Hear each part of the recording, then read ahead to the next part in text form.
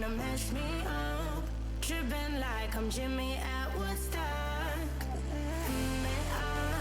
Drive me around in your red Ford. Shivers down my spinal cord. Oh, 'cause you got me holding on. Even if I lost all my money, the zero runs deep on it. And I don't need to speak a single word, 'cause you got me holding on. Even if my jokes sound funny, my tongue tied up on it. And I don't need to speak a single word, 'cause you got me holding on.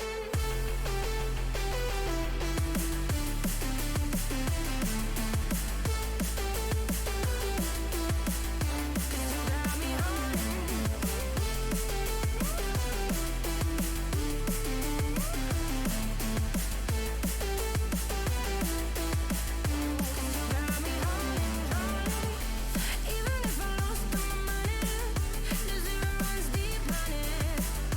And I don't need to speak a single word, 'cause you got me holding on. Even if my jokes sound funny, my tongue tied up on it. And I don't need to speak a single word, 'cause you got me holding on.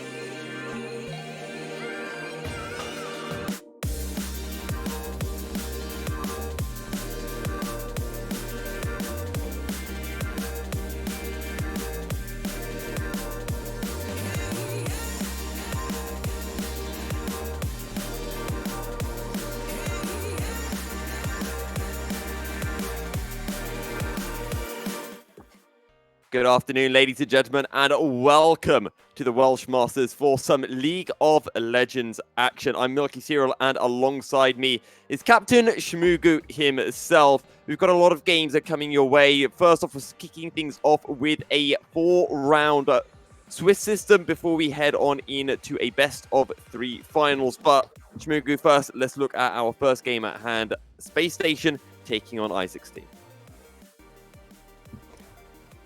So yeah, we're jumping into the champ select straight away, or we're talking about the teams first? I think we should talk a little bit about the teams, because I know you've been giving them a little checkup on op.gg. Have you noticed anything spicy? Do I get to see, I don't know, a Jinx jungle? Not quite. I have noticed though on Isaac's team, they mostly play Nunu and Rama, so I'm looking forward to some really fast-paced gameplay there. Mid laner from Space Station, picking things like Yas and Yone. I think we're gonna have some nice picks this game. Definitely Yasuo and some interesting ones. Does this mean that we get to see the knock-up competitions coming through? Either way, we are into picks and bans as we've got Space Station over on the blue side and Isaac, aka Faker's team, over on the red side, and we're kicking things off with the Z ban. Yeah, I think the Z ban's quite an interesting one because the mid laner for Isaac's team plays a significant amount of Z. That's going to be quite a big blow to their mid lane. Hopefully, they know how to play some other champions. I'm sure there'll be plenty of other champion in Shadow Catalyst's pool. We're getting the Ezreal taken away, seeing that Twitch and Renekton being banned by the side of Isaac's team. So a little bit of focus going towards their PC7 in the top lane. Yeah, of course, Renekton, super strong there. But we'll see if he has anything else in his pocket. We could see absolutely anything come out. I want to see some spicy picks. I want to see Scions. I want to see Volley Bears. Nobody plays Volley Bear. I want to see some of that. Something interesting. I think a Sejuani would have been interesting, but it has been banned away by the side of Space Station. Just to remind our viewers what is at stake for our winners, it will be 5 Cloud Stinger headsets, 1 going to each member of the team. Something to remember, though, is with a 4-round Swiss system, it's not like a knockout system in the sense that if you lose a game, it's over. You can lose 1 game and then, win your next 3 and still make it into the top 2. Every win is still important. Every game is still important, but maybe not as much so as we see the Rel being the first pickup. You asked for something spicy, Shmugu. Maybe Rel's not spicy, but it doesn't deliver action. Definitely does deliver action, and with the Morgana being banned out, we might be looking at another engaged support, possibly a counter-engage such as Alistair to try and get this Rel. But of course, the Skarner there being picked as well, living up to their name. Supporting that front line, we'll see if we maybe get a more aggressive support pick from Timbuktu. I mean, you got Skarner main on your team inside of Space Station. Don't want to ban out the Skarner. You know that Skarner will be getting locked in. I think Captain Flowers is getting hyped over in America. We got the Tristana being locked in. And Shmugu, the question is this Tristana going mid, or are we going to be seeing it flex down into the bottom lane? Well, I think it depends on the mid pick. If we see something like a TF coming out, Tristana would be great in the mid lane. However, in the bot lane, she can get away from Rel really easily. She's pretty good against Kai'Sa as well with that jump. We also see the Nocturne pick. And recently we've been seeing Nocturne finding success in top lane. He's a great jungler in certain scenarios, and he can be played mid as well. So that could also be a great flex pick there. Okay, I'm really liking the picks coming through and the band's coming out. And honestly, this music is getting me pumped right now, Shmuki. Like, I'm literally just dancing on the spot right now. I'm feeling so hyped for this. We've got the Kai'Sa locked in. We know it's really good with the Rel. You talked about the Nocturne. Yes, we've seen it top. We've seen it jungle. We've seen it mid as well. This Nocturne can go absolutely anywhere. And I really like the side, or I really like the fact that Isaac's team have banned away the Shen. We're not going to be getting any shock turn combination coming through from Space Station, but both sides have a lot of global ultimates available to them. Yeah, of course, if Isaac's team can pull it off, that Shen ultimate when Nocturne makes everything go dark can be crucial to keeping your carries alive. We do see the Alistair ban come out from the side of Space Station, which is interesting, as Alistair is quite strong against the Rel, support not being picked up. There goes the Leona as well. They're cutting off Isaac team's options for which supports they can pick to counter Rel. Of course, an incredibly strong support in the meta right now. And when we do think about these Rel counters, surely your mind has to go to something like the Thresh, because that Flay is so good at being able to deny the Ferromancy crash down. And I'm thinking about what other supports we could be getting in. Maybe the Nautilus, maybe the Seraphine? I'd like to see some Nautilus. I don't think enough people play him, but the Olaf. Wow. I think that's... Okay. I'm guessing here. You can correct me if you think I'm wrong, Shmugu. I'm going Olaf top, Skarner jungle, Shen support. That's where my money's at. Maybe seeing some River Shen popping up. I think Shen is an interesting counter pick to the Rel, though. Very interesting. If Kai'Sa manages to get her ultimate, of course, Killer Instinct off onto the Tristana, Shen's going to be able to block some of those auto attacks, and especially the most popular Kai'Sa build at the moment being Halo Blades. That huge amount of burst damage is not going to be going anywhere, and she's not going to be able to proc her passive either. I mean, let's be honest. If a Rel locks someone down, you as a Kaiser, you want to be getting some auto attacks through. Well, guess what? You can't because there's a Spirit Refuge from the Shen, and all of a sudden your combo is down the gutter. We've got to pop in. What are these drafts? Because they are popping. We've effectively got 3 junglers coming in from the side of Isaac's team, and sadly, the Shekarim, the shock turn combination has been denied from blue side. Yeah, finally we see the Silas coming out. Quite a bruisery team from Isaac's side. Definitely going to be looking towards that Trist to deal a lot of damage unless somebody gets a lead. Is it Nocturne mid? That's quite interesting. I haven't seen Nocturne mid in a while. Poppy. We saw it in LEC, didn't we? We saw Nocturne mid getting played by Schalke. Schalke pulled out the Nocturne mid. They had a Gangplank top, I want to say. And who did they have jungle? It was Karthus jungle. And the Globals were rather dominant, to say the least. Yeah, and I think especially paired up with that Hecarim, so much speed, he's basically a global champion. You can run from top lane to bottom in just a few seconds. The ganks are going to be lethal from the side of Team Space Station. Something else I do want to bring up, right, is we talked about the fact that we don't have a Shockton combo. But actually, Shmugu, we do have a Shockton combo because Shadow Catalyst can hijack the Paranoia from Nocturne and create a, I guess a stolen Shockton combo, which I think is pretty spicy, to be honest.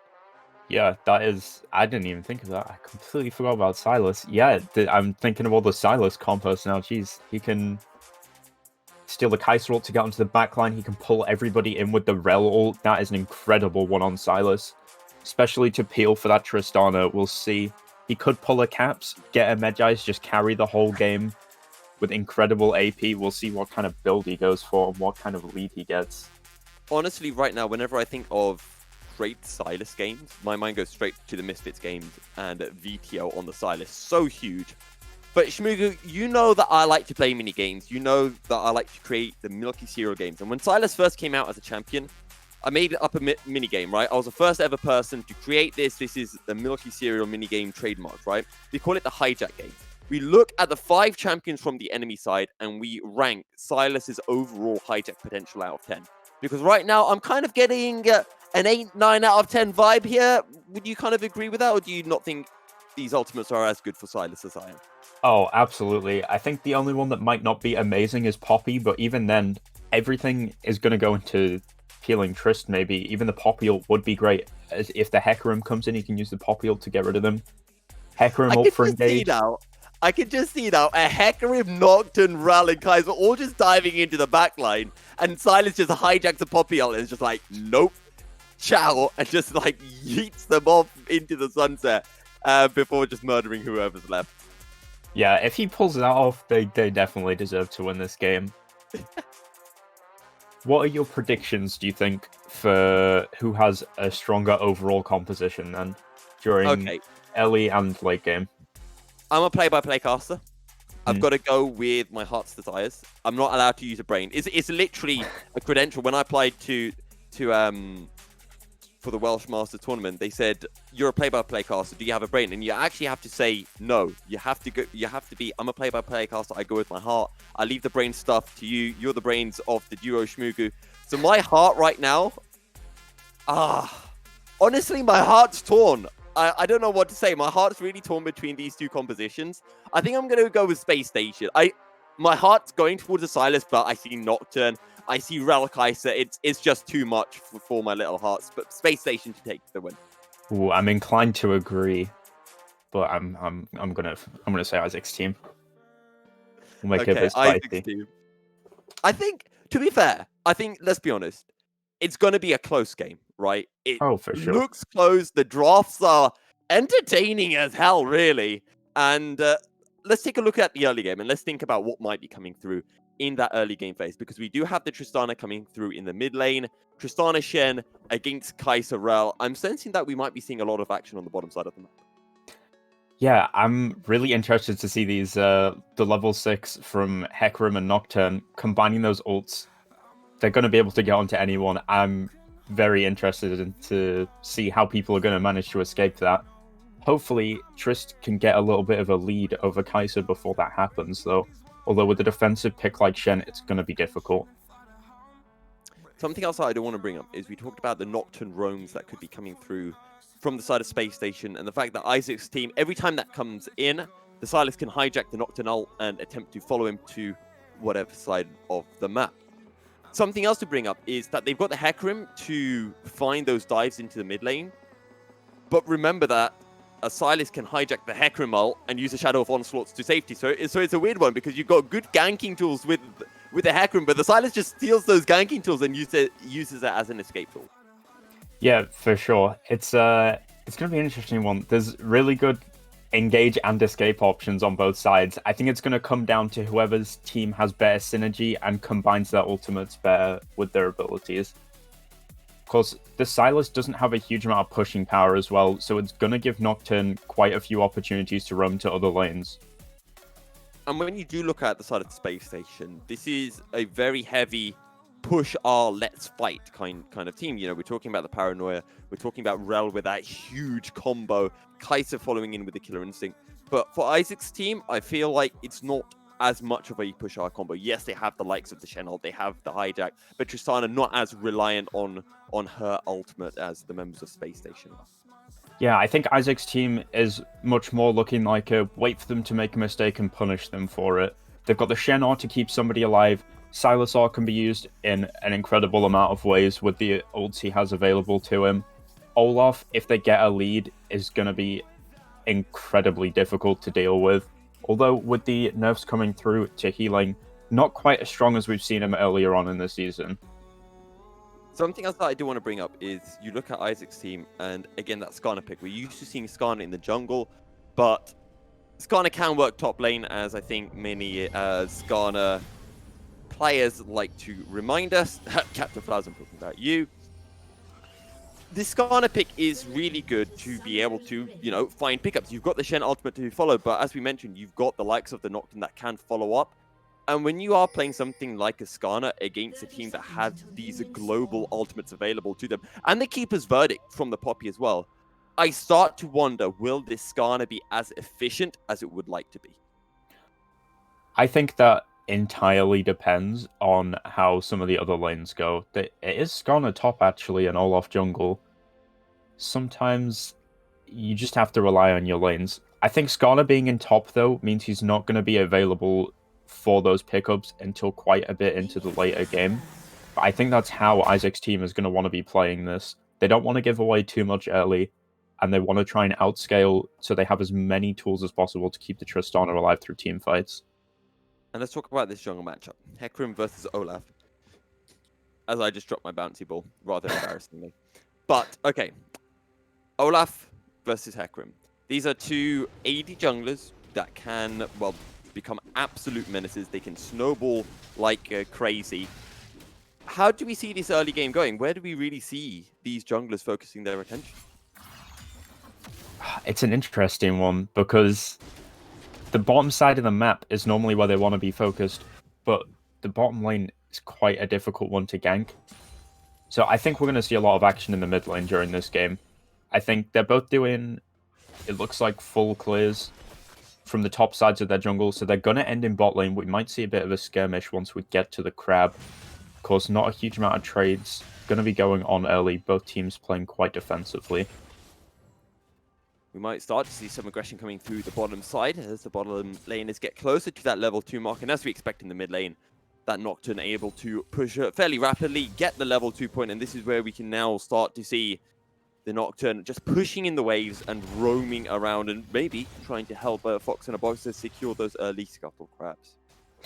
Yeah, that's definitely something we're going to want to be seeing from the side laners, is getting help on these scuttle crabs. Both of the junglers are quite powerful, of course, in a 1v1, but as soon as those fights start to get a little bit tilted to one side, you get a 3v2 or a 2v1, that's when the jungle leads start to take effect, and that is when it's going to be crucial for these laners to be paying a lot of attention to the junglers, especially ones such as Olaf and Hecarim that can snowball their leads. And again, this ties back to the fact that we have global ultimates available. It's not just checking who has priority, it's also checking, are the level 6s available? As the Shadow Dash, a flash attracting repel comes through, and Clarky able to use the Shadow Dash out to safety. Fox in a box not quite able to get the direction on the dash as he wanted to, and Isaac's team will be able to remain unkilled. Yeah, we do see the Olaf going down for that bottom crab. Of course, Hecarim not taking a huge amount of damage from that bot lane, but he is a little bit behind on health. Looks like he's just going to give it to Olaf. I'd like to talk about the runes in the bot lane, though. Both of them have taken Halo Blades. Hopefully we see some early action in there. Do potentially see something going on in mid lane. Just seeing those trades coming through in mid. Shadow Catalyst now very low in the mana department. So is the Nocturne, but not quite as low. And we have seen both flashes being burned on the bottom side of the map. So maybe this will be an invitation for junglers of both sides to come and have a party on the lower side of the map. Looks like there's a party going on in mid lane at the moment, but there's not much dancing happening. They're just sort of standing around. And actually, Poppy while that was going on, yeah, I was going to say, PC7 on the Poppy has roamed down to secure the Scuttle Crab. So both junglers will be able to get a Scuttle. And for the side of Isaac's team, it's the bottom side Scuttle and Space Station secure the top side Scuttle. But as you mentioned, not too much going on right now. Yeah, we have seen Space Station going for a couple of ganks. They haven't found much success yet, but that shows us that they're going to be looking for some aggressive plays in this early game. They're going to be trying to get a lead. Opposite from Isaac's team, they're trying to play defensive. They're not trying to give their lead over just yet. They want to play for that late game where they can get Skarner to pull somebody in, get a pick, and then try and fight in maybe some 4v5s. Take the objectives, run away with the game. And I'm personally really glad as to how Space Station are playing this, because I think they've realized, okay, their team comp revolves around that level 6 point, being able to use the Nocturne ultimate, having that Magnet Storm. And they're not overly forcing anything. They're playing patiently, and they're making sure that once they do get to that stage, they haven't gifted away any free kills that would allow Isaac's team a chance to win those, what would be favorable fights otherwise for Space Station. Yeah. So, looking at the bot lane, yeah, they didn't try and force too hard. They committed the flash from Rel, but not much more than that. The Shen used flash as well. They managed to get away. They cut their losses. They thought, okay, we traded sums. That's fine. We'll get out. We do see Poppy taking quite a lot of damage in this top lane against the Skarner, though. Setting up a push. I wonder if they're going to look for a tower dive or if he's just going to back off. The level 6 is here for the Skarner. The pull comes through. Surely that's the kill. Keeper's Verdict not available. The dash out to a minion, and PC7 will be able to survive.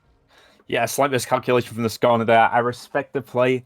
He pulled her out. He thought he could get the kill, but Skarner, not the highest damage of champions.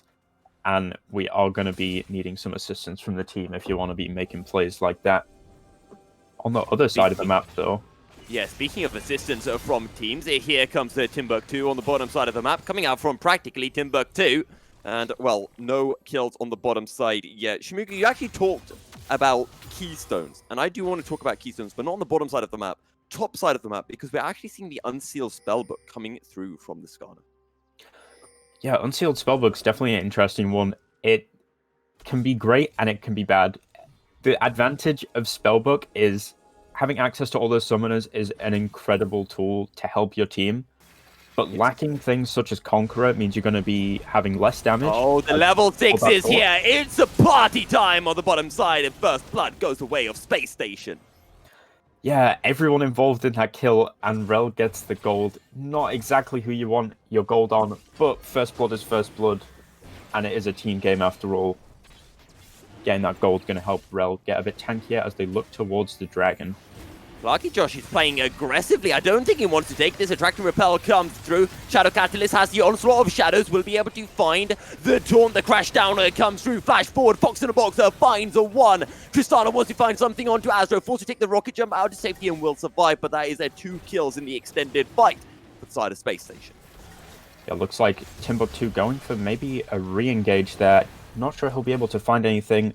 But Space Station's play is looking kind of low. They're trying to back off from the dragon. They don't think they can take it just yet. Quite an interesting fight there. South Timbuktu just uses Smite on the Scuttle Crab. So now there's no Smite available for either junglers over the Drake. And they're still all just hovering around the Drake, but neither side really wanting to let this one go. Yeah, a bit non-committal there. The Silas, stealing that Hecarim ult was great, but I think he just miscalculated his damage slightly. Didn't manage to pick up any of the kills, but he did get them low enough to deny the dragon, which is not an insane amount of value, but at least you didn't lose the objective. We do see him roaming up to the top side of the map now, and Hecarim is in the bottom lane, freezing it out for them, so Poppy is not going to be able to get any assistance. Pushed quite far up. He's going for the engage. Is a decent wall, but it does not matter. The keeper's verdict will come through, knock Silas away, but the Skarner is here, has the impale, and pulls the Poppy right back into Shadow Catalyst's hands, and that's a kill going the way of Isaac's team. That is how I want to see the Skarner ults being used. Getting your Silas fed, getting your Olaf and your Trist fed as well later in the game. Skarner is all about teamwork. As I was saying before, without having something like Conqueror, he's not going to be getting much damage out, so he needs to have the help of his team there, and getting them fed is going to help him all the way through into the late game. Now, Shmugu, I just realized that the name of the space station support is Teacher of Maths, so I thought this would be a perfect time for us to teach our viewers some maths, because Teacher of Maths has picked up the Swifty boots, and the reason why you do this is because you get lots of movement speed, don't you? Mm-hmm. And Moby boots, you know, you don't really like Moby boots, you get movement speed, but when you're battling, or teaching for that matter, yeah, when you're battling or teaching with Moby boots, you don't quite get that movement speed. So it's much more important to have, you know, the base movement speed stats. Yeah, I think especially on a character like Rel, roaming is quite risky. Because if you miss your crash down, there is not much you can do about it, and you're incredibly slow. Having Drake has been secured, and we've got the fight. The taunt comes through. It's going to be a 1-for-1 in the Drake pit. As a Nocturne not actually joining the party. Here he goes in. Astro now looking to get into the backline. Will be able to proc the second skin, but will fall promptly after. Nocturne cannot get onto the Tristana, who rocket jumps out to safety, and it's a double kill for South Timbuktu. 3 kills, actually 4 kills for 1 in favor of Isaac's team. Whew, that was a fast fight. A lot happened. So if we look at the bot lane now, Kai'Sa, she's been zoned out from quite a bit of CS, but she picked up 2 kills during that fight. Tristana sitting on 4 assists. She'll have some gold, but this Kai'Sa has definitely caught up quite a bit. See Poppy overextended on the top side. We'll see if Skarner manages to pull anything. She does hit him before he goes under the tower. Oh no. Surely falls. And Clarky Josh, I think, wanted to get an assist, but a little bit too late to the fray. Almost ended up kill stealing that one away from his top lane. Yeah, definitely interesting to see Skarner getting a solo kill in the top lane. Poppy just making a slight mistake there, hitting him before... Actually, I don't know if PC hit him. PC has the Sunfire. And I think it was a Bammy Cinder that got the burn off. I thought she hit him with the Q. Maybe I must have missed that. It could have been both, to be fair. It definitely could have been. But this is what I like to see. The Rivershen roaming up, making sure those kills getting secured if the Skarner wouldn't have managed to get on its own. We now have a 1k goal lead in favor of the side of Isaac's team. There's a Rift Herald for South Timbuktu and another 2.5 minutes before the tower plates do fall. So with that Rift Herald, if used properly, this could be a lot more gold going the way of Isaac's team.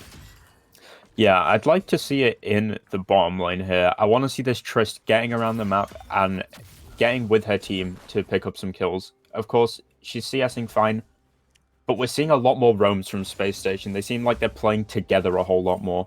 On the side of Isaac's team, it looks like they're playing quite split lanes. And as we can see here, Tristana caught out without her support. That is so much damage onto Astro. Forced to use the Killer Instinct early, but a second Rocket Jumper comes through. The Stand United looking to follow, as a Void Seeker will proc the second skin onto Patty the Tank, but no kills on the bottom side. As South Timbuktu shows up. Will he drop the Rift Herald? Yes, he will, and this is going to be gold going into the jungle and into Patty's Tank. Attractive Repel under tower. South Timbuktu taking a few tower shots. The dash in, and surely there's going to be a rocket jump to follow. It comes through, but not until after Clarky picks up the killer. Now they look for more onto Teacher of Maths.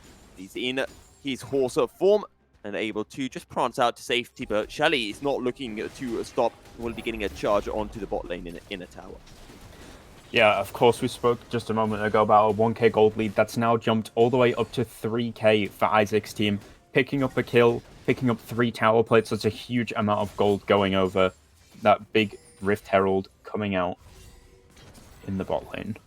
I do feel slightly bad for Patty the Tank, because that's a 0-0 for Tristana. And if she had a couple of kills, she'd be scary.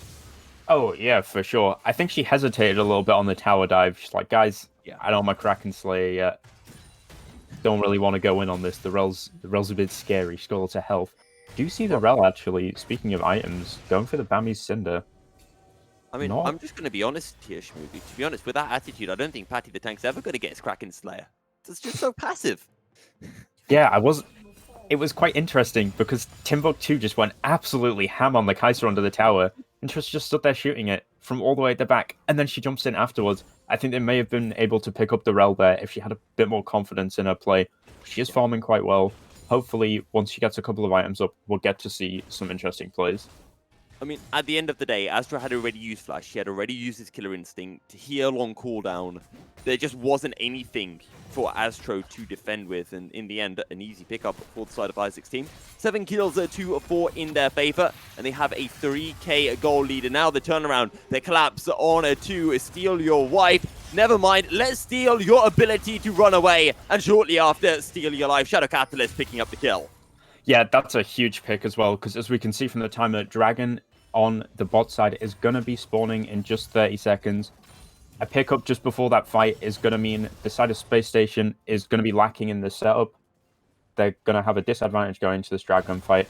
And of course, last time they got pushed off it. We'll see if they can manage to take this one. Space Station did secure that first Drake. The second Drake will be in the Infernal, so we're either in for a Mountain Rift or for a Cloud Rift. And we talked about the push R compositions. And honestly, I think lots of Clouds would help both sides here. Yeah, definitely. The Nocturne, of course, he massively plays around his ult. The more he can get that ult off, the more they're going to be getting picks. We see the Hecarim ult. And he steals the Drake. Perfect timing. His team don't need anything. They go, we got the Drake. We don't have to fight this. They back off. No blood is shed other than that of the Dragon. And that's all because of the Onslaught of Shadows. Got the fear off onto South Timbuktu. No Ragnarok to come through, and, well, Timbuktu is feared. Can't use his smite, and Fox in a Box can. That's quite an interesting one. Can he use his smite if he's feared? I thought only suppression stopped it. Ooh. I'm not sure about that one. But yeah, I think it's quite an interesting one. People sometimes don't know you can even use smite in Kanal. Oh, yeah. Oh, interesting. Fun fact of the day for the viewers, if you didn't know that one. If you're inside somebody as Kane, you can still smite objectives. Maybe, you know what? I think I need to start playing Yuumi jungle. Just sit on someone and be able to smite. You know what? Yeah, it's not a bad idea. I think one time my best smite was I accidentally took smite on Lulu as support, and I managed to flash smite a Baron and turn a game from it. But of course, you see none of that in that game. Well, I think Skarner might be smurfing. Oh, the Keeper's verdict tells Skarner to quite simply get a loss. But this is going to be a 4-man collapse, a 4-on-3 scenario. Don't forget the Paranoia is available for the side of, or for the blue side, as Rocket Jumbo coming through. The fight has a big gun. Magnet Storm, the Taunt comes in. Shadow Catalyst picks up 1. Onslaught of Shadows. PC7 dashing in to their death, and 2 go the way of Isaac's team.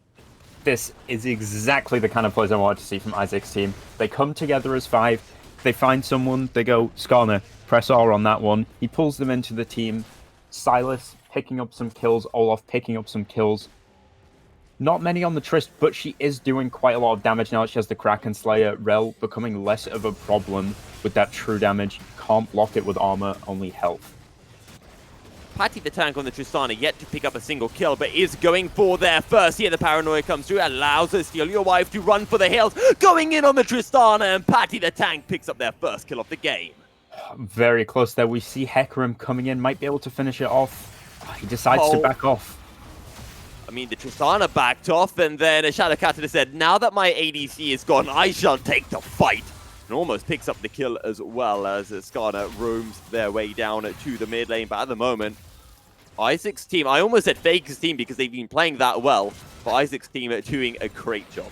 Yeah, definitely. They had a 1k gold lead, they now extended it all the way to 5k. Victory is getting further and further out of reach from Team of Space Station, and I don't know how they're going to come back in this one, to be honest. I think they definitely could, but we'll have to see how they play it out. I want to see some more horse combos. I want to see the Rel and the Hecarim getting some huge combinations onto the carries. But how are they going to do that with Skarner pulling them out of the fights. Honestly, I like that analogy, the horsey combo. Horse combos, We just you know? need... Big What else engage. do we need? Could we have a Kled top? Does that count as a horse? It's a mount. What if we just had mounted characters? We could include Rumble in that. Full mounted team. Does Corki count as being mounted? I guess, but then does Hecarim count as being mounted? Because he is the mount. He is the mount himself. Yeah. I mean, Nunu's a mounted character. True. But we'll hold Either that way- thought as we see another fight coming out. Yep, the Poppy just gets pulled in and deleted. It doesn't matter if she has the W available because it does nothing at all. Skarner just runs through it and just pulls her into the team. It's a 5v4 now on the mid lane inhibitor tower. South Timbuktu maybe stepping forward a bit too aggressively, but will be able to run out to safety. And I-16 will now roam their way to the bottom side of the map. And I like what you mentioned before, Shmugu. How well Isaac's team sticks together. It doesn't matter if there's the likes of a Paranoia available for the side of Space Station, if Isaac's team's all united.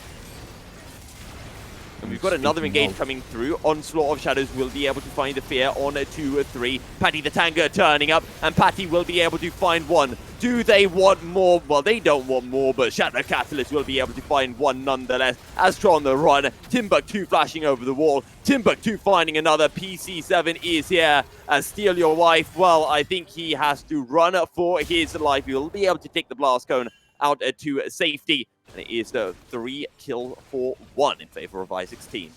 Yeah, we did see PC7 teleporting into the back lines there, but just a little bit too late to take the team fight. One thing I do notice is on the side of Isaac's team, they're picking up 1 kill. Ooh, I think, 1 kill. I think that's 2 members from the side of Space Station that will die. And there you go, Steal Your Life will fall. Well, To be honest, you tried a 1v1 a 6-2 Silas, or a 5-2 Silas. It was never going to end well as a 0-3 Nocturne. oh yeah, of course. What I was going to say has now been completely countered, because I was about to say, they're looking at these team fights, they're getting 1 pick, and then they're backing off. I'm wondering if there's a window of opportunity for Space Station to turn it back during those fights. But of course, they took a bad fight, pretty much 4v5 with PC teleporting in late, and now they're getting picked off in the jungle. They're starting to crumble even more under the pressure. And I want to point out as well, Astro's being a good ADC. He's paying his Zanzara taxes. He's paid the QSS. He's got it. But Steal Your Wife, he's not paying his taxes. He's being naughty. He doesn't have that QSS yet. Yeah, it's an interesting one. When you're this far behind, it might not even be that he's chosen not to get it. He might just not be able to afford it. Of course, I see a longsword and a ruby crystal, and those do not build into a QSS. All I'm true. saying. Very true. Although, if the CC is focused on his bot lane, hopefully he'll be able to get into the back line and pick up some kills during these fights, because so far, they're just not getting enough value out of this fight. Honestly, Shmugu, right now you sound like a Skarner tax avoider. Thinking like that gets you nowhere, right? This is why Zanzara gets picked. And see, now the horsey's gonna die. I bet he wish he had QSS because he's a dead. Speaking of getting nowhere, Hecarim cannot get away, and of course with the jungler down, that is going to open up Baron for the side of Isaac's team. Bursting it down very quickly, a huge amount of damage coming out. This is quick. I mean, at the end of the day, this is a 3-0 and 8 Tristana with 2 items completed, 22 minutes in. No contestation from the side of Space Station, and Isaac's team will be able to pick it up nice and easily. They find themselves 10k gold ahead 22 minutes in, and to be honest, the next team fight win they get could very well be game. Oh, absolutely. Of course, with champions like Trist, she's amazing at pushing out these lanes and pushing towers. And with a lead like that, you got to look at the ADC's items. Tristana is already starting to build her 3rd item, and all Kai'Sa has finished is Gale Force, and of course, the Skarner counter. How are they going to get the damage off in the team fights without that crucial ADC damage coming out? And we see Skarner going in again for this Hecarim, possibly getting picked out, but the team is there to back him up. He had the Impale available, and actually, by running in, he actually forced Fox in a Box and the Hecarim to use his Turbo Chem Tank, and the Skarner did not use it themselves. So I take that as a win for Isaac's team. Onslaught of Shadows coming through onto the Nocturne. Permanency Crashdown won't be able to find his spot. There's a TP following in, and this 1v2 will turn into a 2v2 very quickly. Actually, it's a double TP, and it's just going to be a collapse onto the Rel. A kill going the way of Isaac's team, and the Skarner will find the suppression. He steals the wipe, and he picks up their kill. 21 kills for Red side, and they will crack the base open for the first time in the game. Yeah, we saw a lot more confidence in the team fights coming out there. They got the first pick, and then they were like, we have Baron. We've got minions here. We can snowball this into getting more picks. We saw the Skarner flash under the tower and pull somebody back out for his team. They are just rolling over this base. A lot of tower shots, but the focus is just onto the Nexus towers. There comes the Kingslayer onto PC7. Low stopwatch coming through from a Shadow to buy some time as the Olaf and now showing up into the fray. Shadow Taunt will be able to find his bug. This surely has to be the last play. Another kill. Shadow Catalyst taken down low, and the Patty jumping forward. The dash into the wall is not enough, and Isaac's team will secure the game. That was a great finish from Isaac's team. I think everybody ignoring the Tristana. She got those assists. Maybe it was the plan all along from the start. They were like, guys, don't give the kills to Trist. They won't suspect her. Sat at the back. She's pumping out so much damage during these team fights. So much damage to towers. Everyone's focused on the Silas. You're not going to kill him. You didn't even buy anti-heal. Yeah. And to be honest, it was just a clean win from Isaac's team. Maybe the start, I mean, even the start of the game didn't look that questionable. They just looked to be in control from the get-go. And I guess whoever's facing Isaac's team next, build a QSS, guys. Pay your taxes, or just ban out the Skarner. Yeah, you're playing against someone with Skarner in their name. Ban it. Simple as. Either way, Isaac's team secure game 1. We're going to be heading into a quick break. Actually, first of all, Shmugu, MVP. Where are we giving MVP of that game? I've got to say the Skarner. How can I not? Incredible kill participation throughout the game. He might not have been picking up the kills, but the assists were where it mattered. Every team fight started out, they got a pick from Skarner, and they snowballed it cleanly into the victory. I was tempted to say Shen, but as a support main, I saw the Shen going up top side trying to kill steal from the Skarner. And in that frame, it just paints a bad name for all of our support, so I can't give it to Shen. I agree with you. It's on the Skarner. We're going to be jumping into a quick break, and when we're back, we'll be bringing you game 2 of the 4-round Swiss tournament before our best of 3 finals. That will be at around about 5 p.m. UK time. Make sure to stay tuned. We'll be right back after a short break.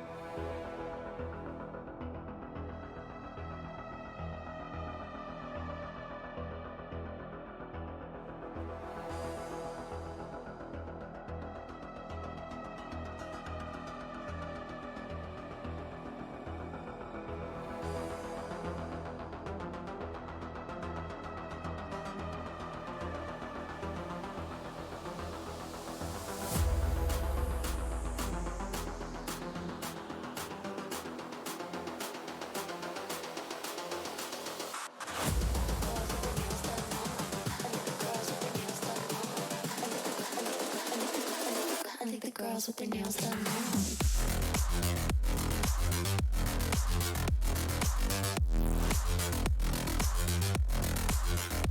Girls with their nails done. Girls with their nails done.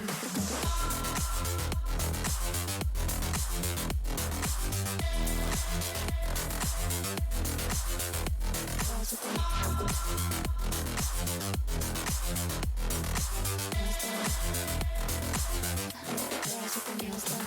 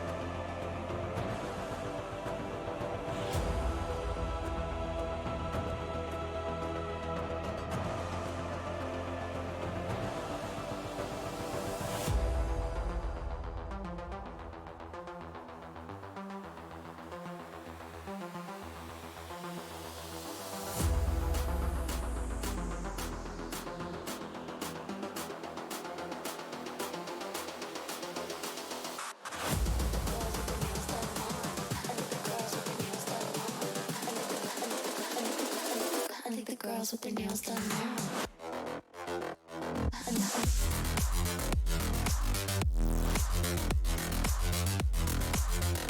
Girls with their nails done. I think the girls with their nails done.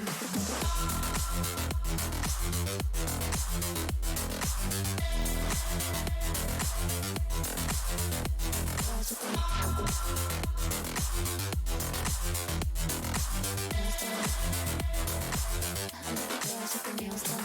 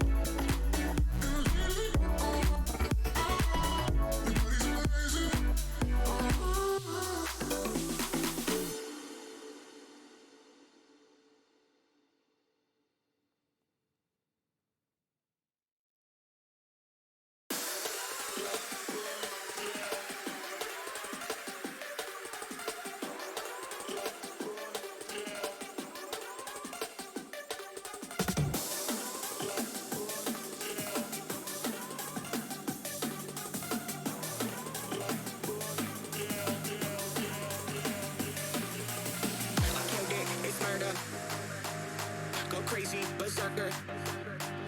I killed it, it's murder. Go crazy, berserker. I killed it, it's murder. Go crazy, berserker. I killed it, it's murder. Go crazy, berserker. I killed it, it's murder. Go crazy, berserker. I killed it, it's murder. Go crazy, berserker.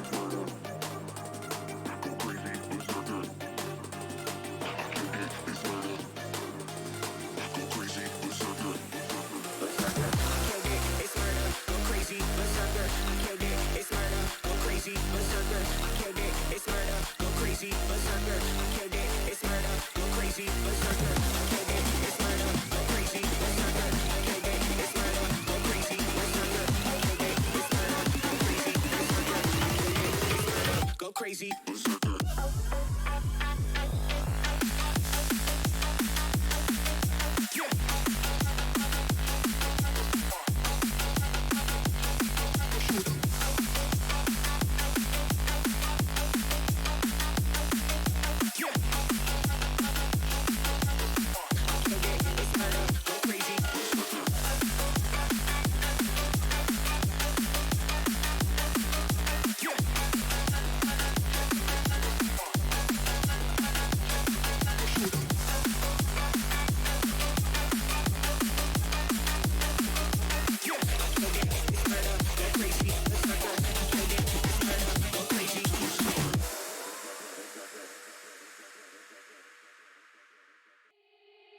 They said, don't fall, don't forget all the things you've been taught, you've been told. Don't blink, don't run, don't turn left or turn right or look straight at the sun. My mind's going in circles, I'm trying to fight it. Getting these voices inside to stay quiet.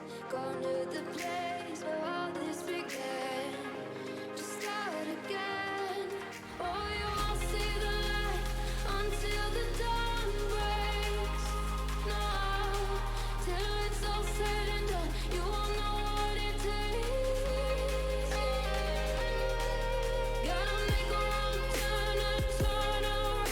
Gotta fall fast to pick yourself up off the ground. Until you get lost, you'll never be found. And you can't start again until you break down.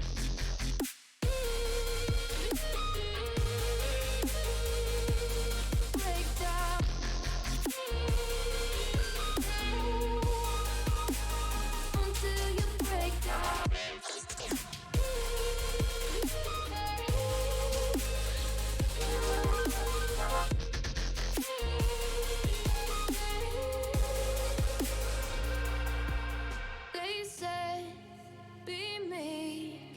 Look beneath the bed before you go to sleep. Keep on, I shine.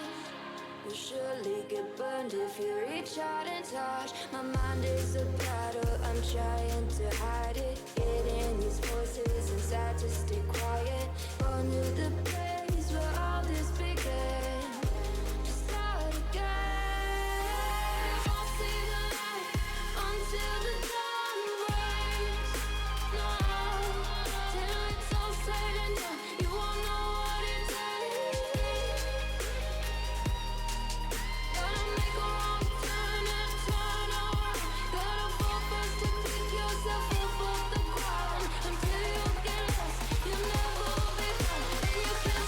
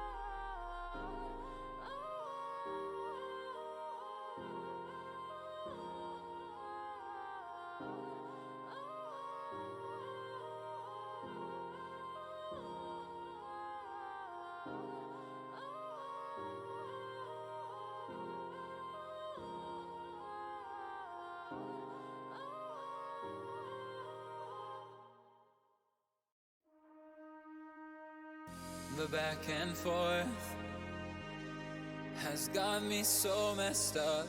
Don't ignore the signs. We've had enough of the whole damn thing that we got going.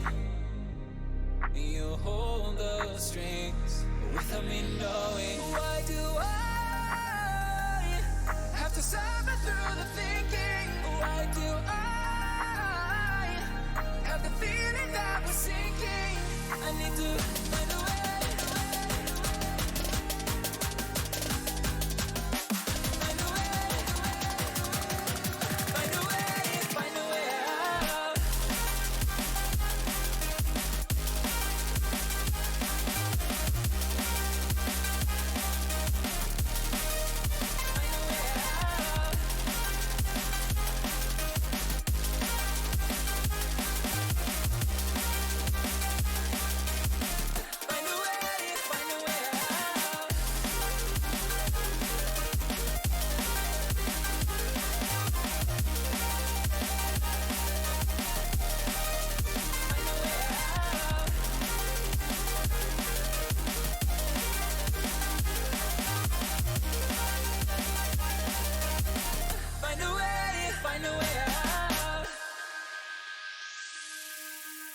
What's all this for? It's got me turned around, but I can't ignore the feelings that I found in this whole damn thing that we got going. You hold the strings without me knowing. Why do I have to suffer through the thinking? Why do I have the feeling that we're sinking? I need to find a way. Find a way. Find a way. Find a way out.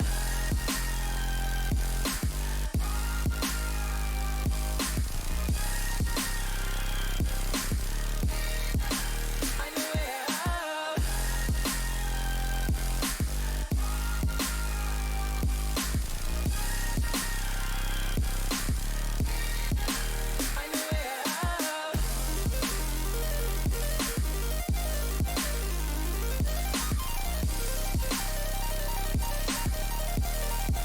Find a way out.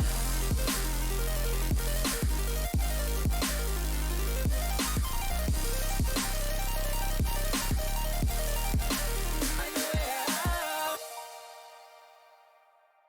Feel my heart, it's beat tight. Oh, my body's breathing, it's just you and me. Feel my heart, it's beat tight.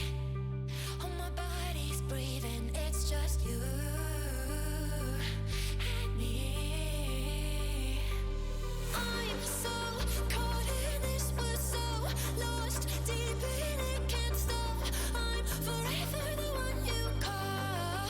Let's free fall. I'm so caught in this, we're so lost deep in it, can't stop. I'm forever the one you call. Let's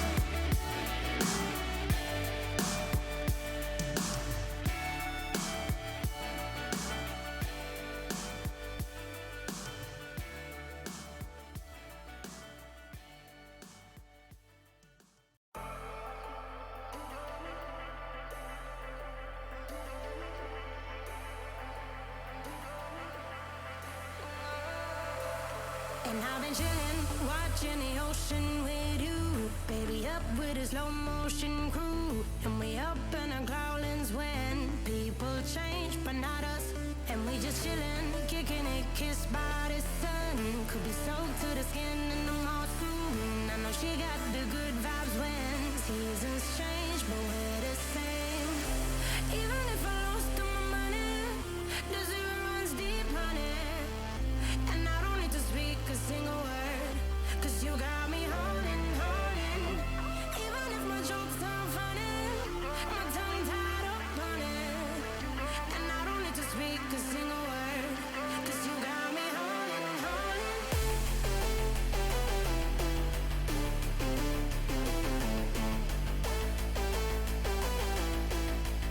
'Cause you got me holding.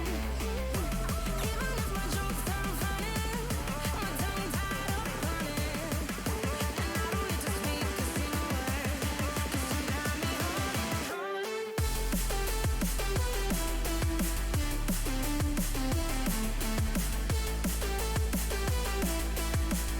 'Cause you got me holding.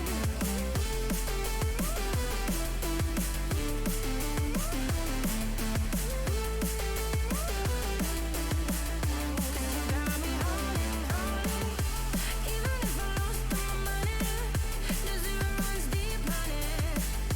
And I don't need to speak a single word, 'cause you got me. Welcome back, ladies and gentlemen, here to Esports Wales as we are looking to get on in for our second game of the day. We've already seen game one where Space Station took the L over Isaac's team, and now we're jumping into Poen taking on Alpha Chads Gaming. Got to be honest, Shmoo, Alpha Chads sounds pretty alpha to me. It's a bold name. They're definitely, with a name like that, you've got to live up to the expectations, right? You've got to play some really alpha champions. I want to see some Olafs, some Hekarims. I want to see people get run down. I mean, you say Olaf Hecarim. What about Yi? He has the alpha strike. It's the alpha of all moves. And honestly, if Yi does not get picked up, I, at the very least, will be disappointed. You know what? I'd like to see the Master Yi as well. I don't think I've ever seen a Yi in any of these competitions. If they pick up the Yi, I'm betting on them to win it. You can't bet on them to win it because I want to bet on them winning it. Either way, we've got a LeBlanc Gnar banned away from the side of Poen, who are on red side, and Poen themselves have banned away the Hecarim and the Anivia. They're scared of the Hecarim. He's too Chad. Katarina ban coming out as well there. I've also just realized, and I'd like to point this out as well, that the mid laner for the side of Poen is called I'm Just Harry. And as I said before, I am a play-by-play cast. I go with my heart. So I'm saying already that just from that username, Poen are my team to win. One of the greatest videos on the internet that exists. Just Harry. It's fantastic. But Alistair's the first pickup we saw in our game one between Space Station and Isaac's team. It was a Rel that was first pick. Not a Rel, but still a support pickup. Yeah, I'm going to approve Alistair as a Chad pick. I definitely like him. He's got the defensive options. If they do pick up this Triss that they're hovering, he's going to be able to knock her away from fights. But he's got such good engage as well. He's so tanky. You go in, you smack people about. They don't hit you back. You're Alistair. You're too much of an alpha Chad. Exactly. You walk up to them, you slap your bell in front of their faces a few times just to let them know that you are the alphas on the rift. The Tristana has been picked up along with the Leona. This is a lot of engage in the bottom side of the map, but we all know that Alistair is this kind of soft counter into Leo, could just headbutt the Leona away every time she tries to engage with the Zenith Blade. Yeah, alternatively, a very alpha play. He can knock her up, and if they're too close to tower, knock them back into the tower range, or he could knock the Trist away and knock up Leona on her own. So many different ways. I think Alistair is a very brave first pick, but if you can pull it off, definitely a strong one. We do see Kai'Sa coming out as well.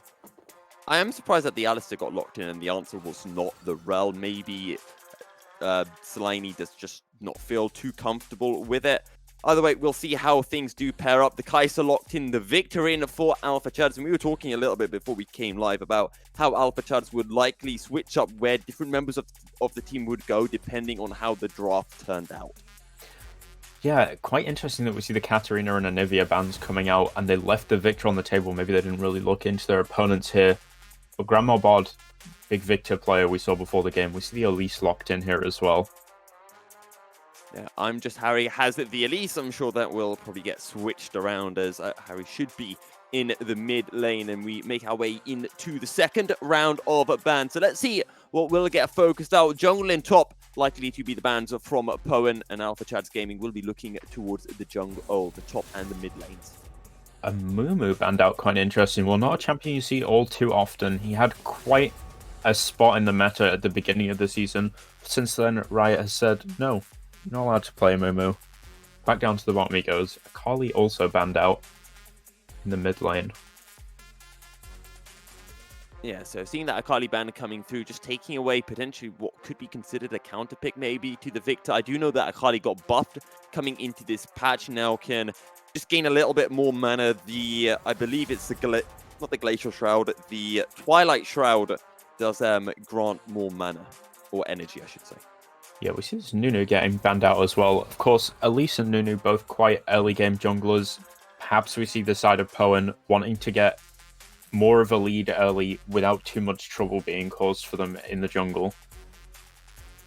Orianna ban coming out as well from the side of Alpha Chads Gaming. It looks like they're going to put everything into this Victor being their carry. So Poen, surely they pick up mid lane here. That way they still have the top lane counter pick. They're effectively going to get a mid lane counter, which is actually the Tristana, because it's a misfortune that will be going a bottom lane with the Leona. Yeah, for sure. I did not expect that Tristana to be mid lane, but of course she can definitely pull off quite a risky one into Victor. If he does get a lead, it's going to be very difficult for Tristana to do anything back to him. However, in the early game, getting a lot of poke out, it's going to give her a bit of priority in the mid lane. Hopefully, the jungler, Elise, can come in and try and pick up some early kills. In terms of draft sense, this is a bit of a draft gap, but from the side of Poen, they've wasted two of Alpha Chad's bans in the form of that Orianna and Akali when they just were going to put the Tristana mid lane anyway. Whether they planned on doing that from the get-go, we of course do not know that. But now the Poppy has been locked in. We saw Poppy in the first game between Space Station and Isaac's team. That's a Poppy jungle. Yeah. It's something I've been seeing quite a bit more recently. I don't know if Poppy got changed. I don't remember her getting any changes. Suddenly everyone's just playing Poppy jungle. It's just a lot of damage. It's just max health damage as well, which is interesting. I'd imagine she's building her like an assassin, as they do have Ornn and they have Alistair. They have plenty of frontline to soak up the damage.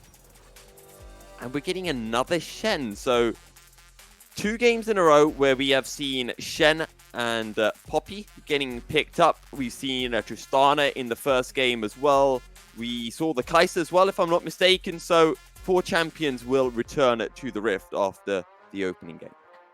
Yeah, certainly, but we are mixing it up. I think only one of them in the same position as well. Of course, last game we saw Tristana and Shen both in the bot lane. This game, neither of them are going to be there. Complete opposite side of the map.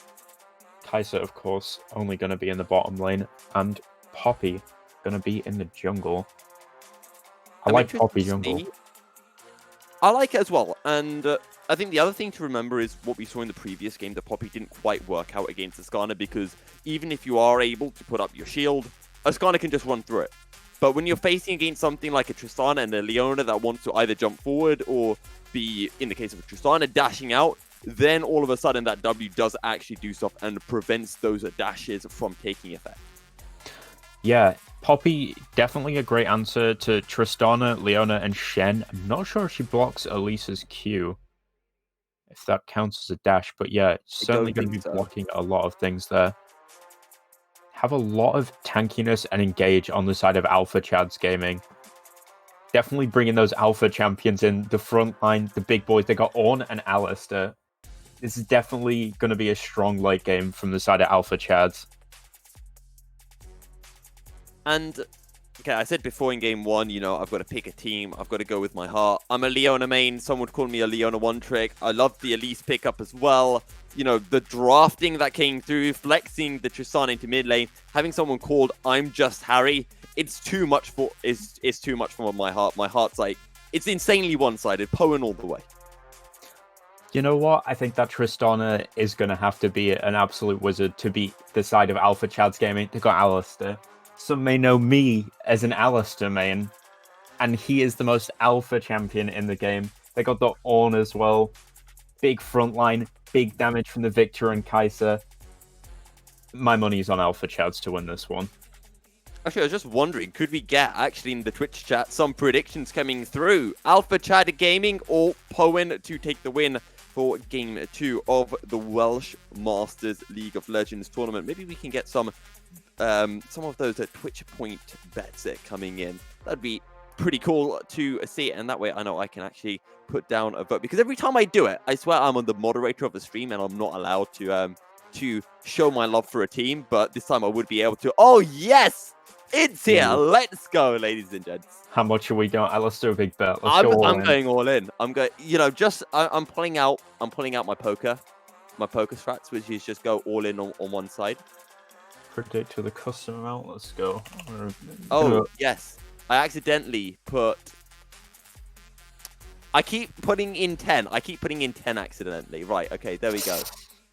I put in 800. See? Look, I switched it. I switched it to 50-50. Ooh. If everyone else could just vote for Alpha Chad, and that Yeah. way I could take everyone's points, that would be absolutely fantastic. 3.4k already going over. Okay, who is out there in the Twitch chat trying to ruin my day? No one wants to come up. Okay. I'm So the you're only saying one Alpha who's voted Chad. for Alpha Chads. Now, is your Alpha Chad's prediction, is it based on anything more than the team just being called Alpha Chads? I like the champions. I'm gonna be honest. Okay. Alistair, ooh, spiciest pick. I do like the Trist from the side of Poen, Okay. but I've got to stick with my boy, the Moo Cow himself. How could I not? And I've just realized something as well. So a friend of mine not too long ago, he said, "Oh, Milky, you know what would be cool? Let's go into League of Legends. Let's play some off-meta bot lanes. How could that, never work out?" So we ended up playing Alistair Vega. So as you could imagine, he puts up a Vega wall. I headbutt people into the Vega wall. It sounds good, but what actually happened is he'd put up a Vega wall. I'd headbutt someone, and then the other person would then kill me and then kill the Vega. It wasn't very impressive. I've done this as well. You need a good Vega to play it with. It was definitely the issue with the Vega. It wasn't me on the Alistair. No, with that, definitely not the case. But I'm wondering if you could get something similar happening with the Poppy Steadfast Present, and you headbutt somebody into the Poppy Steadfast Presence wall, which gets off, I don't know, something, and then the Poppy then uses the heroic charge to knock that person into a wall. I like it. That's a spicy play. So we'll see if we get any invades going this game. Looks like both teams just gonna guard their jungles. A little bit of poke coming in there from Elise. But I don't think anybody's going for any invades. Is it? So, I want to talk about Victor Tristana. Because Victor actually got picked after Tristana, but technically the Tristana was the counter pick. Weirdly enough, if that makes sense. Yeah. So how do we think this mid lane matchup will go? And do we think it is a key pivotal lane in how this match will turn out? Yeah, I think picking up that Trist early should mean that both your bot lane and your mid lane are quite confident on it. And if Harry's decided, yeah, I'll play some Trist into Victor, I think some confidence is going to be coming out, especially with that Halo Blades. Of course, Victor doing an incredible amount late game. He's quite vulnerable early, especially if that Tristana manages to jump on him. And even more if Elise comes in, gets a successful gank. Elise very strong early as well. And I want to talk about Ynir on this Elise a bit more, because this is an extremely aggressive jungle pickup. It's not a champion that we've been seeing in the meta at all recently. I personally have not seen Elise picked up since Season 10. It's one of my favorite junglers just because of how much aggression you tend to see, how much camping you tend to get, usually on the bottom side of the map. But with Harry playing this Tristana in the mid lane, we could be seeing that aggression focused towards the mid lane as well. So I'm very excited to see how this Elise will perform. Yeah, another interesting thing that we see from the side of Poen, the Elise is the only real magic damage they have. Unless MF decides she wants to build Mage Fortune, I very much doubt she's going to do. Elise is going to be heavily relied on to get that magic damage out. And when you have tanky picks such as Alistair and Ornn, it might not be enough. We do see some cheeky trades going in. Maybe all in to connect. The headbutt comes through, but I don't think that's enough to ignite onto BXR, and a flash forward, flash away. And the Kaiser just surviving by a slimmer of HP.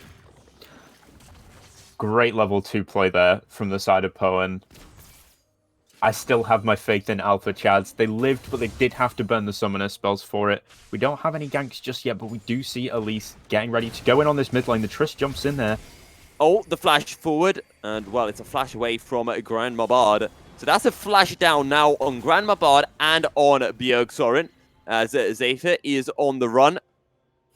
And a gank coming through in the mid lane from the side of Poen, and Alpha Chad's returning with a gank of their own on the top side of the map, but still no kills. And I'm getting a slight deja vu feeling from our game 1 between Space Station and Isaac's team.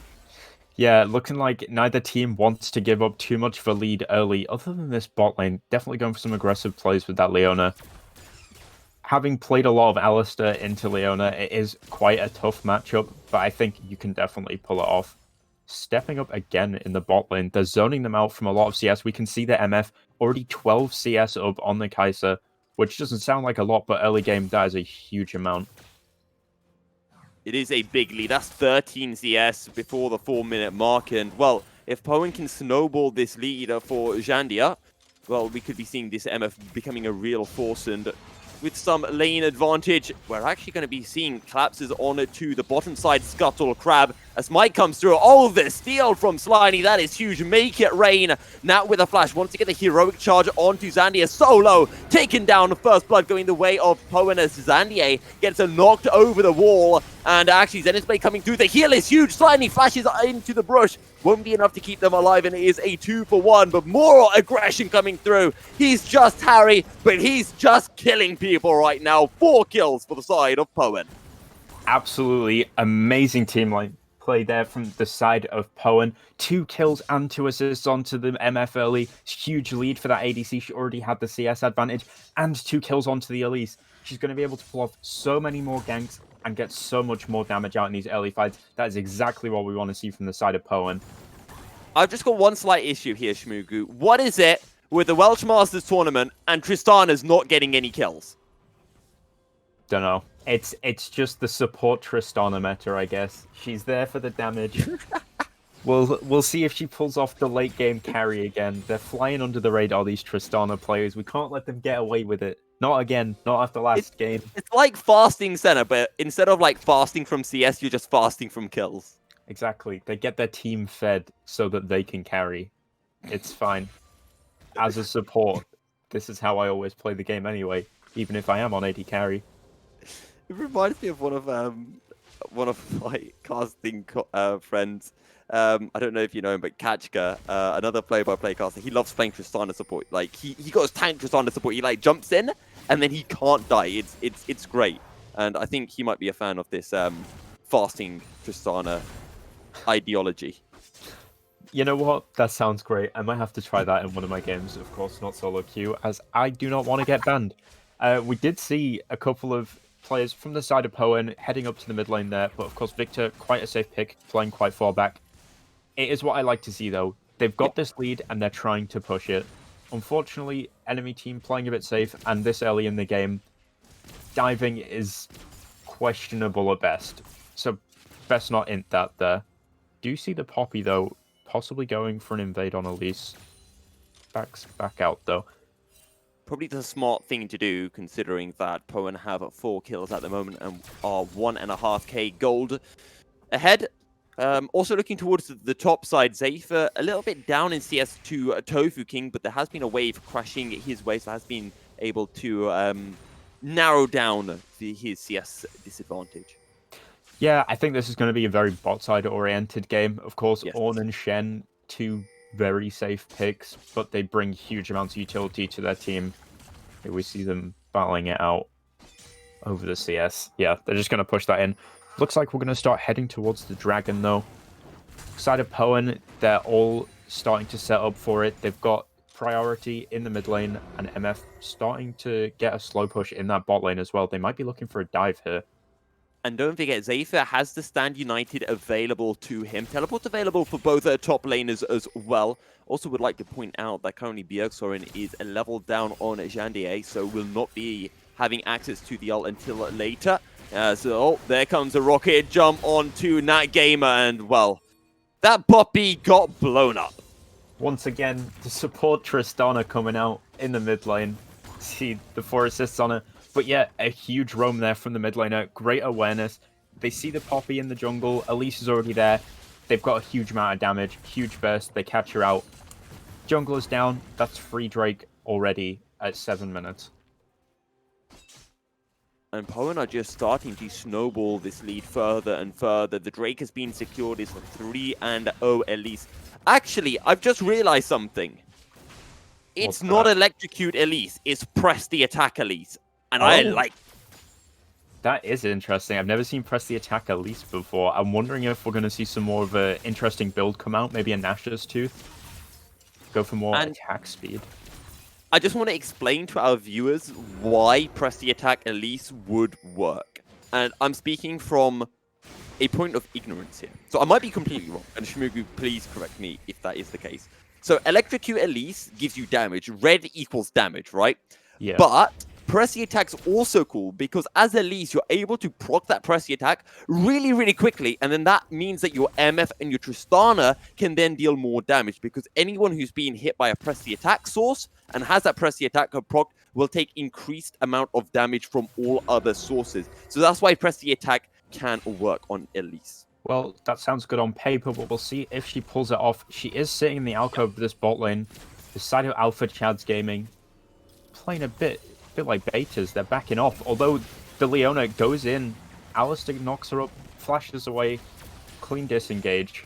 Not much to be done there, other than stopping Elisa's back. And I think the side of Alpha Chad's gaming actually saw Ynir walking into the third brush, the third lane brush. Possibly.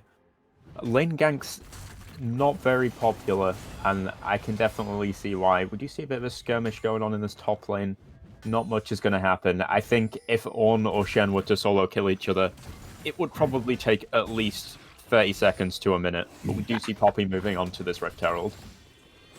Yeah, but look at this. Ynir is making their way down. They're going to be able to take the red buff at first, so have a double buff. Slimy roaming as well. They walk her through a control ward. That Rift Herald is low. Keeper's Verdict cannot be sidestepped. And Natty Gamer picks up the Rift Herald, and now they could look to collapse onto Ynir, but not close enough, and decide not to play completely alpha. Bit of a beta move, to be honest. Yeah, it's interesting to see the Leona roaming straight out of spawn. But now we see the MF. She's got a lot of pressure on her. She's going to have to use the ult to deny the tower dive. Of course, Alistar being level 6 going to be able to deny a huge amount of damage from those turret shots. A kill onto the MF would be quite easy to pick up there. Without the Leona to defend her, she is quite vulnerable. But the Leona is coming back, and we see Trist maybe following. We're still seeing those CS discrepancies as well in the top and the bottom lane. The 10 CS advantage to Zandia's MF. And Zayfer with a 10 CS deficit to Tofu King's Ornn. Yeah, it's an interesting one. I think the CS discrepancy definitely affects ADCs more. Their items are quite expensive. We see Zayfer manages to flash the Ornn ult. Well played there. Of course, these fights, it's been going on for centuries. The Ornn, he's never going to be able to kill him. I mean, you said they need 30 seconds at least to be able to get a kill, and I was counting. That was not near 30 seconds, so Tofu King, he needs to take longer if he wants to get these kills, being a bit impatient here. Yeah, for sure. Of course, starting to get those items up, Ornn is going to take a more tanky approach, whereas Shen can get a bit more damage out, although he doesn't quite have the damaging abilities that Ornn does. Do you see the Elise in the bot side again, possibly looking for something?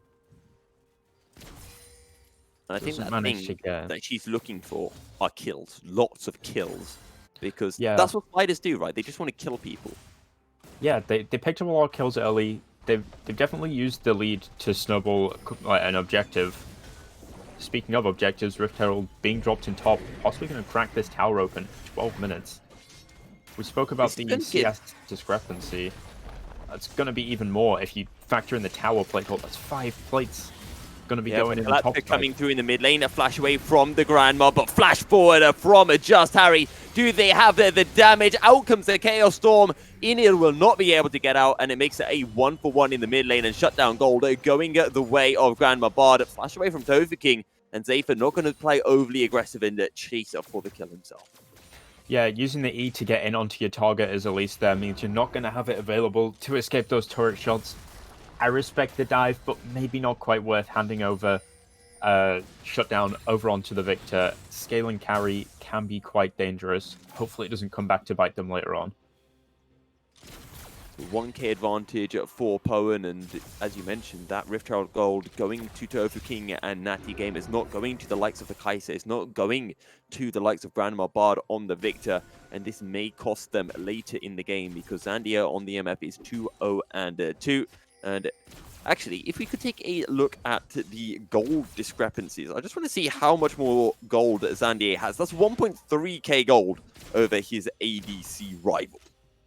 Yeah, pretty much the entire gold lead right now for Poen is sitting in that bot lane. Of course, looking top, the Ornn has a 1,500 gold lead, but your Ornn isn't really going to be the carry on the team. He's more there to set up for the Kaiser, set up for the Victor, and secure them kills. We do see this second drag coming up. On the side of Poen, once again, they're getting priority on the drag. Poppy's still on her red buff, and everyone on the bottom side of the map, they're already starting the dragon. Huge amount of burst damage. I don't think Alpha Chads are going to be able to contest the objectives, at least not for a while. 6 kills to 2, Poen now with 2 Drakes, but remember, we are talking about the likes of an Elise, we're talking about the likes of a Tristana and an MF, early game champion picks, and as this game goes further and further, the Victor and the Kaiser will be getting stronger and stronger. So Poen do need to make use of this early game advantage that they have. Yeah, of course. We looked up the meaning in Welsh of Poen before the game, and it means pain, and that is certainly what they're bringing over to the side of the Alpha Chads. Do you see them? These roams, they're so great. The synergy on the team. We see the Leona all coming out there. They don't quite manage to get the catch. Yeah, we see these aggressive plays. They're roaming around the map as 3. They're leaving this MF in bot lane. She has the advantage. They're confident that she can keep herself alive against the enemy bot lane. And they're pushing the enemy jungle and they're pushing the objectives. This is huge for that team. Something that I do want to bring up is I like the idea that Poen are using, but I think this is the wrong time. Flash away, the Stand United comes through. This could be the turnaround, and it's all whether Stand United can connect. It can. Out comes the bullet time. Jamie with the headbutt onto Zayfa away, just Harry roaming down. Okay, so what I wanted to say before we saw the aggression on the bottom side of the map is I like the fact that Poen are roaming around. But something that I think Poen aren't considering is the fact that Zandy had that Kraken Slayer available. He had a significant item advantage over Bjerg Soren, who only had the Noon Quiver and the pickaxe. He didn't, have that Kraken Slayer available. So I think they could have played around that item advantage and have been able to snowball that MF a little bit further ahead. Yeah, of course, Alistair, like we said at the start of the game, is quite good at peeling away from Leona, but when you have such a huge amount of damage being able to come out from MF, I agree. They possibly should have played more around this bot side and managed to get something. They nearly did with that Shen, but unfortunately, catching Alistair when he still has his Unbreakable Will available to him, he can just pop out of that CC, doesn't take much damage, and he did manage to slip away before he got picked off. Rocket jumper through in the mid lane. It can. The stun landed. No, it cannot. And Grandma Bard able to get out to safety. Was first forced, though, to use the exhaust to keep themselves alive. Once again, paying attention there. Trist goes in for the engage. She's never alone. There's always 3 people in jungle proximity to her, ready to follow up if she gets caught out, if she can't finish off that kill. From the side of Alpha Chads Gaming, they're a bit all over the map, but we do see them start to move a bit more now that the bottom tower has dropped. A bit more map pressure available for Poen. They're looking towards the Rift Herald, which could be used to crack open the mid lane outer tower and just expose more of Alpha Chad's jungle and allow Inir and Slimy just to play that bit more aggressively and just try to deny Nat Gamer some more of their jungle camps.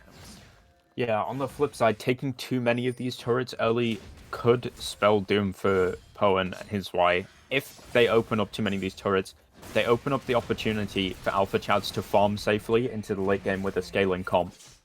It's going to be really difficult for them to push this advantage if they can't get any picks safely. Or I mean, they're going to have to go for much more risky plays. I think I personally have to disagree with that because I think it comes down to execution, right? If you're just going to shove in wave after wave, then no, it won't work. As Zenith Blade denied very nicely by the Steadfast present, but the damage is still coming through. The Chaos Storm onto 2 members. The Repel away, and that was almost a lot of damage that came through, and it forces the flash away from the Spider Queen. On the top side, we're seeing more aggression coming through, courtesy of the Call of the Forge God. But that Sun United is still available for Zephyrs. Shen. Yeah, of course, we're seeing quite a lot of action between the top laners. We haven't seen a huge amount of action with them helping out their teams as of yet. Of course, the Shen TPing onto that MF before Alistair uses Unbreakable Will. That was a great play. That's the only time we've really seen these top laners in action. And as we get further on into the game, they're definitely going to have more and more of an impact. Just Harry has their first item completed as well, but I'm just still looking towards these item power spikes. You actually talked, Shmugu, a little bit about whether we'd be seeing Inir taking that Nash's Tooth for the attack speed, and that's exactly what they have done. Yeah, it looks like they've rushed it over going for a Mythic, and this is something I've been seeing a fair amount, especially with AP users, rushing things like Nash's Tooth before a Mythic, or sometimes with attack speed users rushing Blade of the Ruined King. Means they don't get those extra bonus stats, but sometimes these huge spikes just don't matter. And when you have kills early on Elise, that's what you want to be doing. PTA Elise is a really interesting build, and I like it. And I like this Nash's rush. I hope they can snowball it into the late game, but I also want to see Alpha Chads come back in. Dropping the Rift Herald mid, though, it looks like they're going to do that to pressure out the drag. Of course, with mid-tier 1 gone, it's going to be pressure on the second-tier mid lane tower, which is a huge amount of the map open for the sides of Poem. 2 teleports are available for the top lane, so we could be seeing Zephyr and Tofu King making their way down with great ease. In fact, Tofu King's just going to run down himself. So the side of Poem might be finding themselves getting pincered, but that Sand United could change everything. The Rift Herald got it to charge off as that's a headbutt pulverizer coming through, and now actually using the Keeper's Verdict fantastically and able to secure the Drake. But now the collapse that comes through onto Tofu King, he'll be able to knock the Horn back, but won't be able to connect with anyone. So it's a trade, a kill for a Drake, with Alpha Chads Gaming securing their first Drake of the game. Yeah, interestingly enough, neither top laner used their teleport. Of course, Ornn walking all the way down. We talked about having a pincer from the enemy team. It's not a pincer if you can't do anything. The Ornn just gets caught out. It's just an extra kill, more gold over to the side of Poen, and they snowball that straight into a drag fight. They go, well, Ornn's down. They don't really have a huge amount of engage now. We have a big amount of damage. Let's just take Baron. This could be risky. However, that being said, Poppy a bit far away. Flash forward, the pulverize coming through. In here, knocked over the wall. The Drake Baron has been stolen. Holy damn! And the side of Alpha Chad's Gaming, that was an Alpha Chad move. They pick up the kill as well. And oh boy, Poen looking very silly after that. In here, the falls as well. And I think BBK, with that Alistair plays, he deserves a medal for that one. That was some great setup from the Alistair. He goes in, gets a distraction of the team. Poppy manages to swoop in and steal the Baron. This is the turnaround we're looking for. 2 turrets already gone from Alpha Chad's mid lane. Looks like with this Baron, they're going to be able to turn it back. Almost gets the pin onto the Trist. If she was just a little bit closer onto the wall, Poppy could have confirmed that kill. Of course, tier 1 turret already being pressured out. Shen forced out of the top lane to answer it, but Ornn still available to push. And with Baron buff, his pushing power is going to be incredible. And Harry thought that they could 1v1 a Poppy. They were forced to burn the flash, and don't forget, this is a frozen fist on Nat Gamer. You've got plated steel caps and a bramble vest as well. If you're an AD champion, you are not killing this Poppy, and here's the thing. Poen are pretty much an entire AD team with the exception of Inir, but as we already mentioned, Inir is going with a pressy attack, the supportive Elise build, rather than that all-out aggression with something like an Electrocute. Yeah, I think it's actually quite smart from Inir, purely because the characters that she's going to need to be bursting down are going to be building health anyway.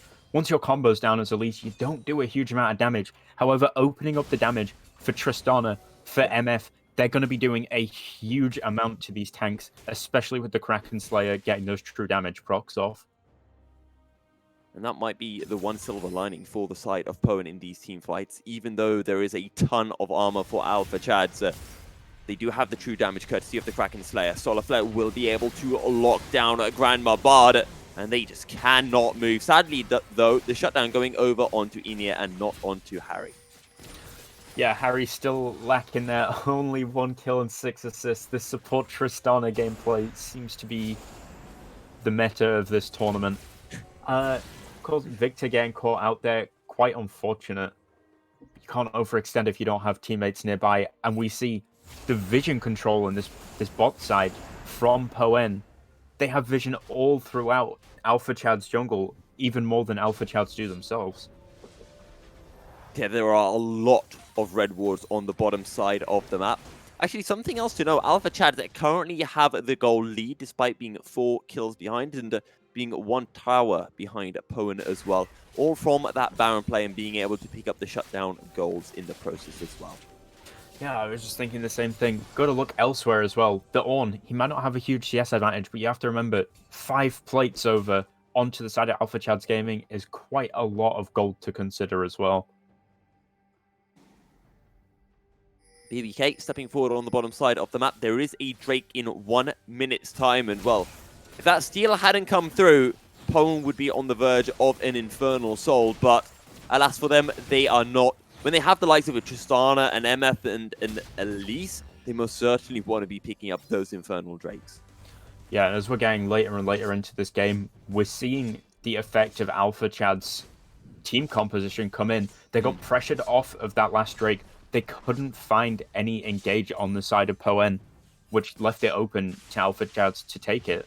And again, we're seeing this bot prio. Victor probably going to pick up this turret on his own. Poppy's coming in to help, just in case anybody tries to gank him. He did get caught out just a few minutes ago. That turret's down. Look how much space Alpha Chads have. They have a lot of vision. They have a lot of map control. The exhaust comes through, and this should be the turnaround. The Zhonya's forces the rocket jump away. That is a big dash. Keeper's Verdict does find the knockup. Just Harry on the run. Does not have flash available. Will be able to survive. But this is now Harry with a no HP, and the Drake has been spawned. Harry's going to have to get a reset, and this is going to give a huge window for Alpha Chads to be able to secure their second Infernal of the game. Yeah, I really want to appreciate that Victor's exhaust. He put it on Triss just before the bomb went off, reducing a huge amount of burst damage from her. She thought he'd been caught out. He turns the fight. His team is there to help him. Much like we saw with Poen at the start of the game, Alpha Chads have responded in this late game saying, we can roam too. We have support for our carries. And as this Victor is getting more and more items online, he's starting to do a lot of damage. Alpha Chads have picked up their second Drake of the game, the 4th Drake overall. Zandy is still 2-0-3. Has got 2 items on the Misfortune. The Tristana 1-0-6, 2 items again. 2 items as well for Inead, but we talked about how they are early and they have this kind of mid, they're going to fall off. The Tristana sure will come back strong at the end of the game from the draw a bead passive where she gains extra range, but the Victor, the Kaiser, the Ornn, they're all going to outscale the composition of Poen. Of course, this is where we want to see Alpha Chads start making these plays. I want to see them fighting as 5, get some spicy Ornn ultimates into the back line. Leona just ward clearing here, doesn't get caught out. But we are starting to see as well, Ornn upgrading items. He's level 14. Kaiser has her upgraded Kraken Slayer. And Ornn himself actually doesn't have any upgraded items. I do believe now Ornn can only upgrade mythic items and can't upgrade any legendary items. Yeah, that is how it is, but all of the items have the same amount of value now, which is nice. So upgrading your tank isn't any worse than upgrading your ADC. Depends on scenario, but that's how it goes. We do see the Baron coming back up once again, and the side of Alpha Chads, again, a bit of alpha gameplay in this mid lane. They're starting to push it up. They're taking more and more space as time goes on. 8 kills to 4 in favor of Poen. The gold is dead on even. To be fair, the game is on a knife's edge right now. It all kind of comes it all kind of comes down to team fight execution, because the front line from the side of Alpha Chads is just, well, it's pretty Alpha Chad, to be honest. Yeah, that Alistair, huge presence. Ornn has quite big presence as well, possibly even more than Alistair. He doesn't have to be at the front to be knocking everybody up, and that CC is going to be crucial for landing all of those Victor abilities. We see Leona engaging onto the Alistair. He might be caught out alone here. Does have to Aggressive pop from the Slimy. Unbreakable Will. Yeah, the ultimate burned from BBK, and Slimy doesn't actually burn any of their own summoner spells. And with Baron up, that could potentially be a rather big advantage, a temporary advantage for the side of Poen that they could look to abuse. Of course, with Alistair ultimate counting back down, they are on a bit of a time limit, but that is a huge amount of tankiness gone from Alistair, and they catch him again. Oh, but the Keeper's Verdict comes through. Either way, BBK will get taken down. There's a teleporter coming in, the potential turnaround as the Charger comes through, and that's a one going the way. Actually, Ian is able to stay alive with the Zonya's Hourglass. Tofu finding a two-man knockup. Kaiser diving in with a Killer Instinct, and the members of Poen are 2 darn low. 5 kills for 2 in favor of Alpha Chads Gaming.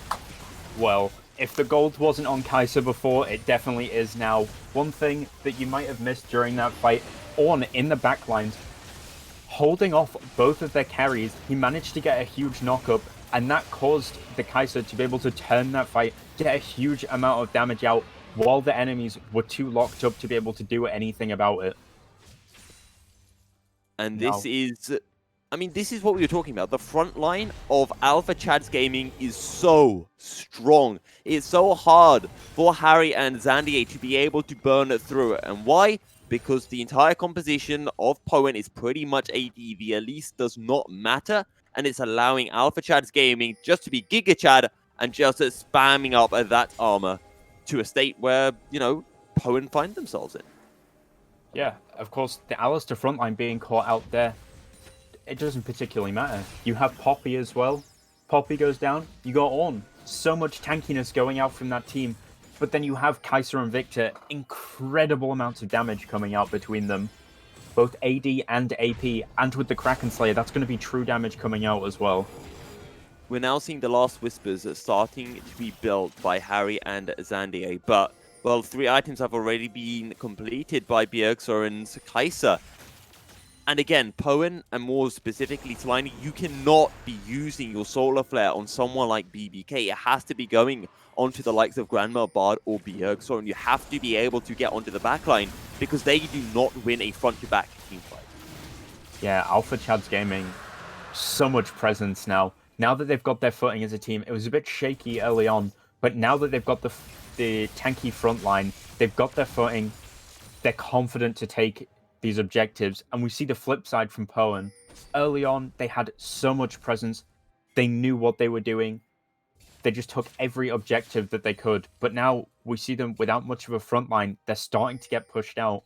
Of course, Shen and Leona, quite tanky, but when you look at Alistair, Poppy, and Ornn, they can't compete. It's going to be very difficult for them to compete. They are 3k gold behind right now, Poen.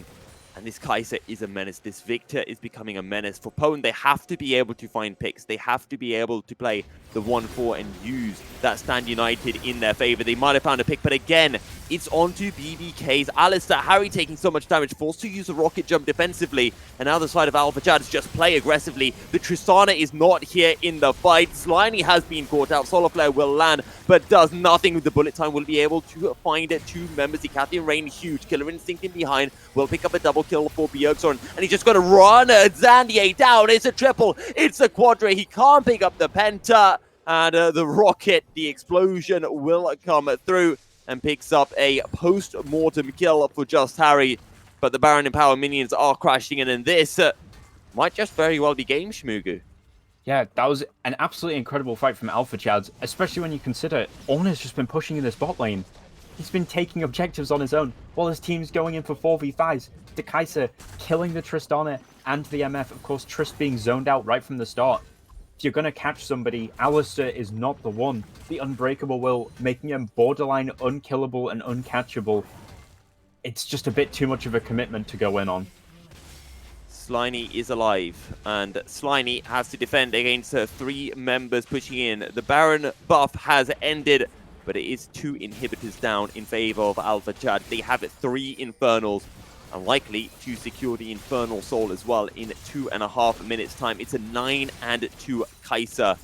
The Lord Dominic's regards have been completed by both ADCs from the side of Poen, but I don't know if that's going to be enough. Yeah, definitely an item that we need to see coming out, but possibly not enough, like you say. Incredible amount of tankiness. For 1 tank, sure. 2 tanks, maybe not. But 3 incredibly strong tanks. And bearing in mind Alistair, he just flat reduces damage with his Unbreakable Will. That's not extra armor, that is just reduced damage. Runan's Hurricane and the Infinity Edge completed by Bjergsoren as well. This is a, well, 5-item Kai'Sa if you include boots. I never know. When we say 5 items, do we include boots in that statement or not?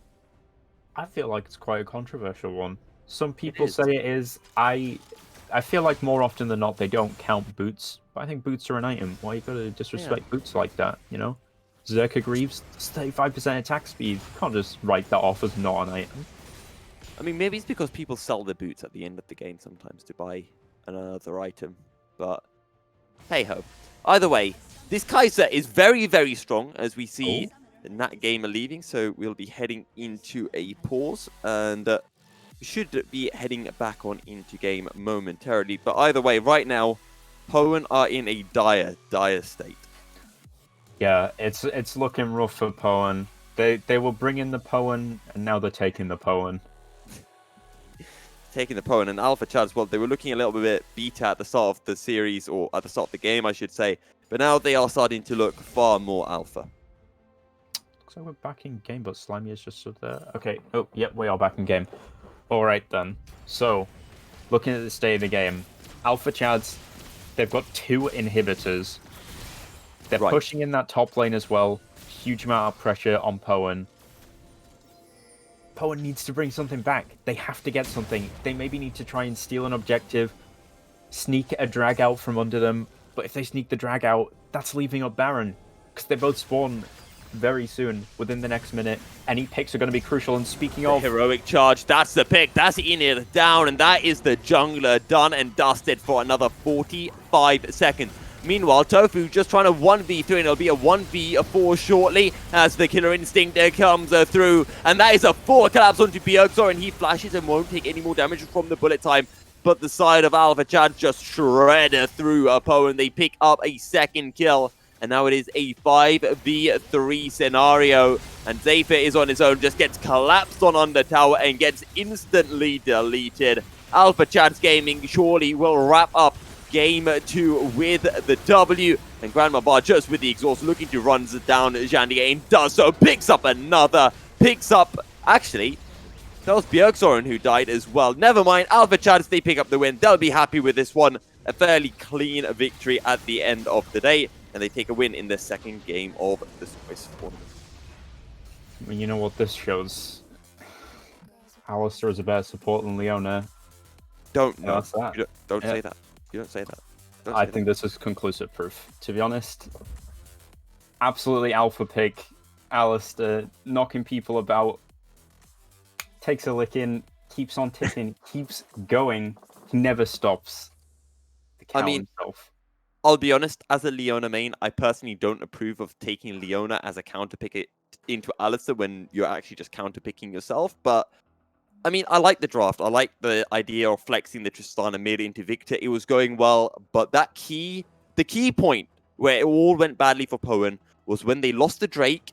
They were able to pick up a kill. They tried to rush a Baron, and in the end, they lost Baron, and they lost another kill as well. And that's when Alpha Chad's Gaming then were able to get into the driving seat, were able to turn what was a gold deficit into a gold advantage. Yeah, absolutely. That early game from Alpha Chad's Gaming, it was looking quite dire, but they played it safe. They managed to get to the late game. They knew that was their win condition, and they managed to make it. Well, Alpha Chad's Gaming will win or take the game over Poen. We're going to be jumping, actually, I do this all the time. I always say we're going to be jumping into a break. Then I realize MVP, who are we giving it to? MVP, You know, I want to give it to the Alistair, but I'm feeling the Kaiser, honestly.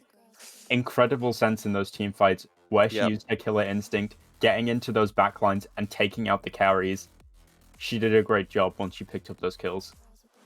For me, I think it's kind of like broken down into two stages of the game. Late game, definitely the Kaiser, right? It was the flashy plays, picking up the kills.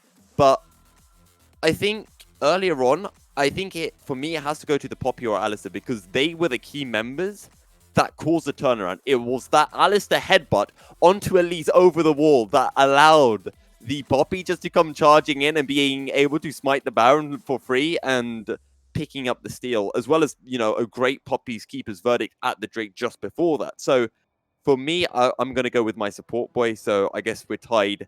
But we know it's on the bot lane. It's on the bot lane for sure. Oh, for sure. Of course, 2 support mains. It's always supportive, you know? Support diff wins games. And let's be honest, right? My second vote was to jungle. And as Kadril says, jungle diff is support diff. So, I mean, technically, that's just times 2 for Alistair. But on that note, we're going to be jumping into a short break. And we'll be back in just a short moment with game 3 of our 4-round Swiss system. And we have the finals coming up shortly after that. Stay tuned. You're driving me crazy. And lately I ain't thinking straight. Your body's amazing. The way your body syncopates. You're driving me crazy. And lately I ain't thinking straight. Your body's amazing.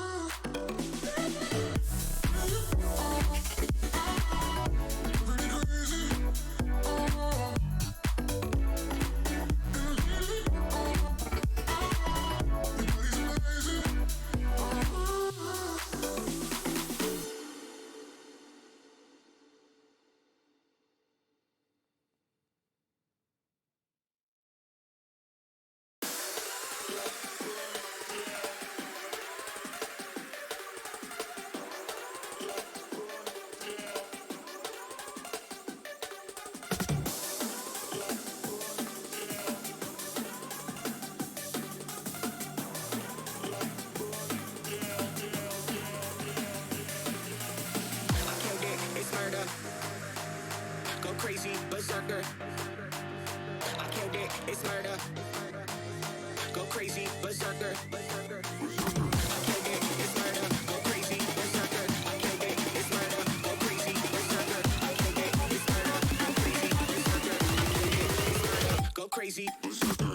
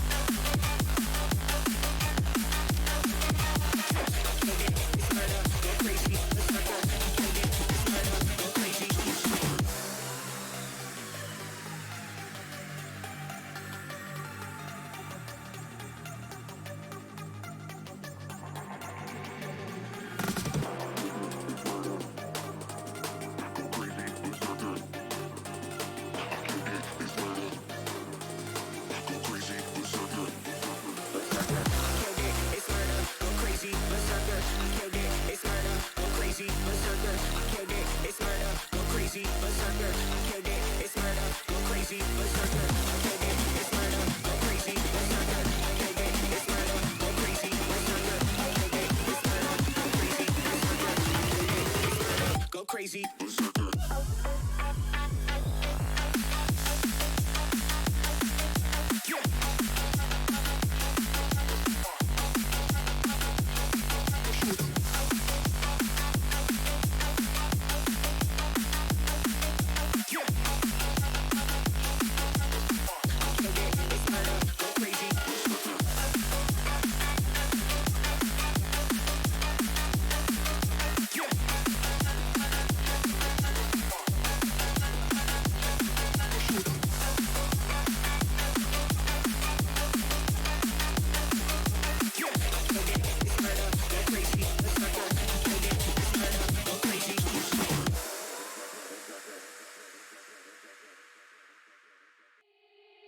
They said, don't fall, don't forget all the things you've been taught, you've been told. Don't blink, don't run, don't turn left or turn right or look straight at the sun. My mind's going in circles, I'm trying to fight it. Getting these voices inside to stay quiet. Gone to the place where all this began. Just start again. Oh, you won't see the light until the dawn breaks. No, till it's all said and done, you won't know what it takes. Gotta make a wrong turn and turn around. Gotta fall fast to pick yourself up off the ground. Until you get lost, you'll never be found. And you can't start again until you break down.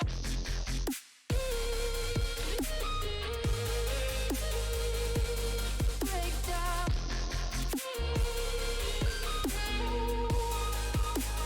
Until you break down.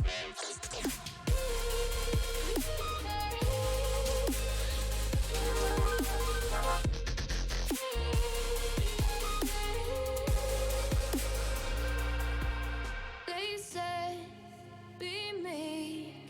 Look beneath the bed before you go to sleep. Keep on, I shine. You'll surely get burned if you reach out and touch. My mind is a battle, I'm trying to hide it. Getting these voices inside to stay quiet. On to the place where all this began. Just start again. Won't see the light until the dawn breaks.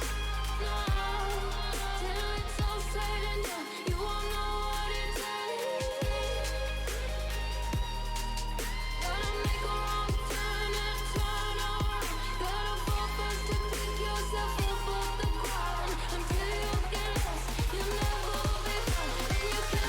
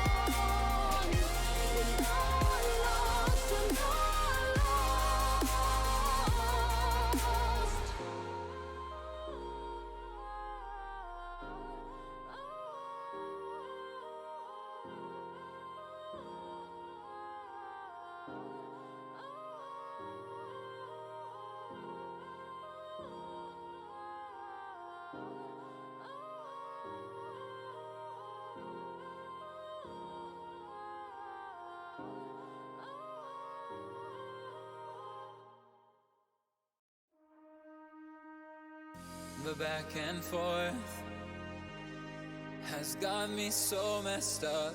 Don't ignore the signs. We've had enough of the whole damn thing that we got going. You hold the strings without me knowing. Why do I have to suffer through the thinking? Why do I have the feeling that we're sinking? I need to find a way.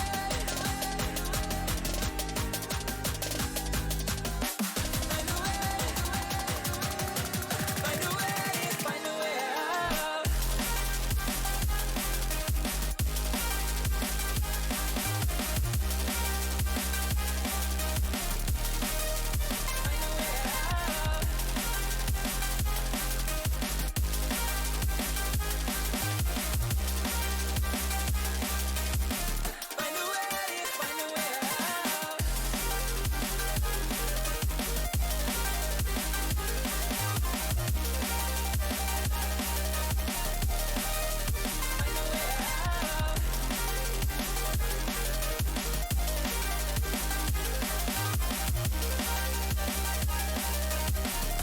way. Find a way out. Find a way. Find a way out. What's all this for? It's got me turned around, but I can't ignore the feelings that I found in this whole damn thing that we got going. You hold the strings without me knowing. Why do I have to suffer through the thinking? Why do I have the feeling that we're sinking? I need to find a way.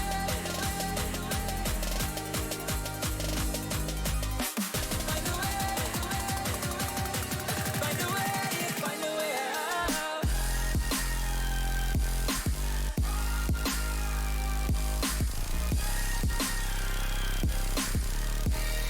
out. Find a way out. Find a way out.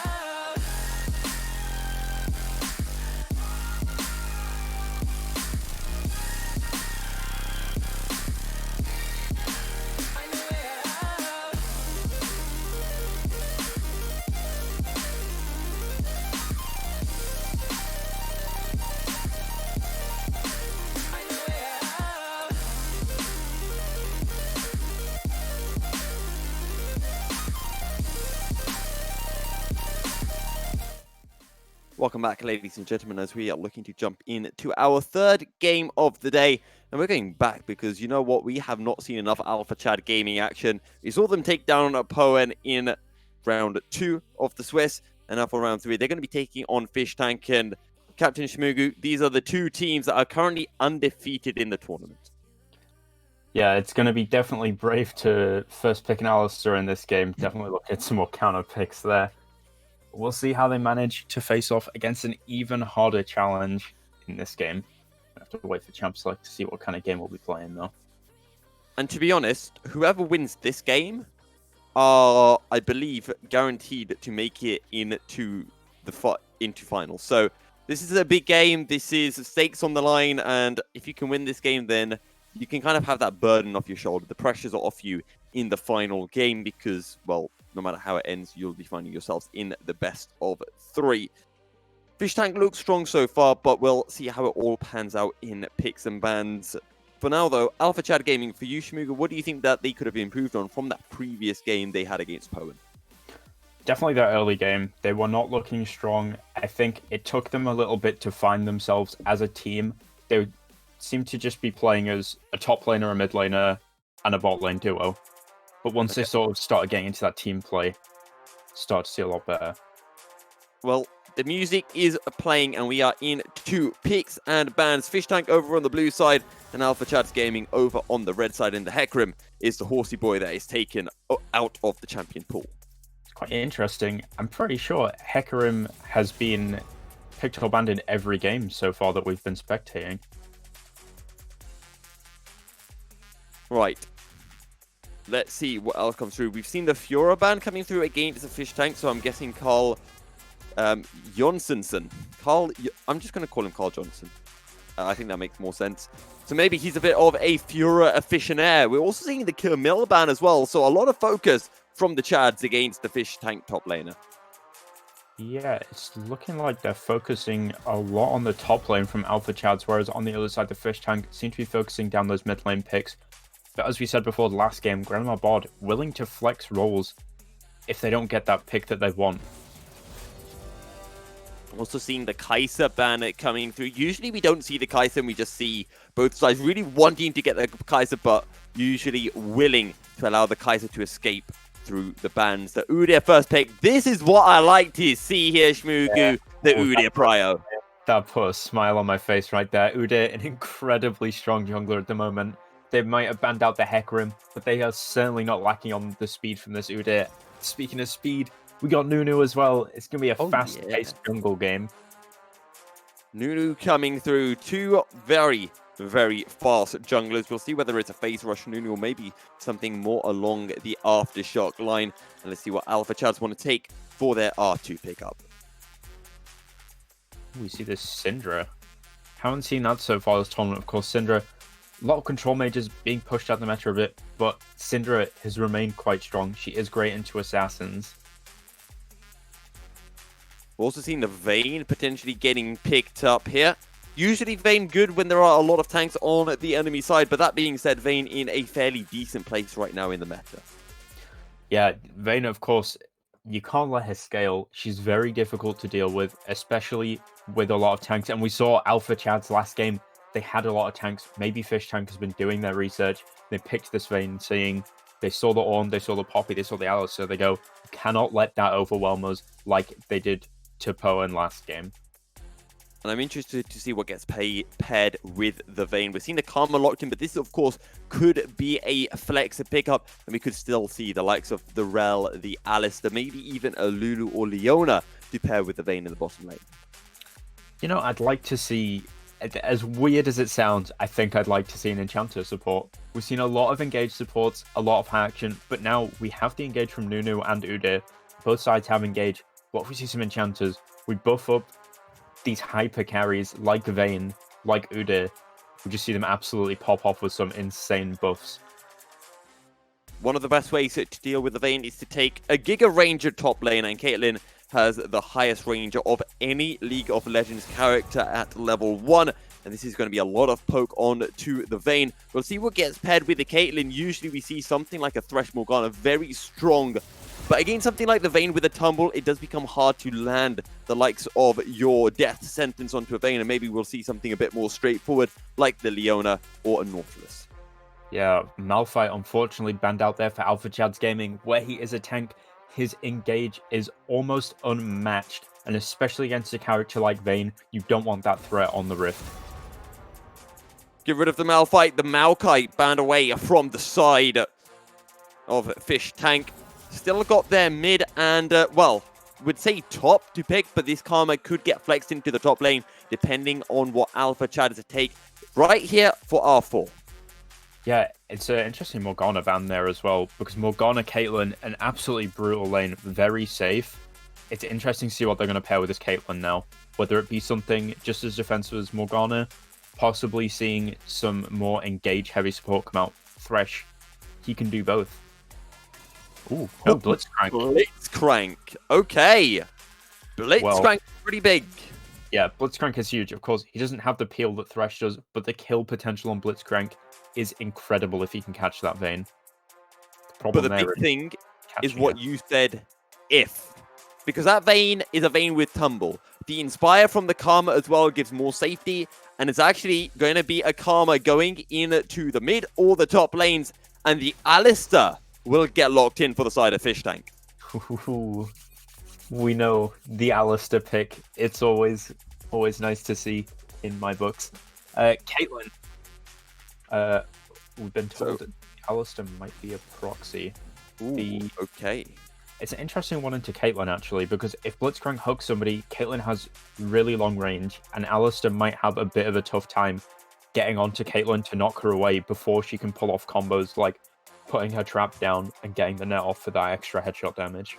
Yeah, and we talk about how Caitlyn Thresh is usually a good combo because her death sentence can come through, gives time for the Caitlyn to put down a trap, but the similar thing happens with Blitzcrank. He lands the rocket grab, puts down a power fist, and it gives so much time for Caitlyn to be able to land or to be able to put down a trap. It does mean that the Karma is going mid into the Syndra, so Syndra usually able to get a lot of priority in the mid lane, but against Karma may struggle slightly more so to be able to pull that off. So we have been told by the producers that Alistar is actually a Nautilus pick. I respect it. I like Nautilus. I've been playing a lot of Nautilus recently. Of course, where I said Alistar might have some trouble getting onto the Caitlyn, Nautilus has much less of a problem with that. He's got the hook. He's got his ultimate to point and click knock up if he can land it. That is an absolutely AD carry deleting combo. We're just quickly going to go through picks and bans again just so they can get our Nautilus pick in. Now, usually I would say, and pretty much everyone who's ever casted with me knows the fact that I have a hatred for Karma mid and Karma top. However, we are talking about a Vayne, so Karma mid makes sense. I personally would have rather have seen Seraphine because, I personally think that Seraphine is just a better Karma for what she does right now. So I'm a bit sad that the Seraphine didn't get picked up and has been flexed, but this Karma is still going to be big, especially in the late game when she's giving those buffs to this Vayne. Yeah, it's definitely an interesting one to see. I do agree that Seraphine is quite a strong pick, but sometimes it's about comfort. Of course, Seraphine being a relatively new champion, if Hawk feels they can get a lot more done on this Karma, maybe that'll be the key to their victory. But of course, the speed and the shields onto the Vayne going to be big, like you said. I do like the set pickup as well. You're playing into an Ornn, set does well into tanks, Nunu as well. If Nunu wants to step up, the set can just pick them up, yeet them into the back line, and all of a sudden do a hell of a lot of damage. And we also talk sometimes that you get engaged champions coming through, but it's difficult for the rest of the team to be able to follow up. You know, Set's got that engaged, but Udyr can follow up so easily. We know how quickly he runs, and Karma with the buffs onto a Vayne can follow into a fight very quickly. Nautilus has that depth charge, has that dredge line to be able to follow in as well. Yeah, quite an oppressive front line there from the side of the fish tank, but perhaps not a huge amount of damage being able to come through. Of course, Vayne can only really focus down one target at a time, and with Syndra and Caitlyn being able to zone off, we'll see if that front line will be enough to cut them off. Do you see the bard pick coming out as well? What was that? I'm pretty sure it's not a bard, it should be the Blitzcrank. Okay, yeah. We don't have Grandma Bard in this game. Not yet, anyway. Right then. So, talked about the set. I also just realized as well. Actually, no. Go on with your set point first. Last season's set kind of fell off a bit. He wasn't great in the late game. This season, he's got the power of Stride Breaker and Chem Tank on his side. What do we think about potentially snowballing into Set being a carry in this game? We've completely overlooked everyone other than Vayne being a carry. What about the Udyr in the set? I mean, to be fair, yes, but also at the same time, Vayne. True. Very true. I don't think anybody in the game is going to outscale Vayne, but of course, if she's behind that Caitlyn, it is going to be a brutal disadvantage. And with two hook champs in the bot lane, any mistake is going to be crucial.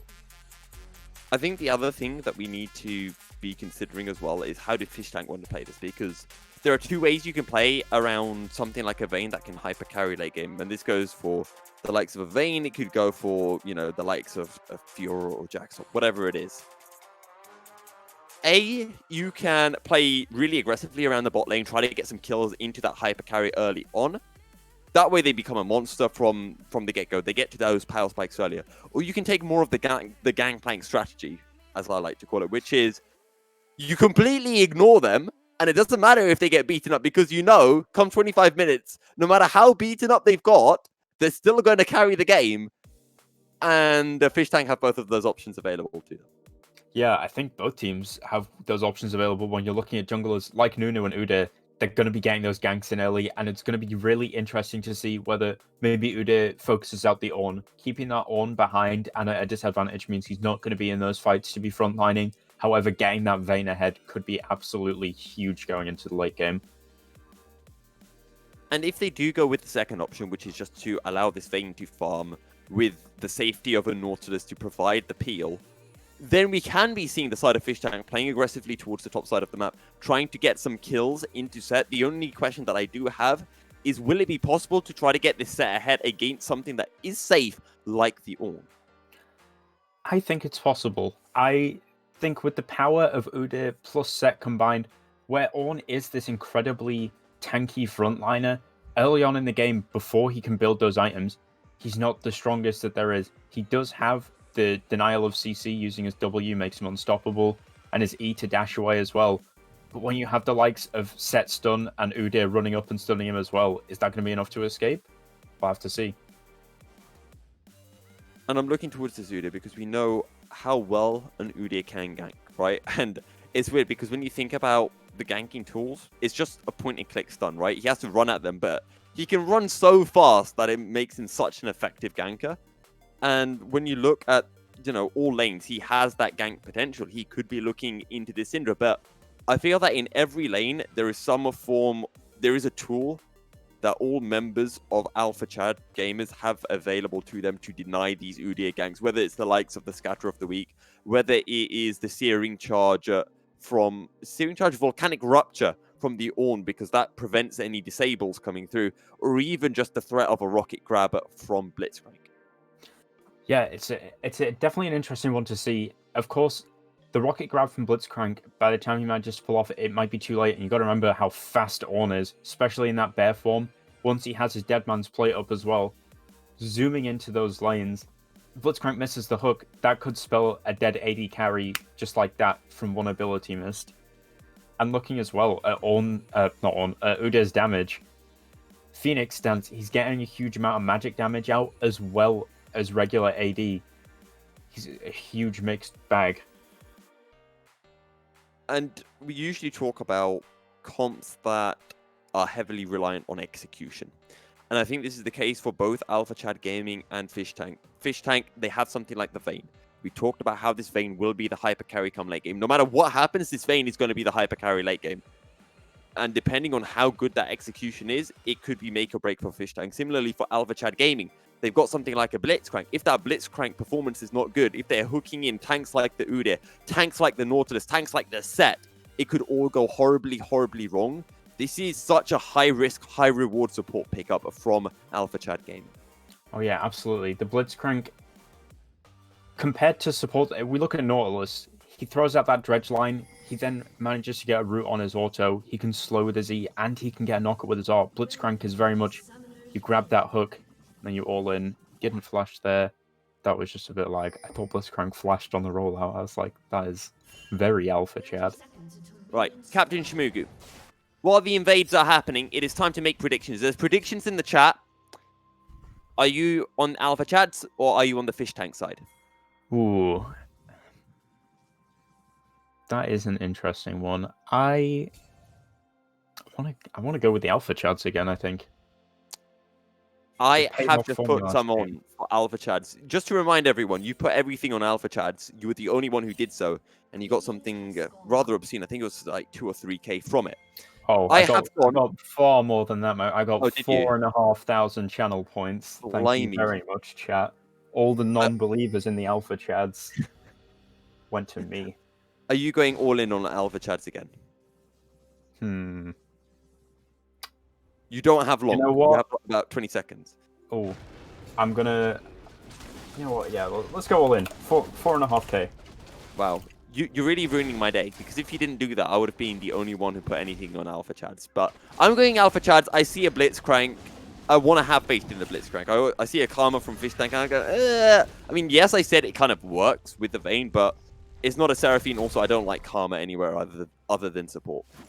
I think, like we said, pre-game, it's going to very much come down to execution. And I think in terms of execution, Alpha Chads might just be a bit easier. We do see both hooks coming out in the bot lane.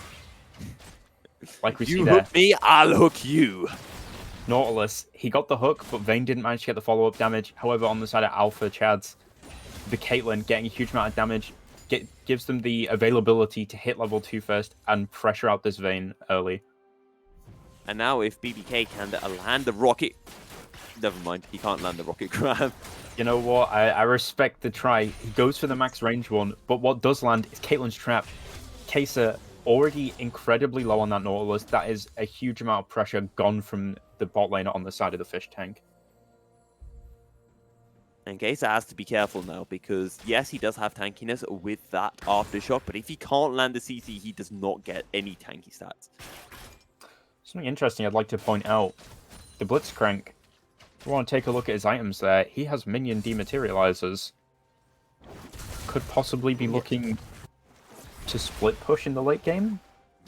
He's got a very short cooldown on his ultimate, possibly planning ahead there from the alpha chat. I'll talk about this a bit more, I guess, because we are going into a pause.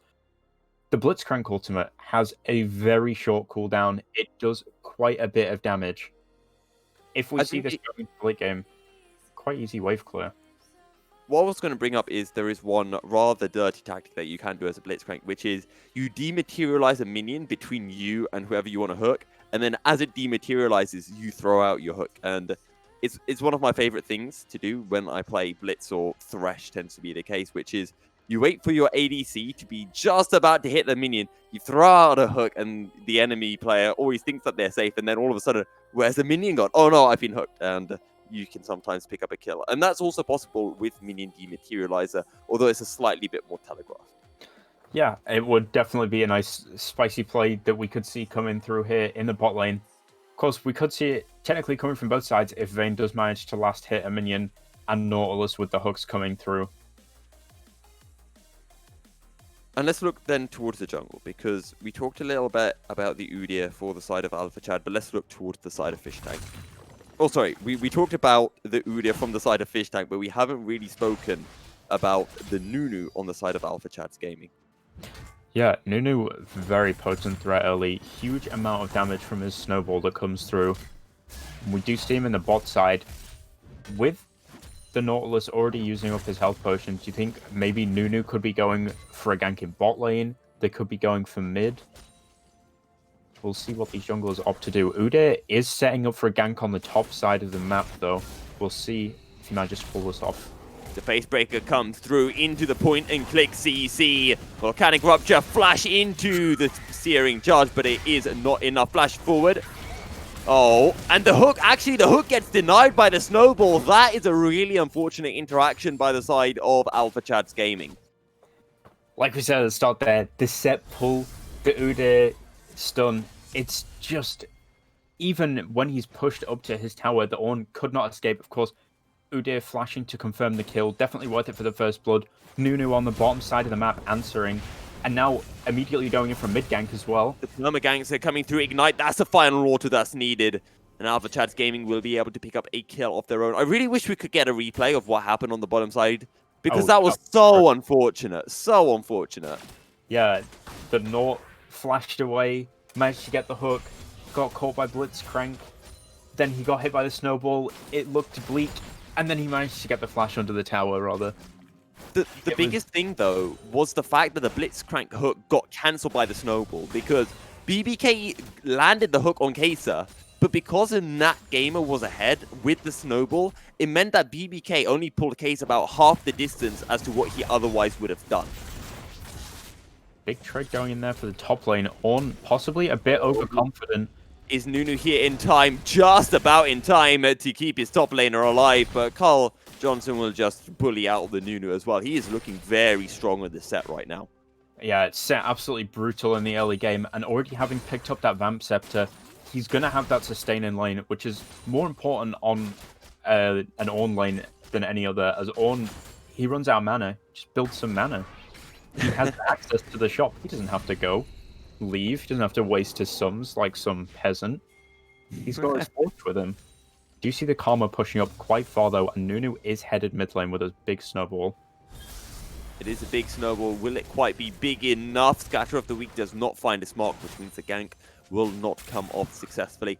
Looking at CS discrepancies, big CS advantages for the side of Fish Tank on the top side of the map. Carl Johnson and Drowning Fishes, both about 20 CS ahead of their counterparts. And in the mid lane, it's all advantage for Grandma Bard on the Caitlyn. Yeah, speaking of, I'd like to point out especially the jungle. Udyr, his clear is so fast. And Nunu, not nearly as fast as Udyr on the clear side, but the gank potential is insane. If Udyr's getting this big lead early and Nunu isn't successfully finding these ganks, it's gonna spell a bad time in the late game for the Alpha Chads.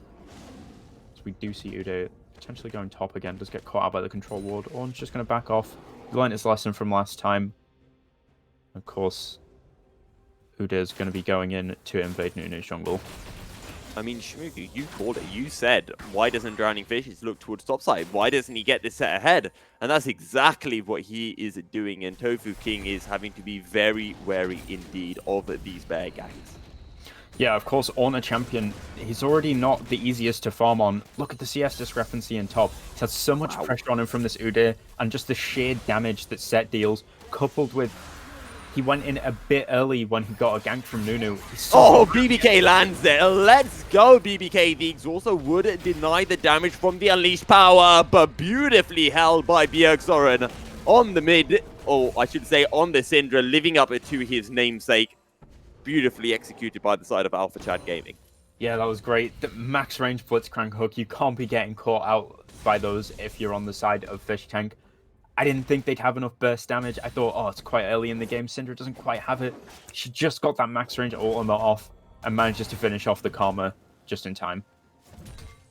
Right now, it's a case of Fish Tank's top and jungle versus Alpha Chad's mid and bot lane. Oh, that one almost landed, but as I was saying, Udyr and Set looking very strong, but the bot lane prio that Alpha Chad's Gaming are having is going to allow BBK to find these roams, and this is a 2-0 Syndra right now. Yeah, I'd like to point out, Ornn had a slow push going in top, and he knows if he pushes up too far against that Set, he is dead. He's going for a roam on Ornn quite early into the game. We'll see if he manages to get anything from it, but his team doesn't seem to be around for it. So right now he's just losing XP in the top lane. And he's forced to pushing that wave. Now he's trying to roam down mid and see if he can find a potential pick, but there's nothing that Tofu King can do. He just has to sit top, you know, take the beating, take the punishment, and eventually be able to farm up and become strong, and just hope that the bottom side of the map can, you know, be effective in finding some place.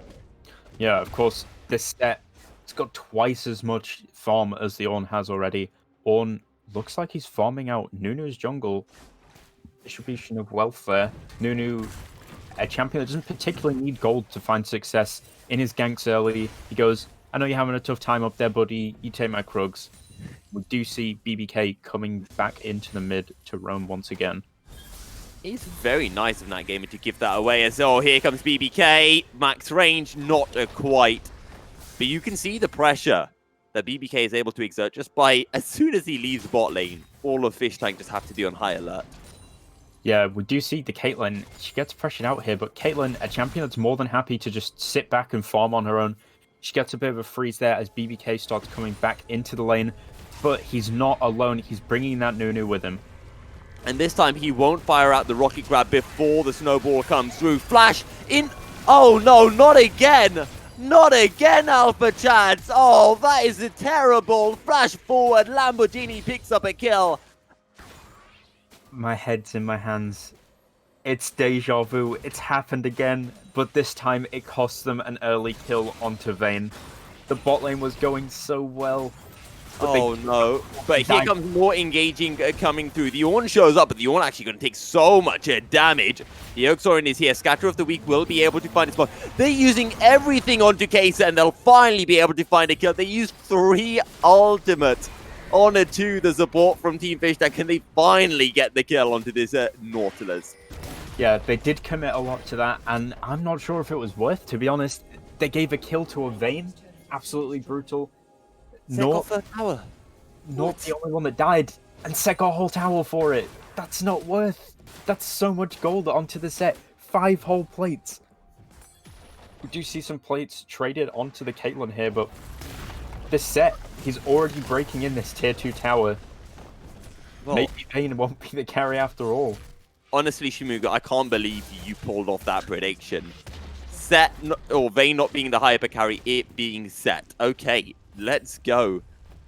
Honestly, though, I feel so bad for BBK. You know, it was an excellent rocket grab denied by a snowball. Then the next one, he's like, you know what? I'm going to be smart. I'm not going to snowball. I'm not going to use my rocket grab at the same time as the snowball. He waits, and then they get denied by the snowball barrage. Like, production, do I have a swear word pass here? Can I use it? Like, because I feel like that kind of deserves. Oh, it was.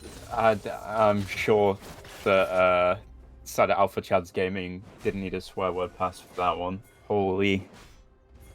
We do see counter gang coming in from the Uda.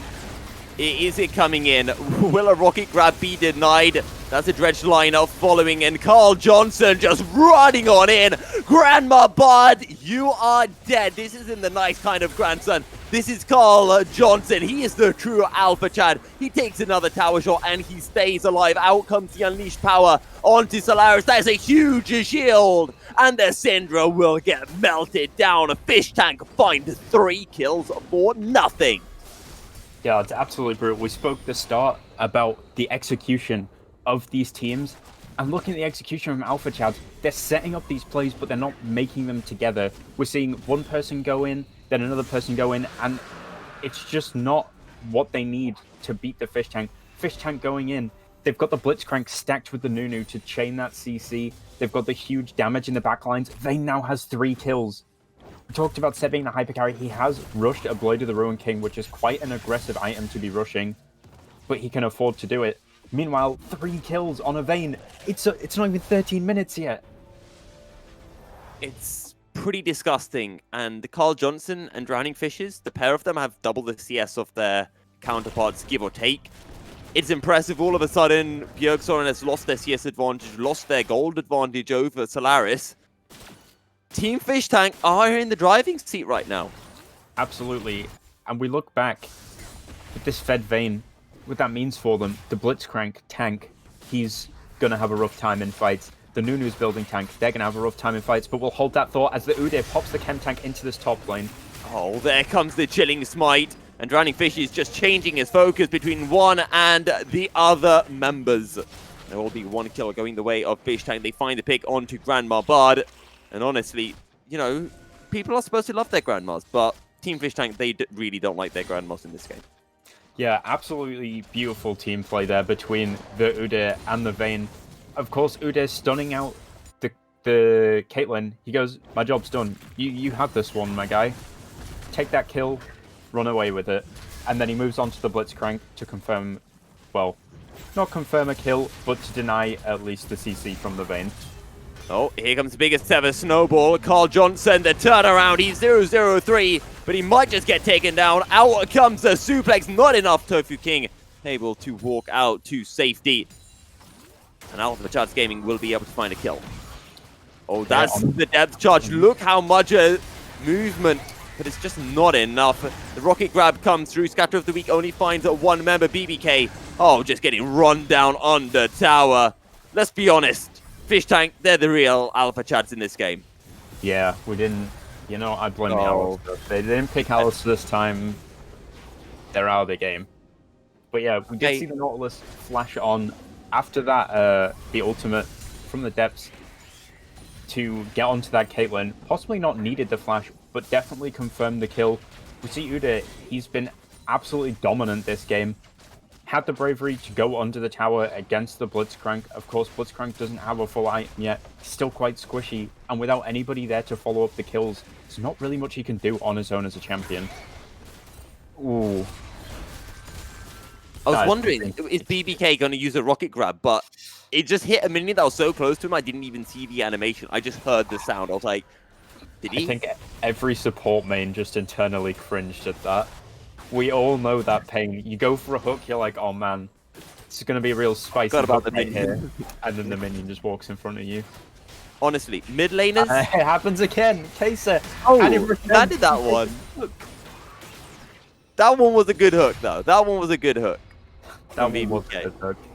Honestly, though, mid laners, they hate junglers, right? Well, solo laners hate junglers. Supports, we just hate minions. Yeah, pretty much.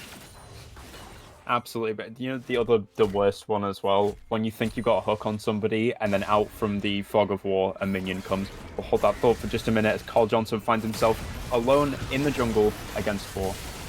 Yep, and Carl Johnson, well, he can buy time, but not quite enough. And Alpha Chad's Gaming doing exactly what they need to, which is finding picks and slowly coming back into this game. Don't forget, it was Alpha Chad's Gaming who were behind against Poen in the previous game, but they were able to come back nonetheless. And now, well, there's a Drake in a minute's time, and they're going to start setting up some vision on the bottom side of the map. Yeah, perhaps time for Carl Johnson to consider pivoting his build. Of course, he did get some dominance early, as you should on a set, but this Vayne, 6 kills in the early game, sometimes you just gotta say, yeah, I'm gonna let myself be carried, and maybe he needs to start looking at building a bit tankier. I'm just gonna say, Grandma Bard, I think Grandma Bard should build a Serpent's Fang. What do you think? Yeah, you know what? That is a very interesting item, and it recently got updated to be these max range hooks coming out. They keep you on the edge. But yeah, the Serpent's Fang, of course, for anyone that doesn't know, reduces the amount of shields coming out. If we look over at the side of Fish Tank, Set has a huge shield. Udyr relies on shields. A lot of other champions, but going in for that engage doesn't quite manage to catch him with the snowball. Okay, Riftchild has been dropped by the side of Fish Tank. They're going to allow themselves to push in mid, courtesy of Shelly, while the rest of the team turn towards the Drake. Yeah, we see the Karma just backing off a little bit just to push out that wave while the rest of the team pressures the Drake. Of course, Alpha Chads, they stay together. They know if anybody gets caught out, it could be brutal, but they don't have enough time to deal with Shelly and the Drake, so that does go over to the side of Fish Tank. And Fish Tank pick up their second Drake of the game. It is an Infernal Rift, and with a champion like the Vayne, I think Vayne will be more than happy to have an Infernal. To be fair, I think the only thing that would have been worse than an Infernal would have probably have been an Ocean. Yeah, definitely. The sustain would have been absolutely insane, but the huge amount of burst damage coming out is not great for the side of Alpha Chads either if they do keep letting these dragons go. Something else that I want to bring up, and I don't know how you feel about this one, Shmugu, is that Lamborghini is going for the Rage Blade build. And for people who don't exactly know what that means, Rage Blade essentially converts your crit into on-hit. So you get less crit damage, but you get on-hit. And I don't know if that is the ideal pickup for Lamborghini here. See, last season I would have agreed with current Rage Blade. However, now the core of her build is this Kraken Slayer, and she does build a lot of other crit items. Perhaps IE and Phantom Dancer might be a better way to go, although against a tanky team, she might be opting for more of a Blade of the Ruin King build, in which case the Rage Blade will be great, just for getting that bit of extra reliable damage instead of having the chance of critting. Either way, Lamborghini currently 6-0 on the Vayne. If we could actually take a quick look at the gold, because currently Fish Tank are 7k gold ahead of Alpha Chads, and I'd just like to see if a Lamborghini is a significant way ahead. Actually, no, only 400 gold. That gold lead is all on the top side of the map. Yeah, that's interesting. We'd have to look back at the laning phase for that. Caitlyn got a lot of those plates solo after they managed to dive the Nautilus, which is, of course, a lot of gold. She does have a slight CS advantage as well, which helps it.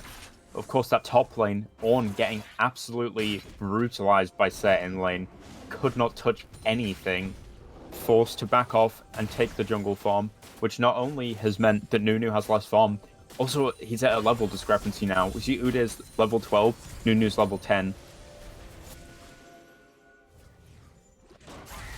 That 2 level lead for Drowning Fishes will be pretty big around this Baron and potentially the next Infernal play.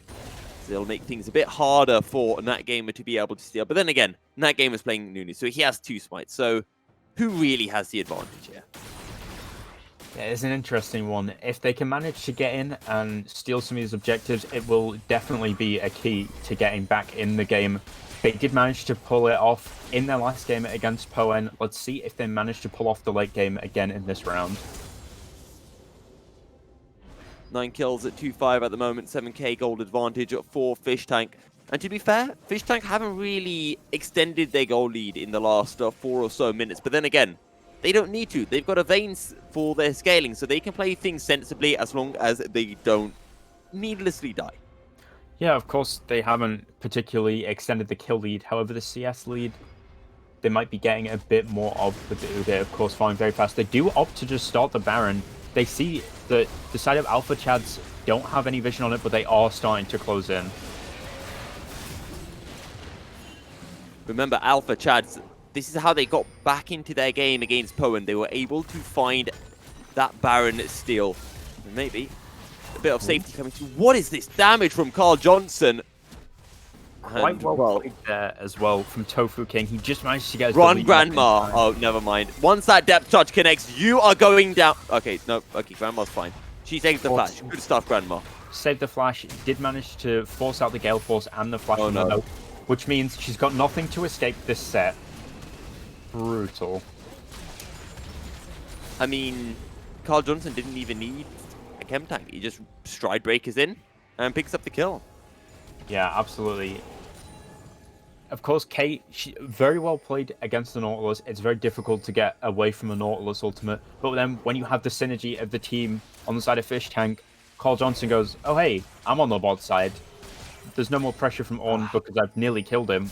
I'll just come and tower dive the Kate because my team's pressured out all the cooldowns. We are going into another fight now, though. Yep, the hook comes through onto Carl Johnson, but he just dashes on out with a suplex. That's the Ornn that will fall. Drowning Fish is playing very aggressively, just running on into two. We'll get up the shield from Karma to run straight back out. Now, Grandma Bard is really showing her age and why she's a grandma, because she's not with the time. She's being a bit of a boomer. She's going with the Lord Dominic's Regard. This is a boomer item. She needs to be going with the Zuma Serpent's Fang. Maybe she hasn't been told about it because, yes, that will help slightly against the likes of Anudia, but Serpent's Fang is even better because you're playing against shielded targets.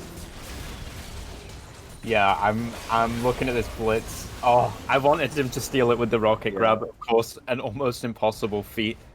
The awareness from Fish Tank, they get the Baron and they're going straight for that drag. We'll see if they can turn a fight against Alpha Chads or if Alpha Chads manage to take the objective and escape with their lives. Of course, this Udyr running at incredible speeds. Breaking the land speed record right now is Drowning Fishes. I mean, this is the We Will Run Fast comp. It's Turbo Chem Tank. They've got the Karma Shields. All they needed is the Shurelya's Reverie for extra speed as Dredgeline hits a wall. And Scatter of the Week will find its mark, but the Rocket Grab will not. Inner Tower will fall. Just one Inner Tower remaining for Alpha Chads Gaming. 23 minutes into the game, and it is a 10k goal leader for the Fish Tank. Rageblade completed on a Lamborghini. But again, as we mentioned, that goal discrepancy is all in the top and the jungle matchups. Yeah, of course, having such a gold lead on this Vayne, it means she's available to buy an item like Hex Drinker where she can play a bit more defensively now as well. She doesn't want to get burst out by that Syndra. No matter how far behind the Syndra is, it is still a threat to Vayne to just get one shot by her. So she does have to take that into account. Alpha Chads, I think, they definitely have an uphill battle, but they could certainly turn this game around. And we're getting to this point where Fish Tank are getting very strong because you've got the likes of the Staff of Flowing Water completed for Karma. So your Moonstaff is built. Meanwhile, Grandma Bard on the Caitlyn is hitting that power trough, right? She's gone for that Lord Dominic's Regard. She doesn't have the extra damage of something like an Infinity Edge or a Storm Racer. So this is one of the strongest points for Fish Tank relative to Alpha Chads in terms of itemization. Yeah. I think... Oh, it's tough. Once Kate gets those items, her long range is going to be brutal. Even Vayne is going to have a tough time dealing with that Kate because of her incredible damage. Fish Tank have a lead, and they are pushing it. They're going to need to end this game out soon before that Caitlyn manages to get those items, like the IE, like the Storm Razor, to stop people from getting away. And for me, I'm looking on Bjergsoren, on his Syndra, because, oh, flash forward from... No! That is not legal. Carl Johnson. He didn't even use Stride Breaker. Absolutely brutal. The confidence going into that. He's got the aggressive items. He might not be the one with all the kills, but he is certainly getting the picks. All three lanes are now getting pushed in by the side of Fish Tank. And, well, Alpha Chad, they have to stick together, because if they don't, Carl Johnson just does exactly what he did. Stride Breaker to dodge away from the Rocket Grab. So nicely played. And now, while everyone from Alpha Chad's Gaming is bot side, Fish Tank just push in on the top side. Oh, the flash forward, Dredgeline into the depth to the charge. And once again, the Caitlyn goes a pop. The tower gets it taken down. Meanwhile, Vayne just playing a 1v1, but the rest of the team are making their way in. Scatter of the Week will find its mark. Unleashed Power picks up the shutdown for Bjergsoren. But meanwhile, in the rest of the fight, Nat Gamer will be getting run down. Drowning Fish is now running for his hill. It's a 3-on-1 as the members of Fish Tank are getting separated. Carl Johnson is here, and Carl Johnson with the ball. The phase breaker comes through, flash away. Nat Gamer will be able to escape with a phase rush, but the same cannot be said for Tofu King, who will fall 2 kills. Actually, 3 overall for 1 in favor of Fish Tank, and now they'll look to pick up their 3rd inhibitor of the game. The base has been completely destroyed in favor of Fish Tank. Yeah, Alpha Chads, they had such a great start to that fight. They got rid of the Vayne, the carry was out. But you forget the second carry, Set is still on the other side of the map. The reason they were able to take top was because they had to put so many resources into stopping this Set from just absolutely destroying their base from the top, from the bottom side rather. Every lane is being pressured. Everyone on the side of Fish Tank has the presence. They have the pushing power. How do Alpha Chads respond to all 3 lanes at once when they're so far behind? It's 9 towers to 0. Alpha Chad Gaming have not been able to pick up a single tower this game. They can't even take a Drake because the Drake's not up before 40 seconds. And there are 3 waves of super minions crashing into their base. That's one thing we have to credit them for, though. They have denied souls so far. Whether they can keep it up for long, we'll have to see. But hopefully, if they can get more fights catching out that Vayne, they might just be able to turn the game, and we might see a reverse sweep. I'm really looking to Bjergsoren, and I want to continue on the point that I brought up before, which was about Bjergsoren, and then he died. But I'm looking to Bjergsoren because so far, Fish Tank are always focusing on Grandma Bard. They're dropping down that dredge line, and let's be honest, once the dredge line comes through on Grandma Bard, there's nothing that they can do about it. And it has to be Bjergsoren who finds these plays, who finds the damage. Rocket Grabber coming through. Scatter of the Week, there's so much damage on it to a case. Absolute Zero finding something, but not quite enough. Carl Johnson goes on to a killing spree. BBK gets taken down, and Carl Johnson is actually looking for the backdoor, finding the solo kill onto Orn in the process. Drowning Fishes finds the CC onto Grandma Bard. Dredge line will not be able to connect. Scatter of the Week comes through, and the Syndra will fall. Grandma Bard is on the run, running for their lives, but running right on into a Set. Will flash over the Set, but that will be the game. Team Fish Tank take their 3rd win of the tournament and secure their place in the grand finals. Absolutely brutal play there from the top side of the map. The Set's so much pressure. He's definitely got to be my MVP for this game. Without a doubt. And I think, Shmugu, I think we understand now why the Führer was banned, why the Camille was banned. The focus needs to be going on to Mr. Johnson. Absolutely, yeah. Knowing his limits, knowing when he can go in, getting so many solo picks on his own, that can be quite scary when you're looking at a lot of champions that do a lot of damage when they're fed, or that the champions that can stop him going in and getting those kills. But he powered through, he put so much pressure on the map, and the early lead in the other lanes that he managed to give over the kills for managed to pressure the rest of the map while he did his job as well.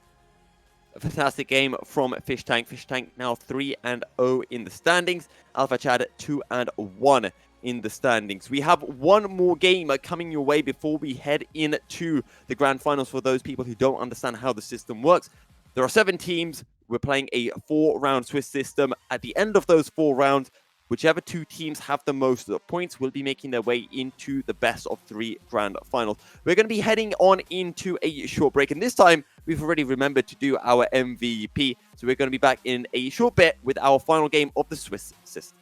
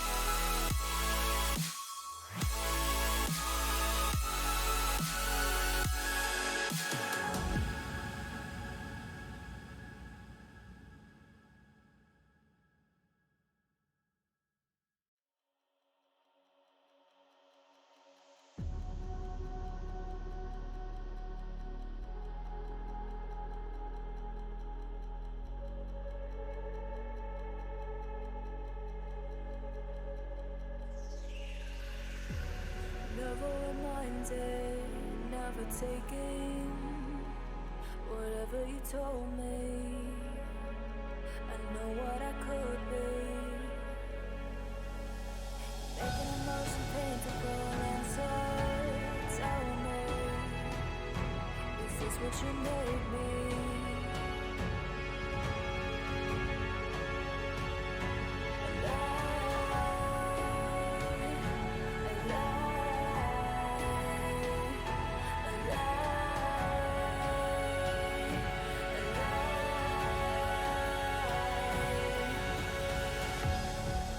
I'm the storm that meets the moon.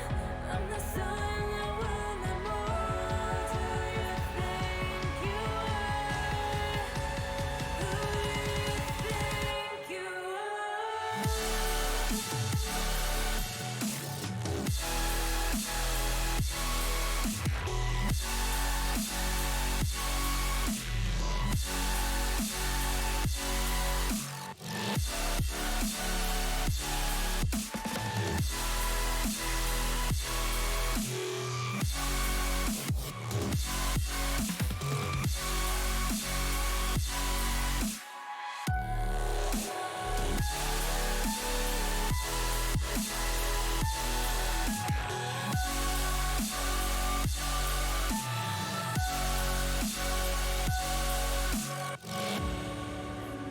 tell me one more lie?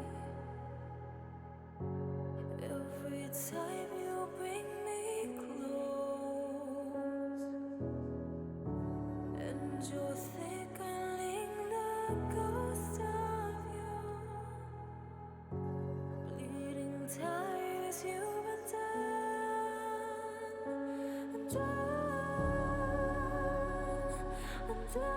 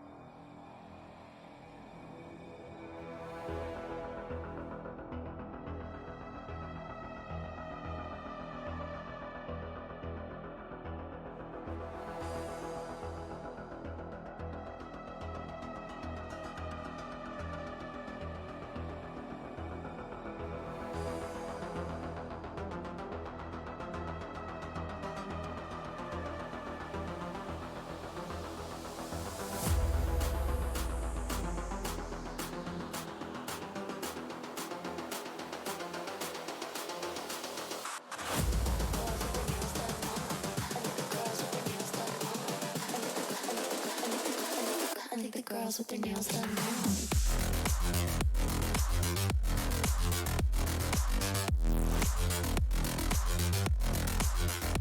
Girls with their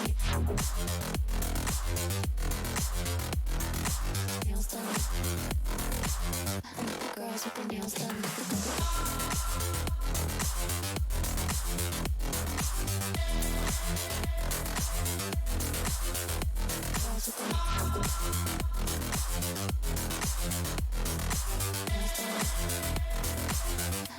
Girls with their nails done. Girls with their nails done.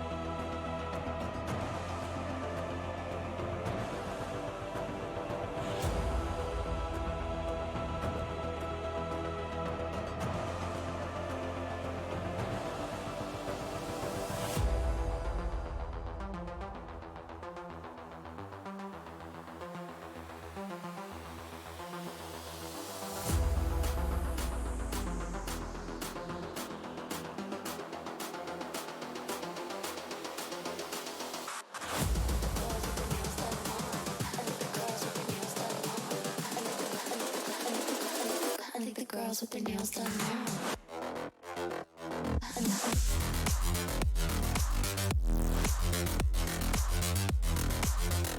Girls with their nails done. I think the girls with their nails done.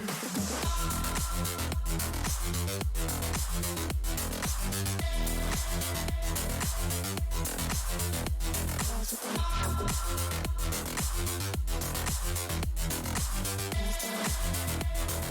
I think the girls with their nails done now.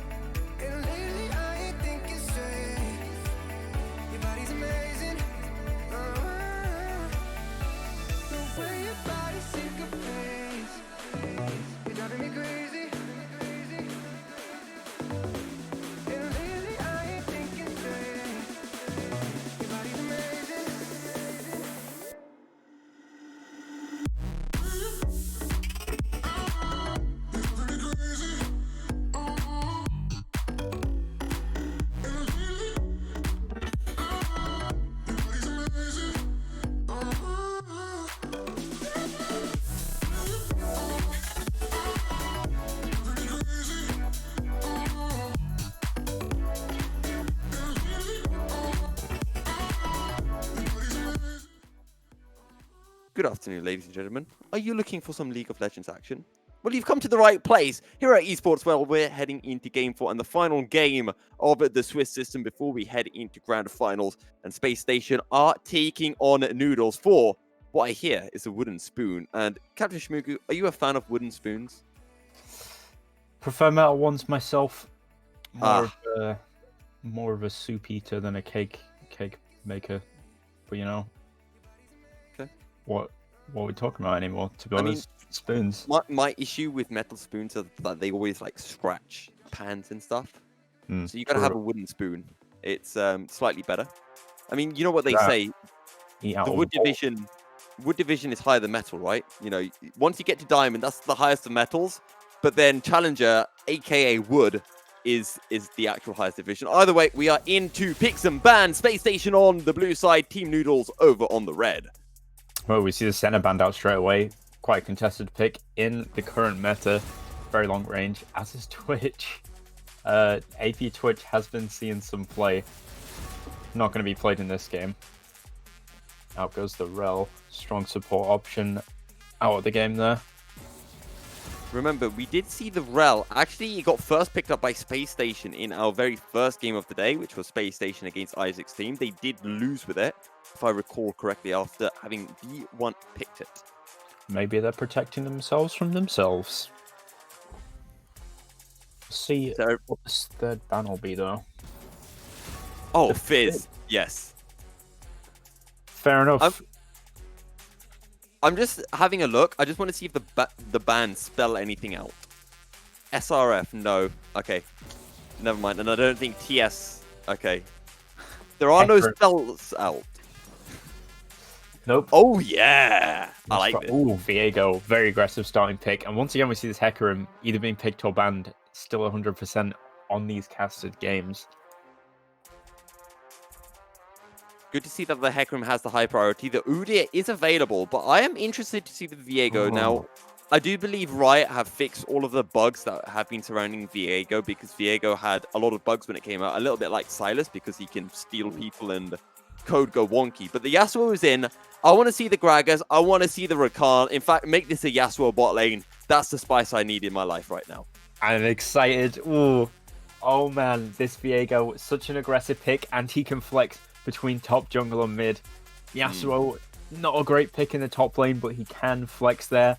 I'm just excited to see Yasuo on the Rift. And when you're coupling it with a champion like the Nami that they just picked up to get those knockups, those ults, if they can catch anyone, are going to be brutal.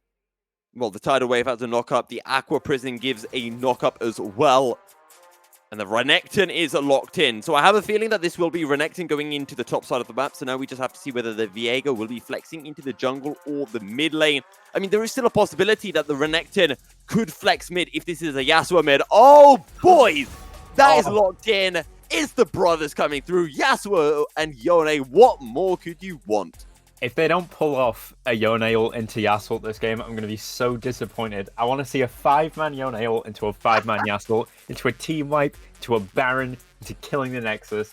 But that Renekton, he's going to give either brother a hard time in that top lane. Okay, let's talk about this more seriously. What can Noodles pair that would make this even more of a disgusting comp? Because I'm thinking Malphite. Oh, Malphite would be insane with this. Anybody that has a nice knock-up for the Yasuo, AoE knock-ups would be even better. Okay. Malphite definitely got to be the top of that list. So hear me out. I'm thinking Malphite jungle or... They heard Space Station! They're stream sniping. Get them. Wow, no. Stream sniping is terrible. Okay, so they banned... I'm disappointed.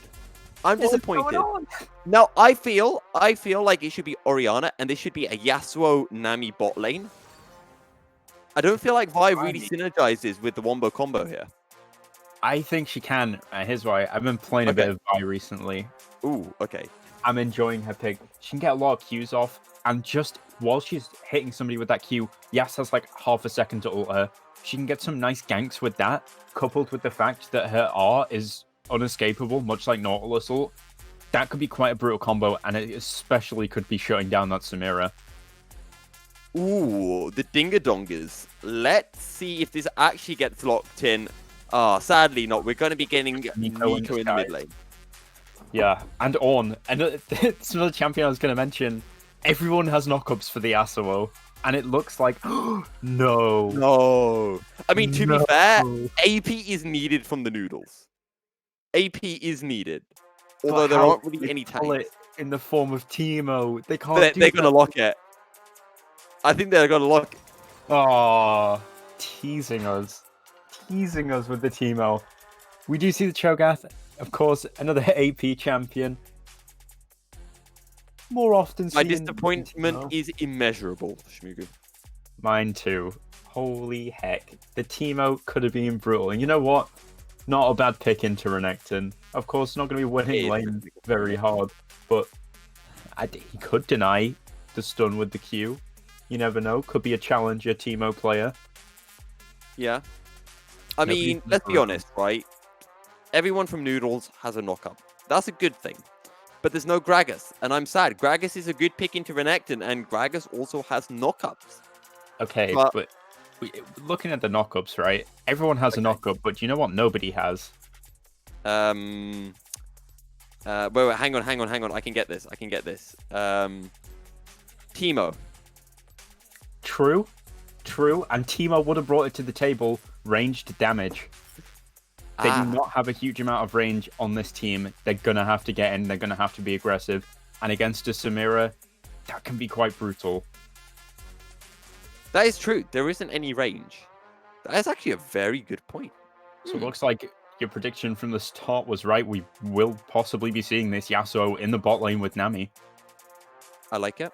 Which means Yone mid. Unless we think Yone is a better ADC than Yasuo. And who knows? Who knows how things will pair out. But we know that Yone and Yasuo are in the mid and the bot lanes. Both teams being a little bit of spoil sports. We saw the Yi ban. We saw the Malphite ban. Two champs that would have just made this draft even more exciting.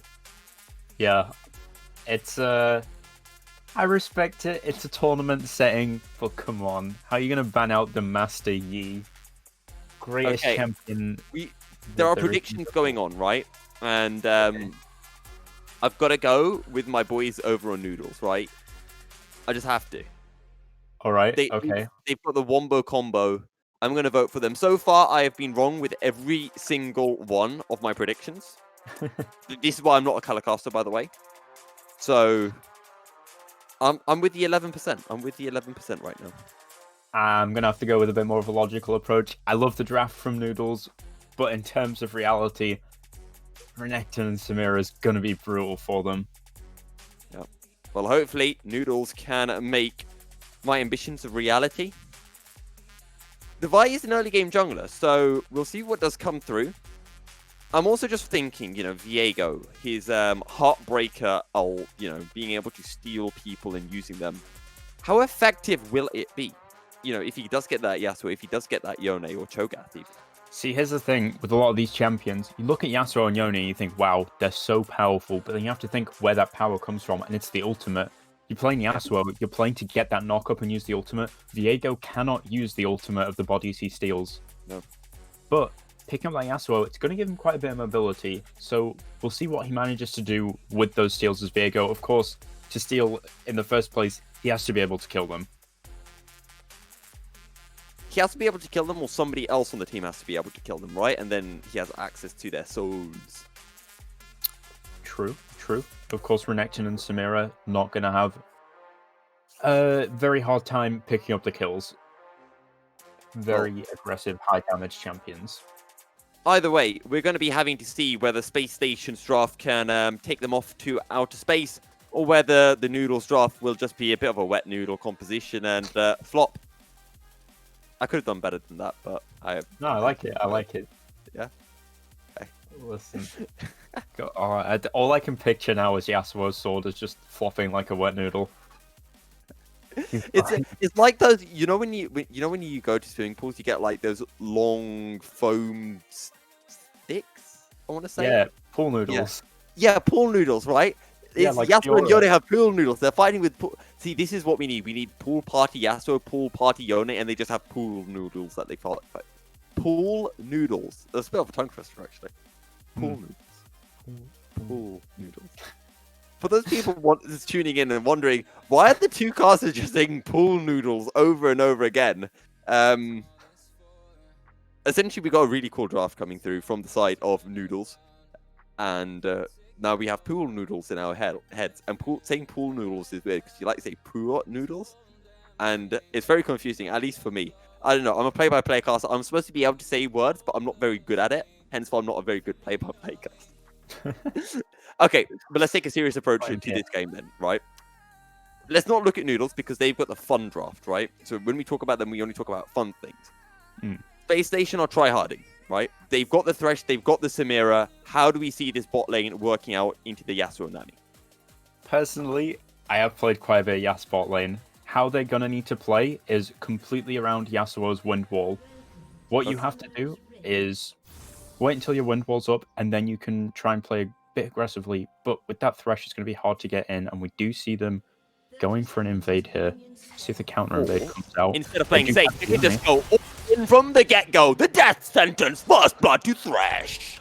Absolutely brutal amount of damage. We spoke about just before in the draft. Renekton, Samira, huge damage coming out straight off the get-go. They managed to pick a kill up. Unfortunately, just go over to the Thresh, but that's fine. Maybe a little bit of BM in the mid lane here. Also want to point out as well, exhaust coming through from Thresh. We're not seeing the ignite. We're not seeing the all-out aggression. And this exhaust has got... Okay, Not PC7. Take a chill pill, lad. Take a chill pill, lad.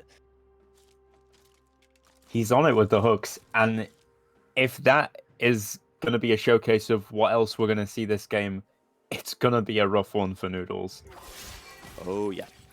Well, let's see what PC7 can pull out. For the side of Space Station, we saw Space Station doing...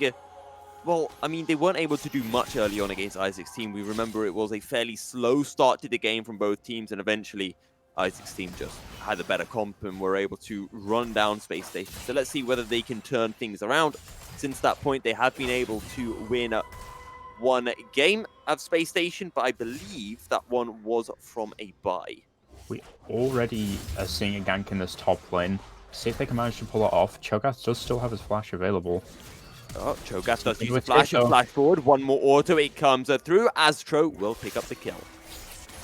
Perfect execution there in the top lane from Astro. And what I was about to say was that both of these compositions are very, very volatile, very snowbally. Picking up kills on Renekton and Samira, going to be absolutely brutal. The same can be said for Vi, Yasuo, and Yone.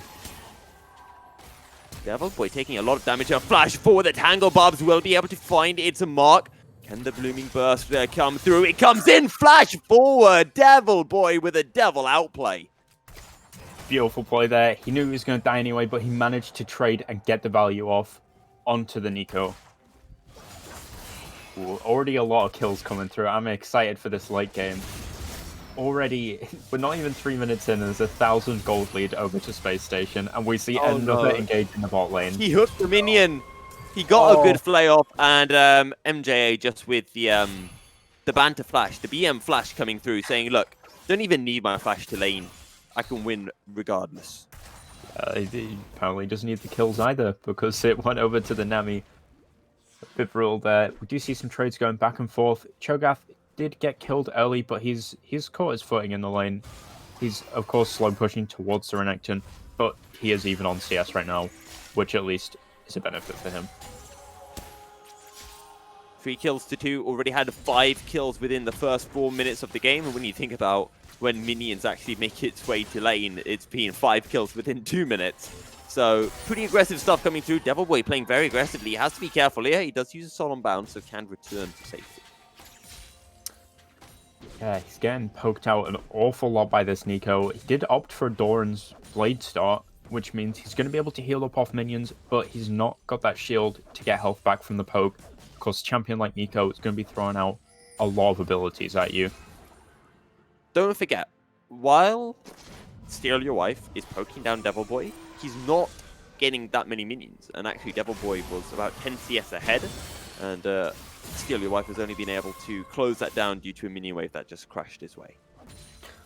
Yeah, we'll have to see how the CS goes, because it's one of those interesting ones where there's so many kills in the game sometimes, CS almost doesn't matter until the very late game when you're like, oh, this person that's 0-6 has actually just been farming the entire game, and suddenly they have a 3k gold lead. Do you see Renekton going in for an engage, getting a nice little trade onto the Cho'Gath there.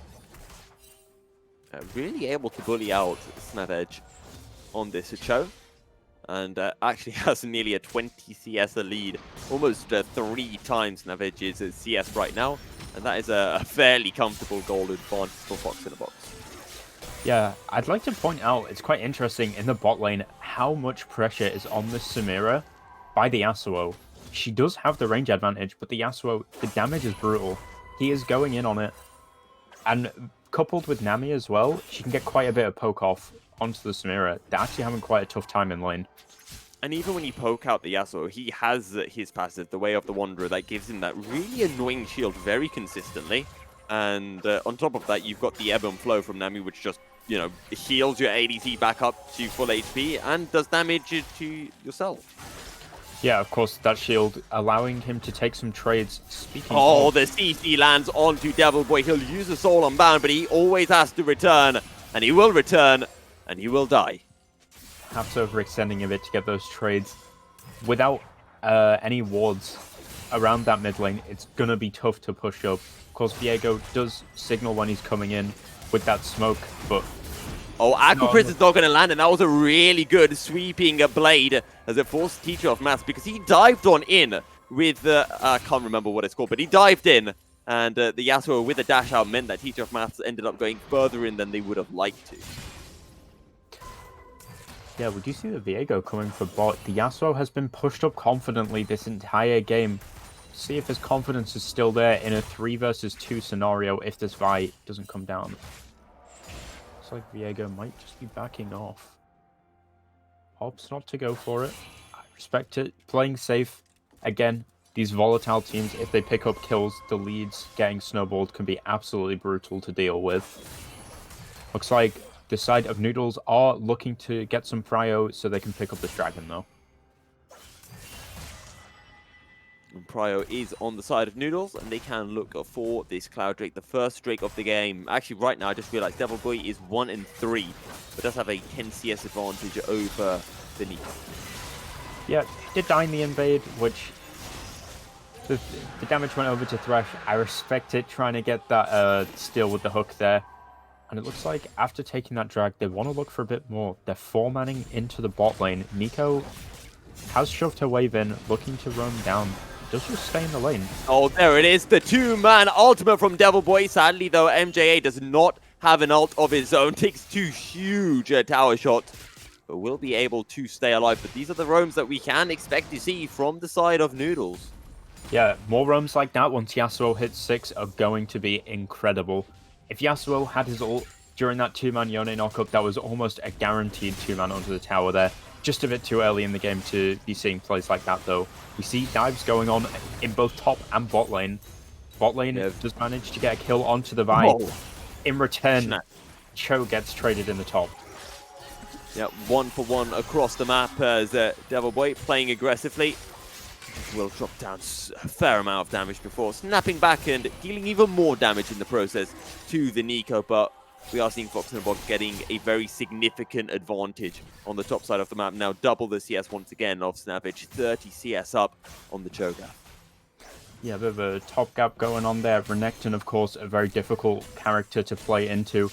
He is strongest during his early and mid game, can fall off later if he's not careful. Of course, later in the game is when Yone and Yasuo are going to be having their items. Oh, the Pop Blossom comes through, and that's just an easy pickup for the Nico.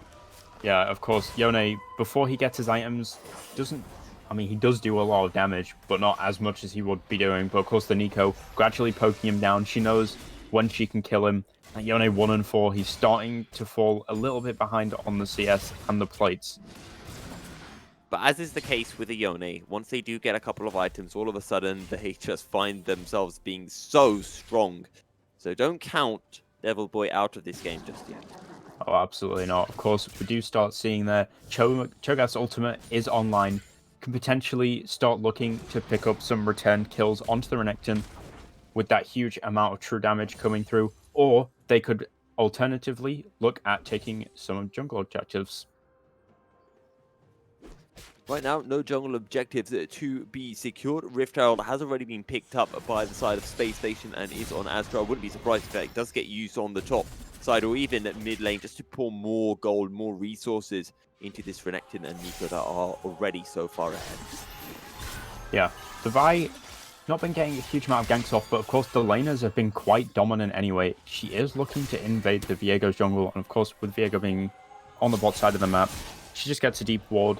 She starts pushing it back out into her own jungle again. Gank on the bottom side, that is a good death sentence as well. MJA is the next to focus as out comes the ultimate, and the Heartbreaker will pick up a double kill for Astro. Astro, I feel like he's flown under the radar a bit. He's 3 kills up. on an assassin like Viego this early in the game, Oh that is no. going to be rough to deal with. Speaking of rough, down goes Cho'Gath as well. Ruthless Predator finding the CC, and then it was just an easy kill. Snavage just not having a good time on the Cho'Gath. Neither is Devil Boy. And right now, Space Station are destroying the Noodles. Yeah, absolutely brutal pressure from this Viego. He's getting his farm very quickly, and he's looking for these ganks in the lane. Of course, Noodles, the lack of vision around... Ooh, taking a bit of a chunk of health there from clearing the vision even. Having this lack of vision means that the Viego has just been free to go in. Nice wind wall there from Samira. She does manage to get out without getting Yasuo ulted, which means this collapse from the side of Noodles might go to waste. Noodles a little bit late for the play, and they will find nothing for their efforts. We're seeing nearly a 5k goal lead, currently sitting at 4k advantage for the side of Space Station. Drake up in 45 seconds, and I'm sure that will be Space Station's next focus, having missed out on the first stretch of the game. Yeah, of course, they are going to have to keep up this advantage into late game. When you have two champions that rely on crits, Yasuo and Yone, that's a lot of damage coming through in the late game, and when you don't have the tankiest of front lines, you'll get swept before you even know what's hit you, and what has hit you is two Wind Brothers. But for now, the Wind Brothers are, well, very far behind. Vioron will get spotted out, but who is catching out who? Look at the damage onto Vioron. That is ridiculous, but he'll get taken down before he can pick up the kill himself. And overall, it's going to be the 1-for-1 trade. Play coming through onto MJA. There is a Lantern available. The Blast Cone has been removed. Out comes the ultimate, but it's just not enough damage. And now the Samira is here. Flay comes in, but here is the second of the Wind Brothers. And two Wind Brothers are stronger than one. They find two kills. Box to the box turns up to the party. Does not get hit by the Aqua Prism, but here comes the rest of the team. Pop Blossom in. And Steal Your Wife is unstoppable, which has a bit of a weird ring to it. Some great back and forth there, honestly. The Yone managed to get a big shutdown from the Viego, which is exactly what he wants. A bit of gold to get him back into the game. The Yasuo wall only onto the Thresh. Perhaps a bit trigger happy with the ultimate there. Maybe wanted to see it going onto Samira, or at the very least, someone a bit more squishy. Thresh, he's got the armor built. He's got some health built. You're not going to be bursting him down so quickly before you have your crit items. Possibly a bit trigger happy there. We also saw a great teleport mid-fight from the Renekton, and then the Nico roaming down as well with that Pop Blossom just to finish off the fight. Either way, I think Noodles will be happy with the outcome of the fight, able to pick up the shutdown gold onto Astro, and as you mentioned, get some kills onto Devil Boy so he gets closer to picking up those items where he can become a menace. But we are already starting to see exactly what Noodles can do if they are allowed to get online. We can start to see a glimmer of the damage output that is available to them. Yeah, of course, the absolute raw damage output of Yasuo and Yone. I'm gonna want to see Devil Boy start to dodge some of these Nico builds. Oh, but he has to return. Oh, I think he died to the Ignite there. Yep. He's gonna need to start dodging those Tangle Bobs. He cannot get hit by them so much. He's taking too much poke in lane.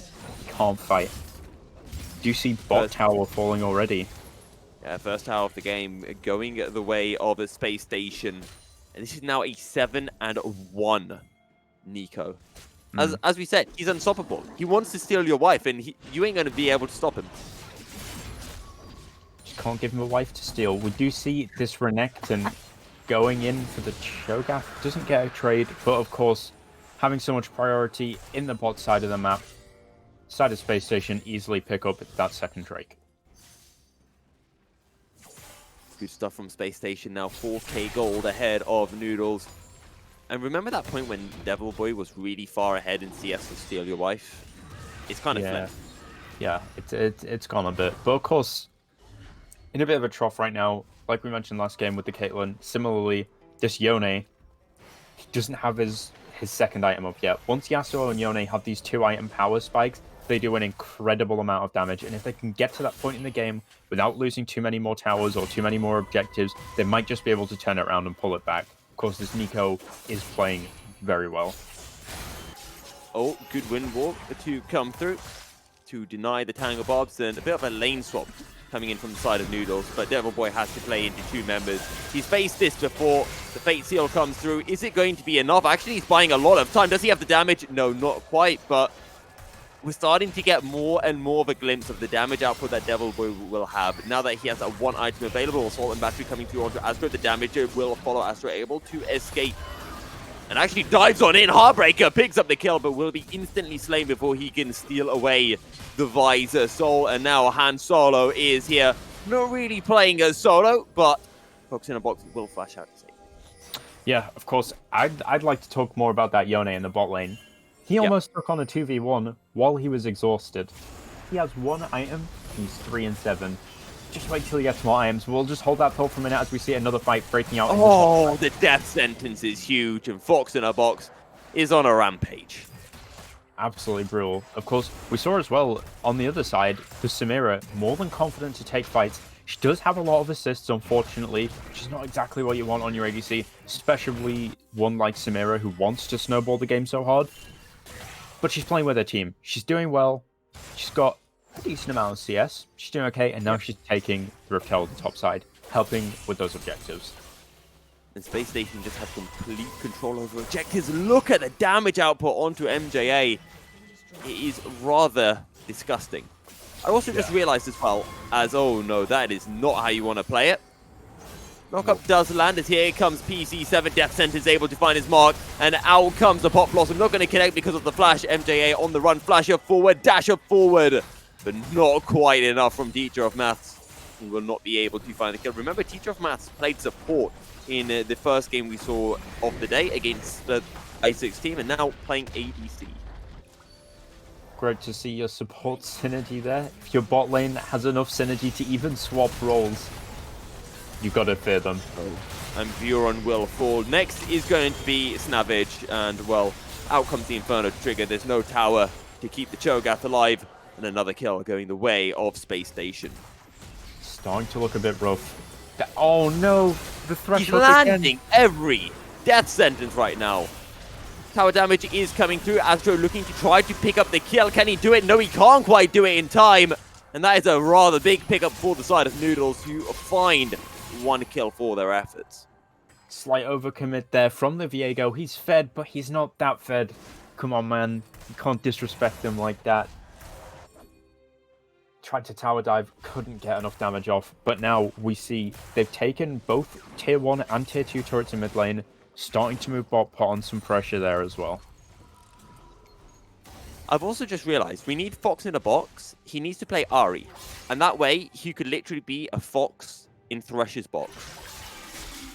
True, or he could play Aatrox, and then we could have Fox in a Box on Aatrox. Even more. That is true.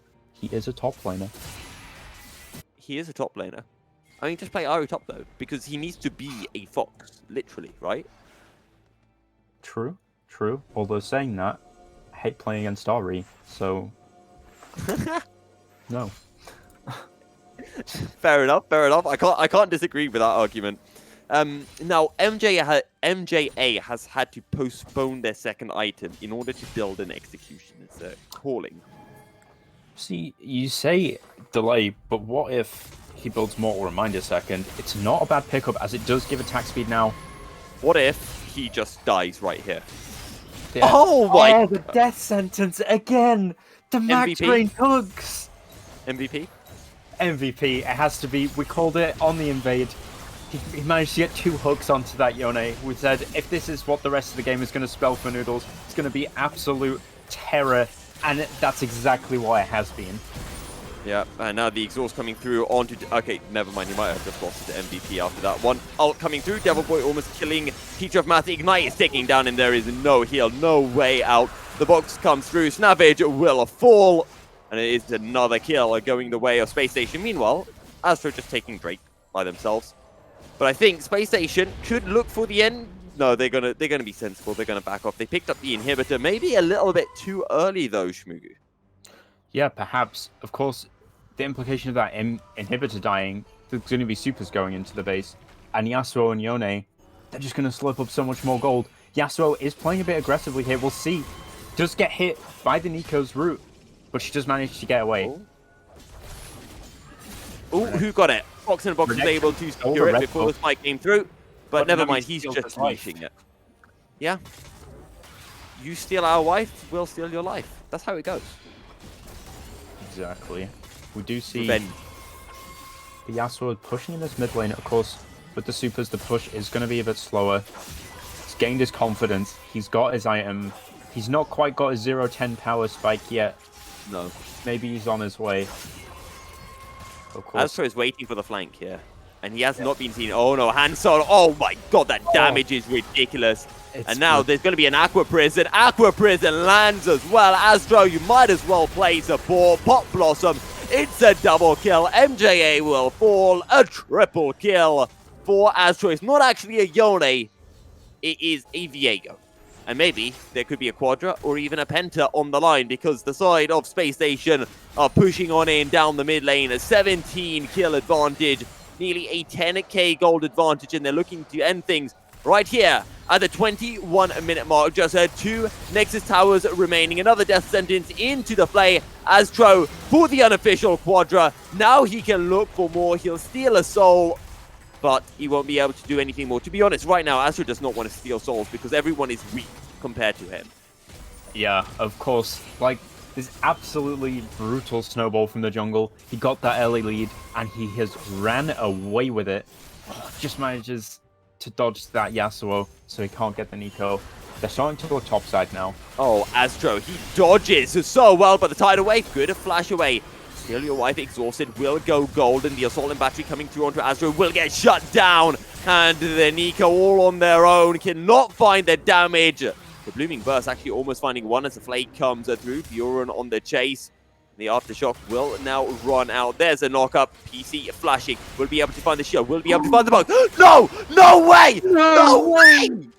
He did absolute MVP. Not even a discussion anymore. I was gonna say the Nico played really well. Quite a contester for MVP, but this Thresh has just been absolutely brutal. Disgusting hooks. Incredible outplays all game consistently. I'm sorry for the voice crack, but I feel like that was a player that deserved a voice crack this stream. You know, I feel like every stream is always warranted like one voice crack at some point. It's like your swear word quota. Sometimes, you know, you can't always swear, but every now and then you can for something cool. For me, it's my voice crack, and I decided that was a player that gets a voice crack in today's game. Oh, absolutely deserved. Incredible Thresh play. One thing that we're seeing a lot from the side of Noodles that we're maybe not considering too much is the lack of vision. All of these fights are snowballing because somebody is getting caught out. We saw in the last fight, the Nami went to face check a bush and Viego popped her instantly. If you're fighting against champions that can burst you down that much, you've got to be very careful where you're walking. They do have to be careful, and now it might be a certain Vi getting caught out. And Pop goes to fight. No, actually surviving for quite a while, but the flash forward, Fox and Box will pick up the kill, and now the collapse coming through onto Snavage. I mean, this Cho'Gath isn't even tanky at this point. Flash over the wall. Oh, let's go! Inferno Trigger coming out. Out comes the ultimate, and MJA will be able to find one. Astro, now the next on the menu, will be able to steal away a soul, and the Pop Blossom lands. Han Solo gets slain. And that is the 33rd kill of the game for the side of Space Station. Now they look to go in onto the Nexus. The Nexus Tower has been taken.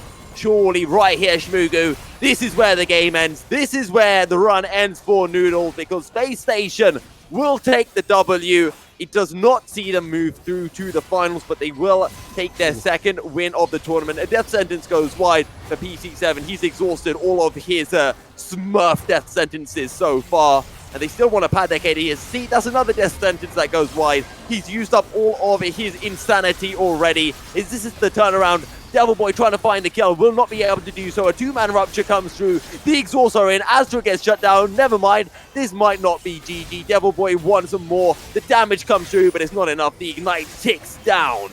And Steal Your Wife will fall. They thought they had something going there. I saw the panic on the Nico. She's like, we've won. Think it's a comeback. We can relax. I think it's the comeback as well. I want to see Noodles turn around and win this and go, you know what? You could have ended. And here's why you shouldn't underestimate us. Saw that panic on the Nico. Her teammates start going down. She's like, oh no, I need to start hitting the Nexus. The inhibitor comes back up. You've BM'd for too long. You've got to know only the most trained of professionals should be BMing at the end of games. Not even G2 can do it. Not even G2. Okay, but we have 2 item power spikes. You know, Devil Boy now has that Bloodthirster. MJA has the Mortal Reminder. And don't forget, Mortal Reminder now gives you crit. So that's 100% crit for MJA. I believe in Noodles. Do you believe in Noodles? I believe. I honestly, if you look past the fact that they've had a few sloppy catches against them, looking at the fights that they are playing in, they are doing a lot of damage. They are getting the picks, and they are turning fights, much to the surprise of Space Station. I think now that they have the items up, their damage is a bit more reliable. They might be able to turn some fights, but it could possibly already I've be got good too late. news. I've got good news. Astro is typing in the chat, which means that Space Station have already lost. So this is the comeback. This is the fight that Noodles are about to win. Death Sentence into the play. Tidal Wave with a huge knockup. It has to be a win. 3-man Pop Blossom coming through. Fox in a box is a fox in a cage, but it's only 2 members of Noodles standing. And the Noodles will win. No, never mind. They won't win. They're going to get taken down. The fear will come through. The silences are not enough. The box is dropped. Just to show a boat. 4 members left standing for Space Station. The inhibitor will get taken down. Ain't no inhibitor respawning now. The Nexus is open, and Space Station will take another W.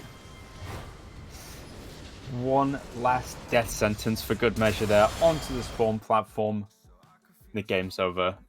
It's no question who the MVP was this game. Absolutely brutal Thresh gameplay from PC7 there. And once again, in unsurprising fashion, the 100% me picking the wrong team has occurred. So, do we actually know who's playing in the finals yet? Has that game ended? Because I think it has. Let's see. Brackets. We don't know yet. We Not could sure. be in for a tie. We don't quite know. It is possible. And the reason for this is because Alpha Chad's Gaming had a bye. And the way the tiebreaker works is it's based off how your opponents did. And naturally, a bye isn't a very strong opponent, so it doesn't give you many tiebreaker points. So it could be seeing Alpha Chad's not making it through if they do lose to, pardon me, it means that Fish Tank might not make it if they do lose to Poen. But I think we're assuming that it is going to be side of Fish Tank against Alpha Chad Gaming. We saw Fish Tank take the win in our 3rd game of today, and they might be having the best of 3. So what we're going to do is we're going to be heading into a break. And when we're back, we'll have the grand finals. It's going to be a best of 3. Make sure to stay tuned. It's going to be popping.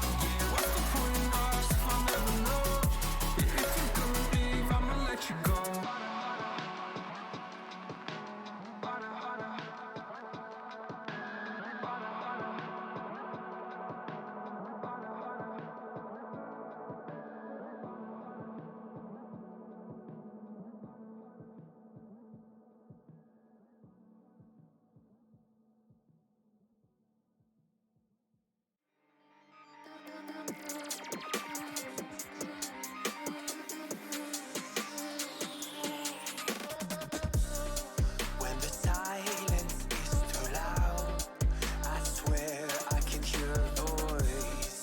Left a message in the clouds. They are free to roam above the sea, and this story stays with me like a haunting melody. What do spirits say?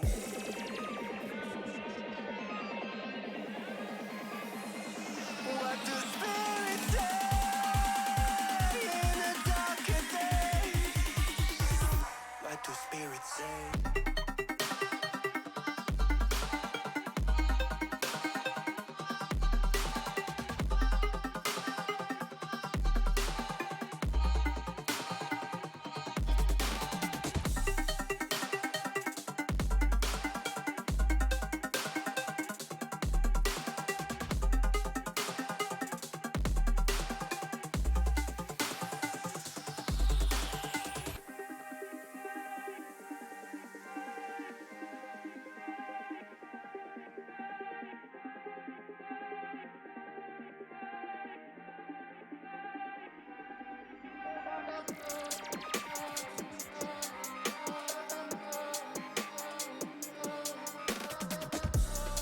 When the mist is all gone, there's something inside the water. Don't know where they're coming from. They are free to roam above the sea, and their story stays with me like a haunting melody. What do spirits say?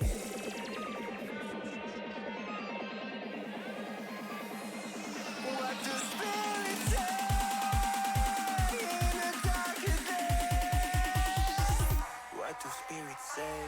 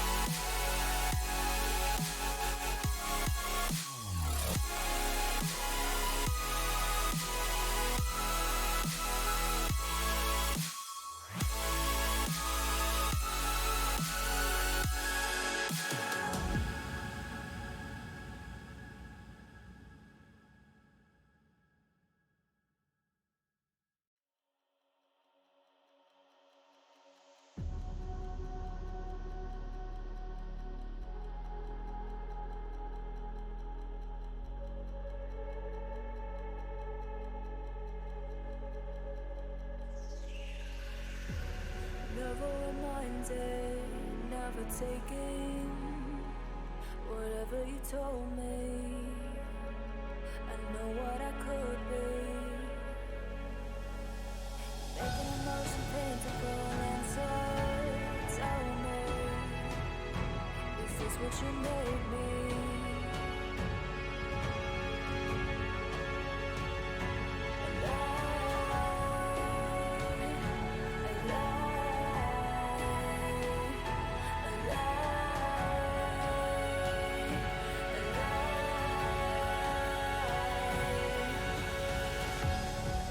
I'm the storm that meets the moon. I'm the sun that will never more. Do you think you are? Who do you think you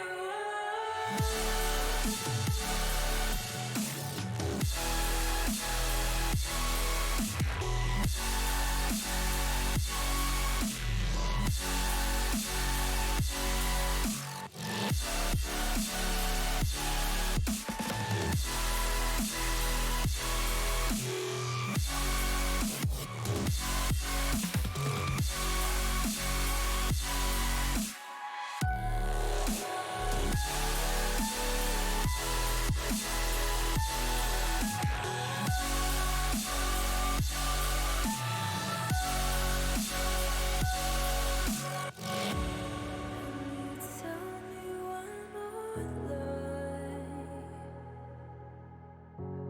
Every time you bring me close, and you're thickening the ghost of you, bleeding tires you've been done. I'm done.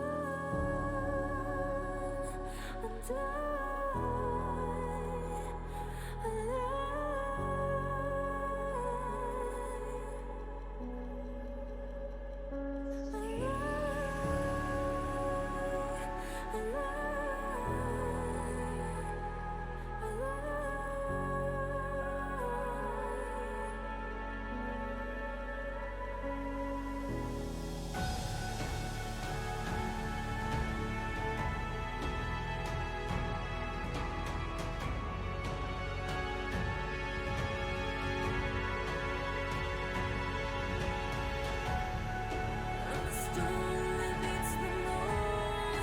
I'm the sun that will never more. Do you think you are? Do you think you are? I'm the storm that meets the moon. I'm the sun that will never more. Do you think you are? Who do you think you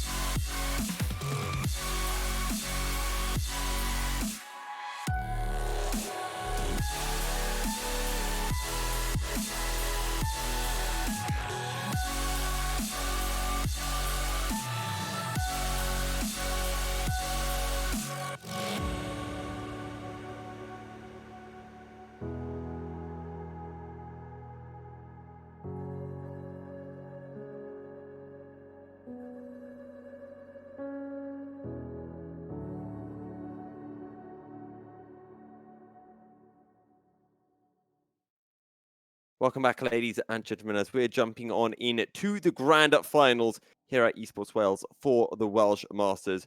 Fish Tank able to take a clean sweep throughout the Swiss group and being 4-0. They're going to be facing off against Isaac's team, who are able to take down Alpha Chad Gaming in their fourth game to finish the Swiss grouping with a record of 3 wins to 1 loss. Their 1 loss was against Fish Tank. So a possible revenge match here, a possible chance for redemption for Isaac's team.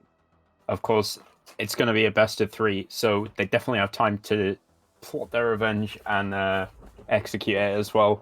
looking at the stronger players from this team, we saw from the Fish Tank, if you remember the set from Carl Johnson, absolutely brutal on the stream. A lot of presence in that top lane, but their bot lane is no pushover either. That Vayne has been fed in quite a few of their matches, so we'll see if Isaac's team manage to overplay them.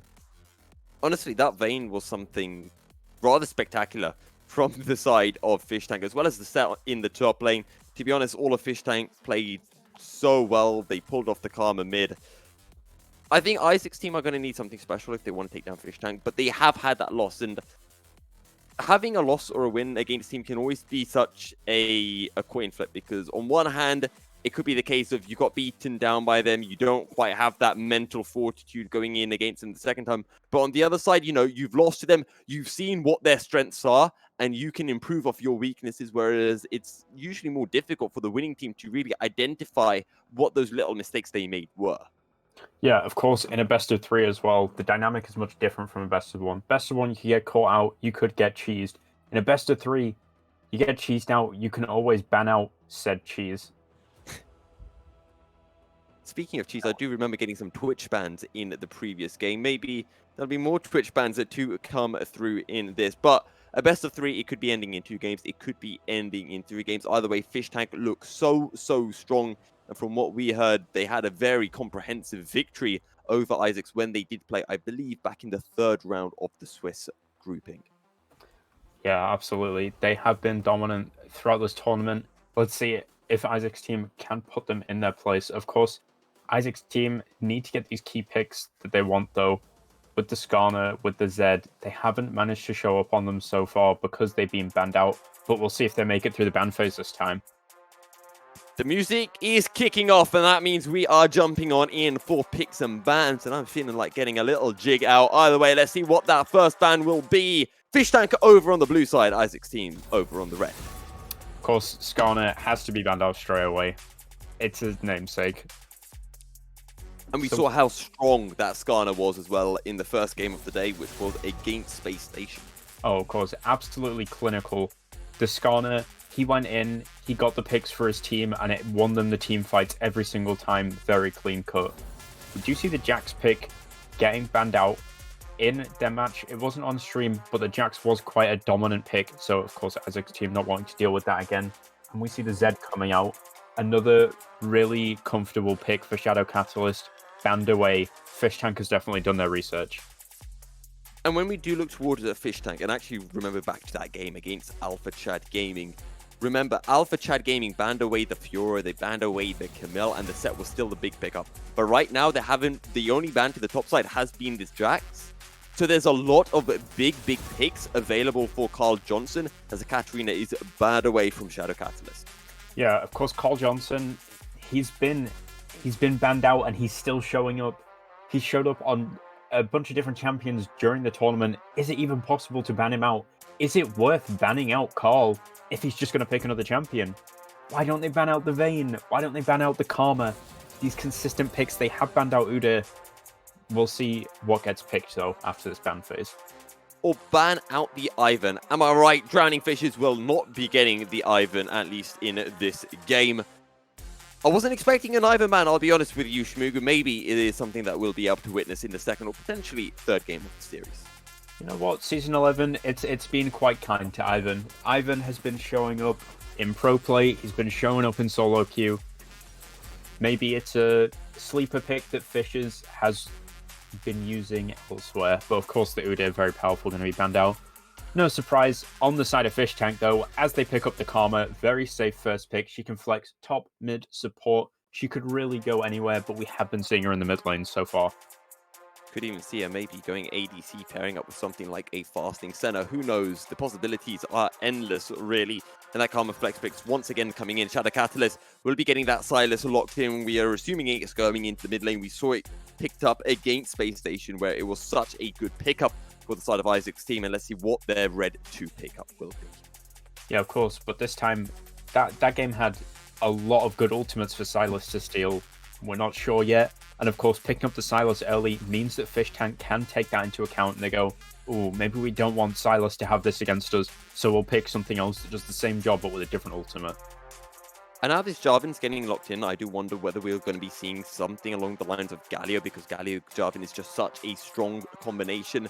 Maybe even the Camille could pair with it if you have the likes of a Galio. But let's see what Fish Tank want to lock in for B2 and B3. And once again, we're getting the Vayne.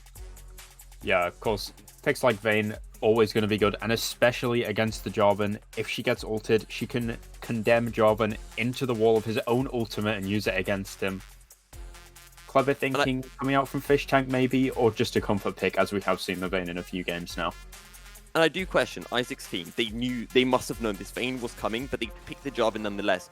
While the Vayne is good into the Jarvan, in the Cataclysm, if you look at it from the wider picture, the Vayne is still trapped in the Cataclysm. And the amount of follow-up that can come through from Isaac's team can be huge. We're getting the Malphite hovered now. And if that Vayne is trapped in a Cataclysm, there's no way that this Malphite will be able to miss the Vayne. Yeah, that's what I'm thinking. Of course, the other game that we saw Vayne in, Malphite was banned out. But now, Malphite becoming available, very safe top laner. Well, he might have a rough time in lane, but overall quite a safe top laner. When you're going into a threat like Carl Johnson, we've seen him on the Jax in the set. Malphite could be the answer to those with high amounts of armor. And of course, being able to catch that Vayne is going to be brilliant in the late game. And now the Morgana ban is coming through, just so that the the Black Shield is not available to deny the Malphite knockup. The other ban that I'm 100% expecting here, Shmugu, is the Thresh, because that Lantern is such a thorn if you want to be playing with a Jarvan, with the Cataclysm and locking someone down. See if Isaac's team have the foresight to ban out the Thresh there. From the Morgana, it looks like they are going to be picking some sort of engaged support, I think. I'm looking at like maybe a Rel or an Alistair, possibly. But again, Well, those tanky picks into Vayne. I mean, when you do look over to the side of Isaac's team, they have the Kai'Sa Rel combo available, and it wouldn't be surprising if we do see the Kai'Sa being banned away. Maybe we'll see the Caitlyn ban. We saw the Caitlyn into Vayne when the side of Fish Tank played against Alpha Chad Gaming. Obviously, in that, the Caitlyn didn't really work out, and Fish Tank were able to secure the win, but it is the misfortune taken away. So I'm looking, again, as I said, the Caitlyn's open, the Kai'Sa's open, you look towards support, Rel, Leona, Alistair, a lot of big, high-priority pickups around. Yeah, of course, Fish Tank, you mentioned the Galio. They banned that out, they know it's a good combo, and I think the MF is just a comfort pick for Patty the Tank. We are seeing them hesitate quite a bit here, maybe not too comfortable on the Xayah. Well, the Rakan is open, so the question is, do Fish Tank want to take the Rakan away from the side of Isaac's team? That Thresh is still open, don't forget. And the other thing to remember is this Gragas could also be going into the support role, as well as jungle, as well as top. Surely we're not getting a Yuumi locked in when Karma has already been picked. I'll have to see. Yuumi does get locked in. Okay, incredibly safe bot lane then. Wow.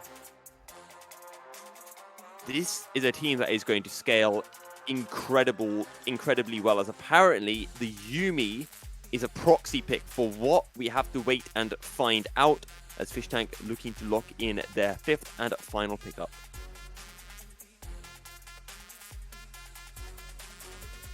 And again, that Thresh is open, but let's see what they pick up. So it's going to be Maokai coming through. So I think, Shmugu, this is Gragas top, Karma mid, and Maokai support.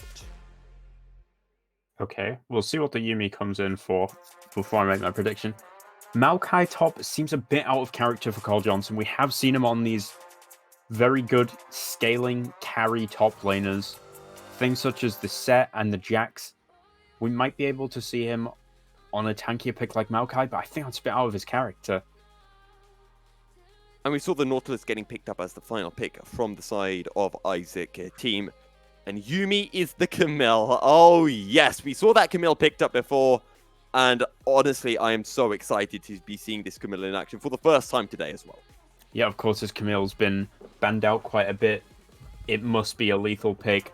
This Malphite, potentially not going to have the greatest time in lane. We're just going to go quickly back through the picks and bans so they can choose their proxy pick. Anybody that doesn't know what a proxy pick is, they picked Yuumi instead of a different champion, as somebody didn't own the champion, as these aren't tournament accounts. Yeah. when you're low levels like ourselves, and you don't quite have all the champions yet, so the players will just make their way through picks and bans. They won't always ban away the same champions that they did in the actual pro, or as they did in the actual draft. And there it is, that Camille locked in for Carl Johnson. Honestly, you talked about this, Shmugu, when we saw Fish Tank taking on Alpha Chad Gaming. Why not focus towards the top side with that Camille locked in? Oh boy, oh boy, oh boy. I think we're going to be getting some focus on the top side from Fish Tank. Yeah, certainly. Of course, Jarvan and Malphite have a great amount of CC and tankiness, but the Camille doesn't care. She's got true damage, and if she gets that lead, it is going to be absolutely brutal for anybody to lane into her, anybody to contest her, and that will leave the rest of the map open for her team while she can split push easily. So it's going to be the Karma mid lane. The Gragas in the jungle once again. It's a shame that this Camille does not have a Jarvan or the likes of a Galio to pair with it, but either way, this Hextech ultimatum is going to be big, and it means that you have the likes of the Silas or even a case of the Xayah not actually being able to get out of the Hextech ultimatum, and the follow-up that can come through from a Gragas explosive cast or just Lamborghini on this Vayne just shredding members is going to be absolutely insane. Yeah, of course. The Xayah, a fairly safe pick. We'll have to see. Against the Maokai, he can also go untargetable, and if Nautilus messes up his hooks, Xayah is going to be very vulnerable, especially pre-6. And this is what we talked about before. Again, going back to that Game 3 Fish Tank, it's the only game that we did see Fish Tank play against Alpha Chad Gaming. They didn't have to look towards the bottom side. They just let Carl Johnson do his stuff on the top side. They built up a lead, and eventually they were able to take that lead from the top side and just pull it everywhere around the map. And Carl Johnson was just so strong on the set. And on something like the Camille, I do honestly feel like he's going to be even stronger. Yeah, it's definitely going to be on Isaac's team, especially against this Camille, to stop her snowballing, hopefully stop her getting even any form of lead to begin with. But then you also have to look out for that bottom lane. When you have a team that synergizes as well as the Fish Tank, you've got to be aware of the entire map. You can't just focus on one area. The thing that I do want to bring up is the fact that you've got Clarky Josh on the Nautilus. And we talk about how Vayne is a slippery target. Lamborghini has got all of those tumbles available, got the movement speed from Karma, got the Condemn as well. But as we talked about before, when we saw a Nautilus being locked in, which I believe was actually, I want to say in game 2 between Poen and Alpha Chad Gaming. Once that Nautilus presses the R button, you cannot escape. It does not matter what you do. At some point, you're going to get knocked up, and that's when the hook will then follow through and the full collapse will come down. And if Isaac's team can execute that well against Lamborghini, this Vayne can get deleted. Oh, absolutely. The Nautilus ult plus the Malphite ult plus Jarvan, it's going to be brutal for the Vayne. However, Fish Tank has built almost a pantheon around protecting this Vayne. They know Carl will be able to split push with his champions. They know he'll be able to put enough pressure on the map himself in order for everybody else to babysit this Vayne and have her carry the rest of the team. Another interesting point to bring up, ults for Silas. We haven't looked at those yet. Looking at the explosive cask as well from Gragas, that is another one that he can use to pick out the Vayne. He can take the Camille ult to pick her out. There is a lot of opportunity to pick the Vayne out from the other team. It's just whether they can secure the kill on her. If they can secure the kill, and it does always come down to execution. I'd say, what are your predictions for the game? I think if we did it from, what we have seen of teams so far, I think both of us would look towards the side of Fish Tank, right? We know how good they are, but in terms of draft, who do you think has a better draft? Ooh, it's quite hard to say, I think. Looking, both teams, they need to execute quite well, but I think Isaac's team might just be able to overwhelm the Vayne enough. Might be able to isolate the Vayne enough. But again, this will all come down to execution. I think in terms of ease of execution, maybe with the exception of the Silas pickup, it's a very easily executable composition for Isaac's team. Whereas for Fish Tank, you know, they've got the Gragas, a lot of skill shots there. Carl Johnson on the Camille, again, not an easy champion to be able to execute. And then the biggest one, Lamborghini on the Vayne, but we've already seen how well he can play on the Vayne pick. Oh yeah, of course.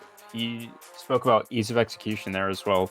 It's very cookie cutter what Isaac's team want. They want to knock up the Vayne with the Nautilus ult, the Malphite ult, trap her maybe with the Jarvan ult, or use one of the stolen Silas ults to do something on there. They want to one-shot that Vayne.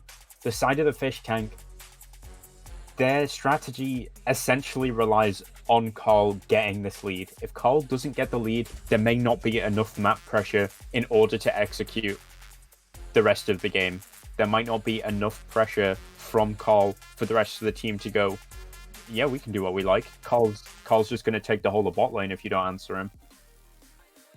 And we are back onto caster cams. It makes me sad because it means that I can no longer hear the really cool pick a band music. I've honestly fallen in love with that music. I need to find it. Same. And we came back to caster cams before, and I was just like, I gotta stop bobbing my head now. Oh, the jam's end. I mean, I'm still kind of, you know, bobbing my head. I've got it in my head. It's stuck in my head. I think this game's going to be stuck in my head as well. Fish Tank versus Isaac's team. Again, looking towards that top lane, looking towards the bot lane. Maybe not looking towards the bot lane that early on, just like we saw again. I bring it up again. Alpha Chad Gaming. The focus will be on the top side, and then they'll look to carry that throughout the rest of the map.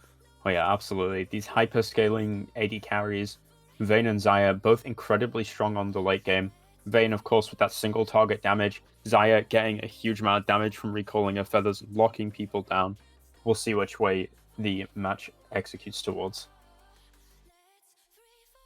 We will be making our way onto the Rift shortly, and I guess this is time to pull out some predictions in the chat.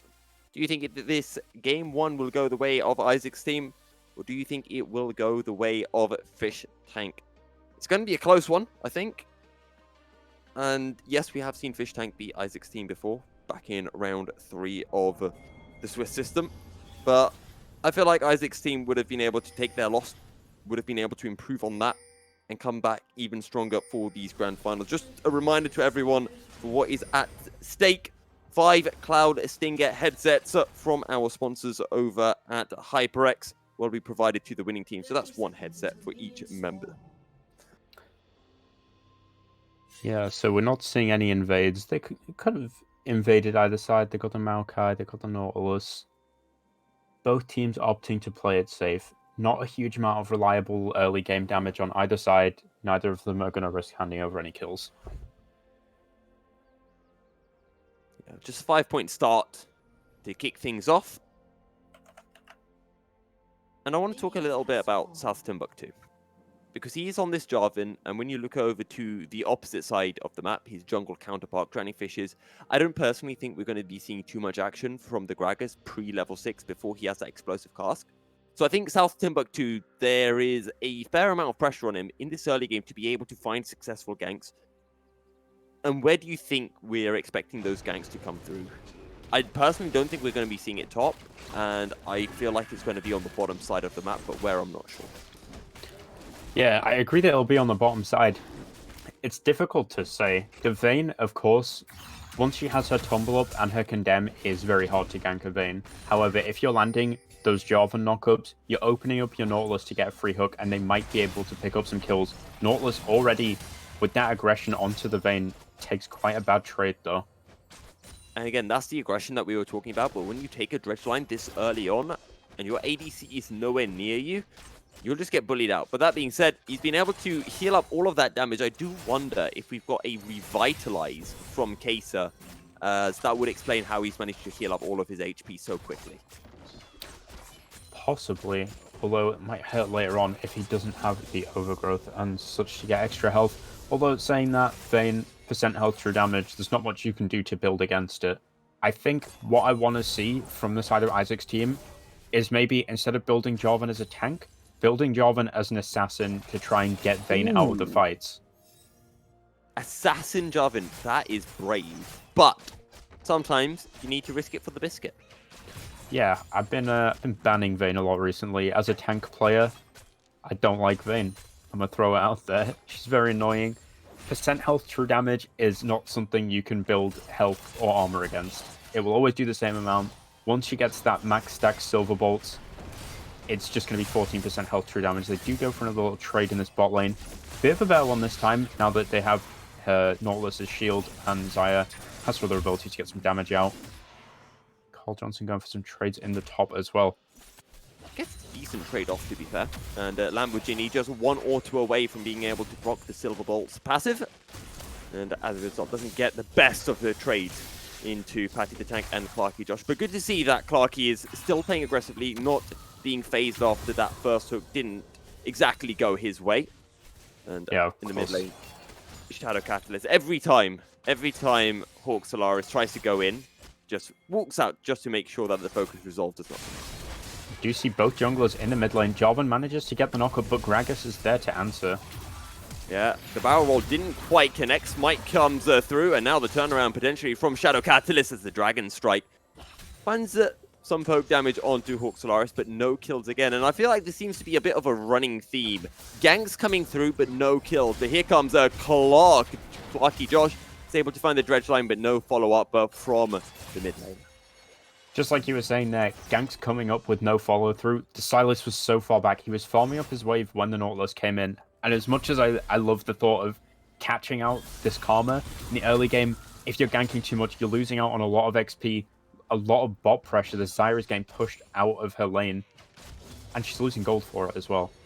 She's going to be missing minions, as is the Nautilus with XP.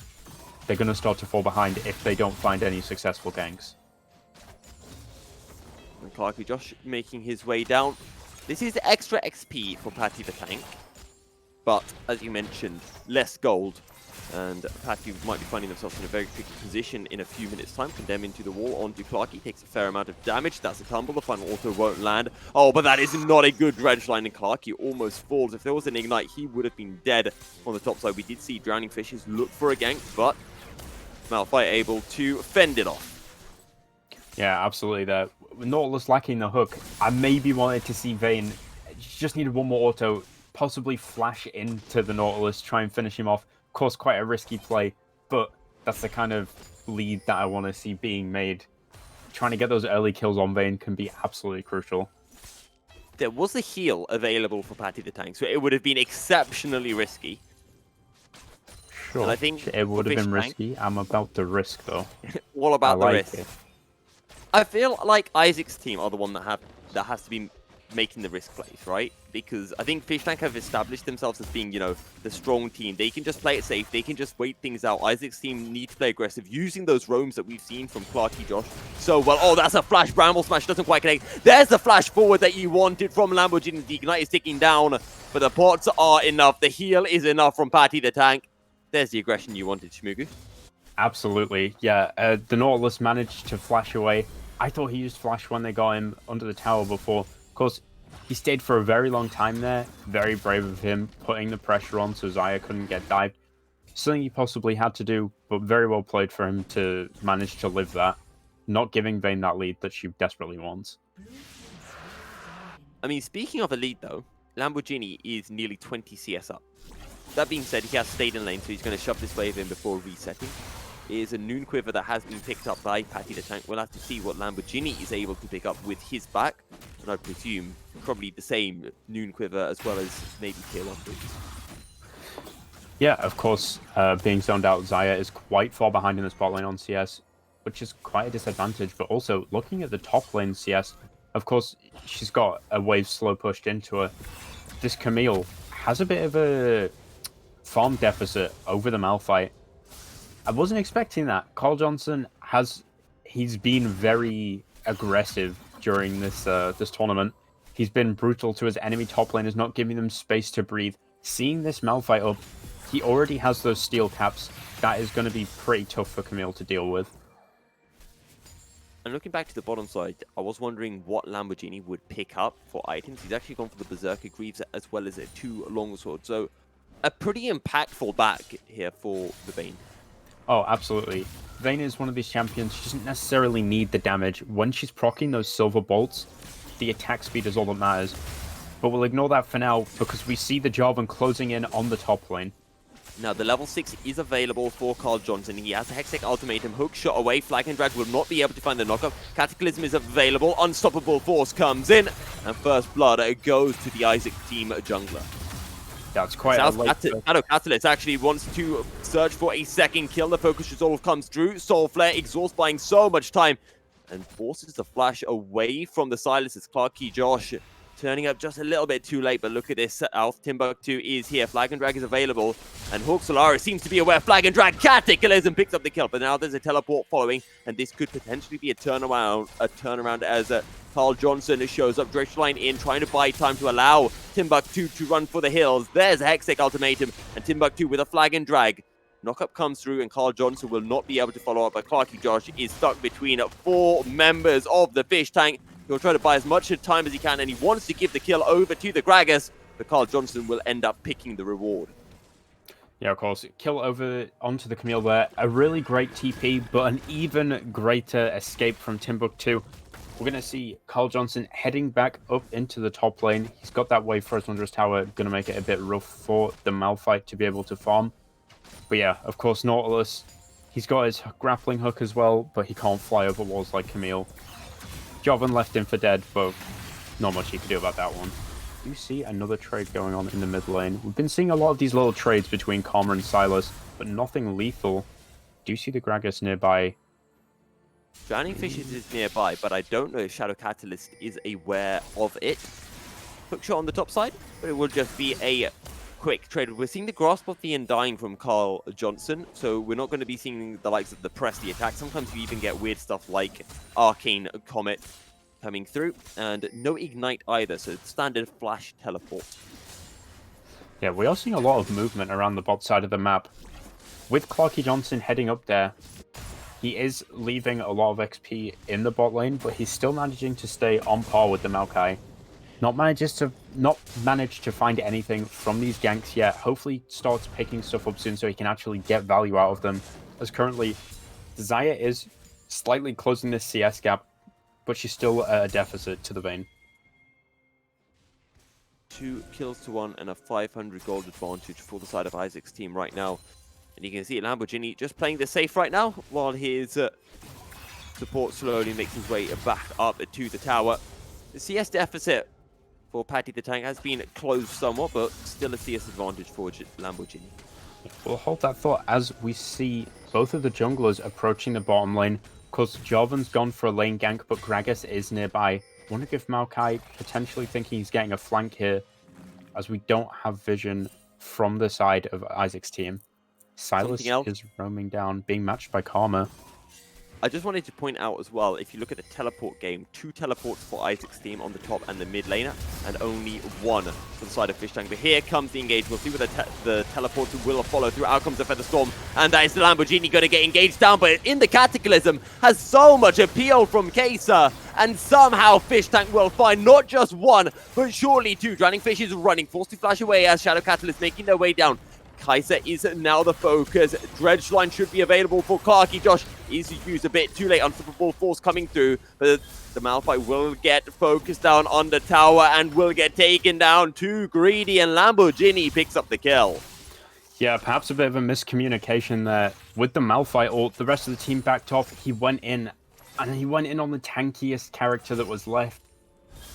He can't be doing that on his own. He doesn't deal quite enough damage. Unfortunately, in that fight, we saw the Gragas Explosive Cask actually knock Vayne away from the Xayah.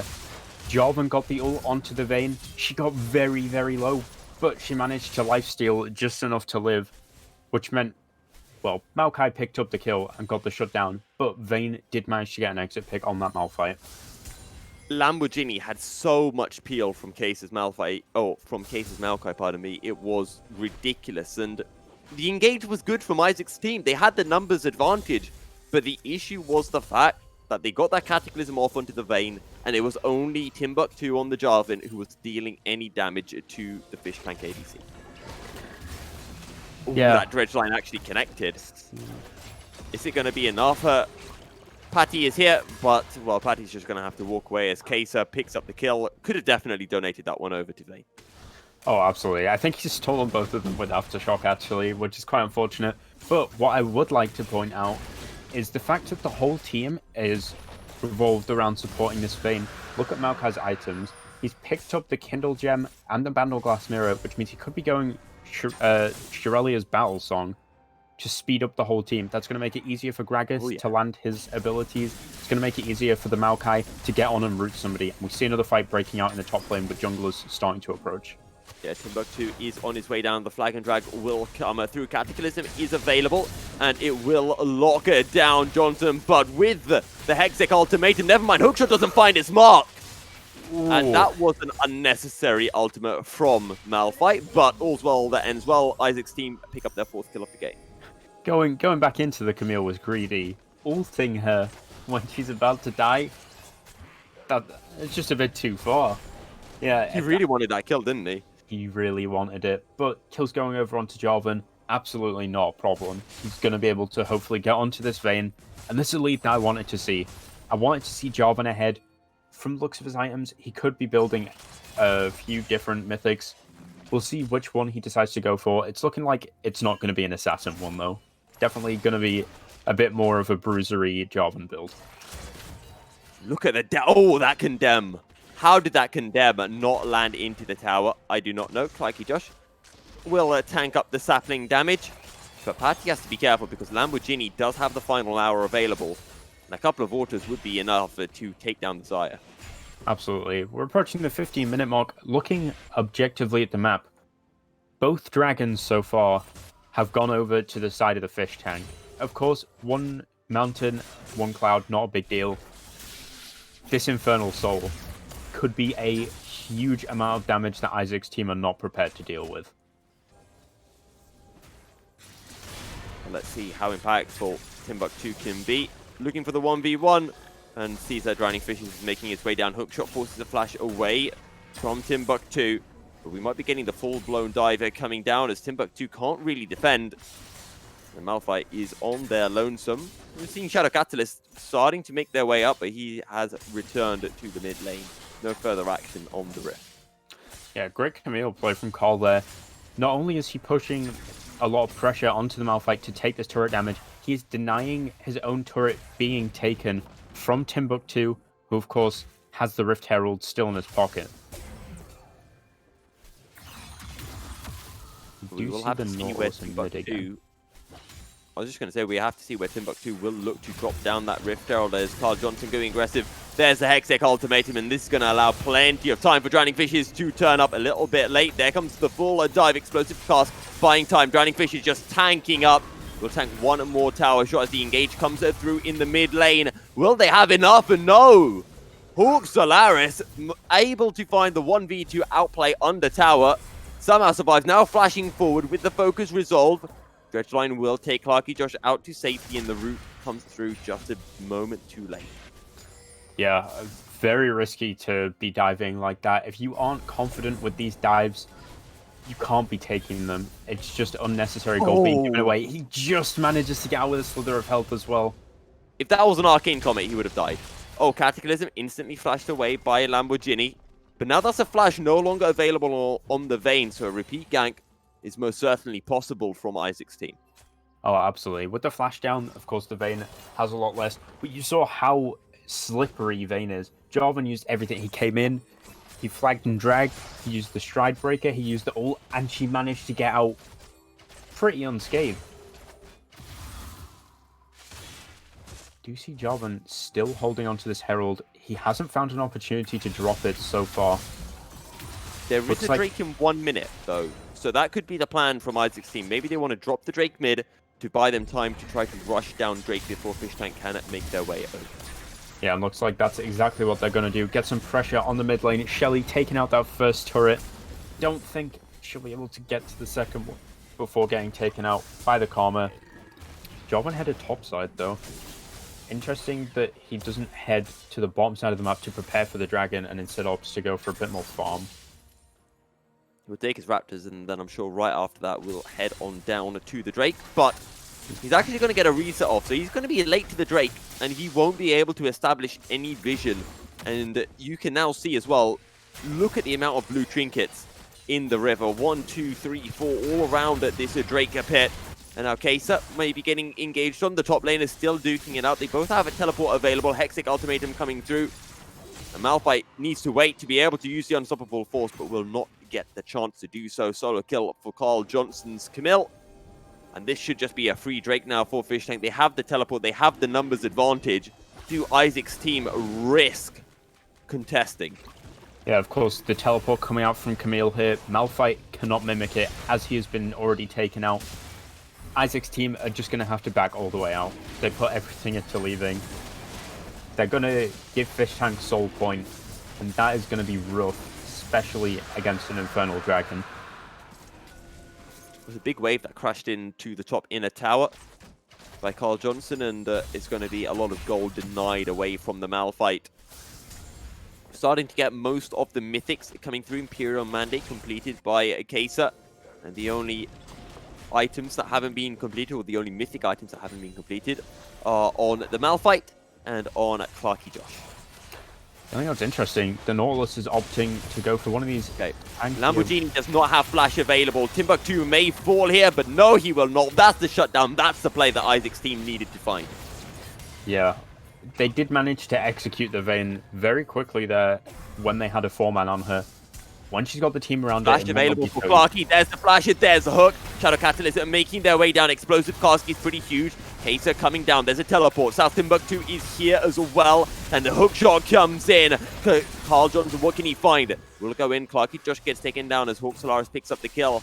Bit of an overextension. Too much greed from Isaac's team, and they will pay for it with their support slide. Hookshot now coming through onto Shadow Catalyst, but he's going to be able to heal up under tower. The tower shots come through and help Isaac's team members out. No more kills in the mid lane. Yeah, we're seeing time and time again, Clarky Josh, he thinks he's got these good hooks, he thinks he's got the picks, but then the rest of the Fish Tank are ready to collapse around him. This death ball just around the Vayne, they won't let her die. They won't give up these kills that they know that they can defend from, and then they start to push objectives and advantages each time this happens. Patty the Tank now 1-0-1. I'm looking towards Shadow Catalyst because we've seen time and time again how big a Silas can be once he picks up a few items, how hard he can turn games on their heads. And that's what I'm waiting for, and I think that's what anyone in the chat who's a fan of Isaac's team needs to be waiting.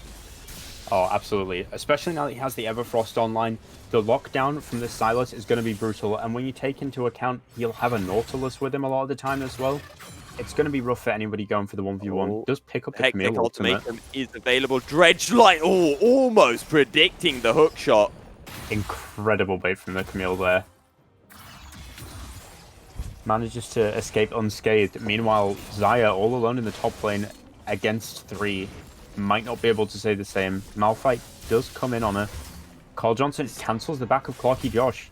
This is very aggressive from Carl Johnson because Shadow Catalyst is here, has the Hexic Ultimatum, but can't quite get in range. Now decides to go in. Wow! Where did that Nautilus go? Flag and drag in. The hook shot can't come through, and the flash will be burnt by Carl Johnson, but all for nothing. Out comes the Featherstorm, the flash. The Blade Caller will be able to find a route, and the Malphite will be donated over. Skarner wants to go and will be able to land the Kingslayer. And out come the feathers, but Shadow Catalyst will just get run down, and it's a double kill for Lamborghini. You know, I feel like this has been how every team has played against the Fish Tank during this tournament. They all focus the front lines, and they're focusing on Carl Johnson, because Carl has a big presence. You cannot deny that. He's had presence in all of these games. He's putting a lot of pressure around the map. But they're not paying attention to Lamborghini. He's coming in, he's picking up these cleanup kills. If you execute anything wrong, Lamborghini is there to clean it up. And he is going to be a brutal carry in the late game if you keep feeding him this much gold. And it's unfortunate to see as well that Isaac's team, they're finding really good pickups. They're playing proactively to find picks, but then they just get greedy and go for one too many. This is the collapse now coming through onto Clarky Josh. Drowning Fishes was always waiting. Hawk Solaris there as well. And it will be the Karma who picks up the kill. Another going the way of the Fish Tank. Yeah, we see Clarky Josh 0-5. Maybe start to think more about those decisions of when he's going to hook. A lot of them, if not all of them, are ending in absolute disaster, giving away so much gold to the enemy team, perhaps we need to start looking at them going, maybe we can't win this fight, this one isn't favorable. Let's just use the abilities defensively and try and back off for now. We have a Drake in 30 seconds time. And Patty's on the top side. Shadow Catalyst is on the top side. I think this might be Infernal Soul going to Fish Tank. Yeah, this is exactly the position Isaac's team did not want to be in. It's a 4th Drake scenario at 23 minutes. They're 3 Drakes down. They have to contest this Soul, and they're so far behind.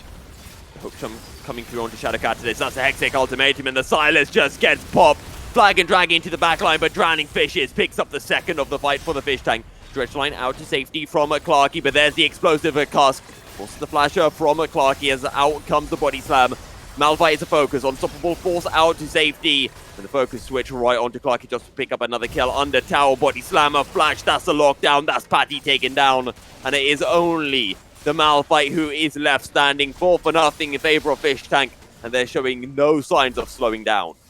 Oh, the confidence from this team is incredible. Some teams might have gotten away with 1 or 2 kills and stopped chasing around where that entrance to the jungle by the Gromp is. The Fish Tank know their limits. They go under that tier 2 tower even though they've not taken it yet. They pick up even more kills, extending their gold lead even further before they take these objectives. Speaking of objectives, that's the final outer tower that falls in favor of Fish Tank. And that is the final base Drake we will be seeing of the game. Infernal Soul over to the Fish Tank, and Elder in just under 6 minutes time. That's an aggressive dredge line, and I don't know if Isaac's team want to take that. Now Hookshot on the tower. What is that damage from the Triforce? It is ridiculous. Flash away from Timbuktu, but he will fall nonetheless. And finally, Carl Johnson will get taken down. His 4th death of the game, surprisingly. More focus coming through on the 2 Drowning Fishes. Explosive cask. Well, it was a hijacked explosive cast, but not quite going to connect it appropriately onto the Gragas. Yeah, unfortunately, Malphite just wasn't available during that fight. He only got it when he started recalling. That could have spelled a lot of comeback gold for Isaac's team had he had that ability available. Unfortunately, he had to use it to escape in the last fight. Although, from that fight, we now know the safe is crackable. There are... Safe is crackable. Yeah. There is holes in the armor. It is possible for Isaac's team to return these kills, to turn fights in their favor as we start looking towards Baron. So let's talk about turning these fights for Isaac's team. What do they need to find? How do they get back into this game? Because we've seen Clarky Josh playing aggressively, but every time he does, we always blame him for being over-aggressive. And it always doesn't work out because he just gets run down before his team can do anything. I would consider those hooks to be mistakes made by Clarky. Okay. Hear me out. I think instead of making those mistakes, he needs to wait for his opponents to be making these aggressive mistakes themselves and then punishing them for it. And that's exactly what he did to Carl Johnson this last fight. Carl went in for a trade. He overextended a bit. We saw the absolute insane lockdown that Silas and Nautilus had available to them, and they managed to burst. Oh, Unstoppable Force is used, Unstoppable Force is whisked, and that is a Malphite taken down. The rest of Fish Tank will step forward. It's a double kill for Lamborghini. Clarky Josh will surely get taken down. That's the quadra kill. The Hextech Ultimatum, Patty down, penta kill for Lamborghini. Wow, it did not even occur to me that there'd be a pentakill in this tournament, but we've just seen one. Just like we said at the start, Carl Johnson might be putting on the pressure, but come late game, you've given too much gold to Lamborghini. He's coming in, he's got the pentakill. We did see the team leave those kills open for him, and you know what? That's a sign of a good teammate. Someone leaves me a pentakill. Lovely.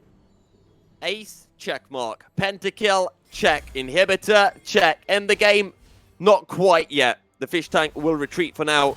They could look to secure the Baron, but Isaac team's base has well and truly been cracked open. The Baron will be the next focus for the Fish Tank, and who knows, we might even be getting a second pentakill in the game. Yeah, looks like they're going to opt to not go straight for the Baron, but in fact trap it. They do have a control ward, so the side of Isaac's team don't have vision on it just yet. Of course, that was a blind check alone from Clarky Josh. If they would have been in that bush, it would have spelled possibly the end of the game. And it looks like this might just be what he's doing. He's going to check Baron alone. He doesn't know all 5 of them in the bush. He gets collapsed on. Clarky Josh, no. He's been picked off, and this is going to be a 4v5 Baron play. You thought it was tough for Isaac's team before. It's going to be an absolute vertical incline of a hill to get back into this game now. I mean, you can't even blame him for checking. He had to go and check. He had to go and see the Baron. But then again, the rest of his team weren't there. What difference does it make if he checks the Baron? It's just checking, oh yeah, Baron's going to get taken. We are going to get the Baron. Shadow Cattle is going in onto Carl Johnson. This is aggressive. This is a 2.5 item Camille. And you can see the damage coming through. Unstoppable force in on top. Carl Johnson will get taken down. Paddy picks up the kill. Paddy picks up the shutdown. Yeah, once again, Carl going in maybe a little bit too cockily there. Getting punished for his mistake. That's the thing. I can't even blame Clarky Josh for checking it. You're absolutely right. Somebody should have gone with him to check it. But then what would have happened then? They would have just got two. Would have died. Maybe. Exactly. That's the end of the game. You have to be so careful with this vision. And speaking of careful, Elder is up in a minute and a half. How are they going to contest that? Already an insane amount of damage from Carl Johnson coming out. A single Q from that Camille could spell the end to any champion on the side of Isaac's team. And right now, Isaac's team, they can't even look to focus down Lamborghini. He's got a Guardian's Angel. You kill him, you're going to have to kill him again. You have to pull out the zombie land rule of double tapping. And tapping Lamborghini once is hard enough. Absolutely. And it's not necessarily Lamborghini. We're giving Lamborghini a lot of credit. I say we, I mean I'm talking a lot about Lamborghini. But you have to give credit to the Maokai and the Karma. The amount of shields and protection and peel coming out for this Vayne is what is enabling her to do things such as getting pentakills. Precisely so. And it's just allowing Lamborghini just to tank on the tower, just to run people down with infinite shields, with infinite movement speed from, well, from Staff of Flowing Water, from the Redemption, from the Moonstone Renewer. Right now, Lamborghini is huge. We said it against Alpha Chads Gaming. This Vayne, no matter what happens, will be a force to be reckoned with come late game. As it stands, it's always a force to be reckoned with at about 20 minutes in. Collapse onto Malphite, able to unstoppable force out to safety. There is a blasting cone available. Timbuktu almost getting caught out, and actually will get caught out. Didn't get to the blast cone in time. Hexic ultimatum down, and the flag and drag does nothing for the Isaac team at jungle. It's now a 5v4. Lamborghini not quite here yet. Hookshot coming through from Carl Johnson. Has to be careful. The rest of his team not quite here just yet. Drowning Fishes are showing up. The Baron empowered minions are coming in. Elder Drake is off, but it is not needed by the fish tank. They want to do things the good old-fashioned way with a team fight, with a 4-man explosive cask. In goes the fish tank, and the fish tank will wreck Isaac's team from the face of the rift. That is game because the fish tank have secured it. Cleanly done. Game 1 going the way of the fish tank. Incredible play from Fish Tank. They saw every time that Isaac's team made a mistake, they were punishing it. Absolutely clinically brutal. They couldn't have played much better other than a couple of times getting caught out. I'm going to be honest, that made me a bit sad. I thought, I was thinking, you know what, Milky? You popped off in this in this final team fight, and then all of a sudden the Nexus like just dies too early, and I'm just like, oh well. Either way, though, we're going to be heading into a short break, and when we are back, we'll be having game 2 between Isaac team and the fish tank, as Isaac's team will be looking to turn things around. They showed a lot of promise in that game, and if they can just find a little bit extra, they could very well take down fish tank in game 2 and take us to a third and final game. Stay tuned here at EsportsWales for more League of Legends action.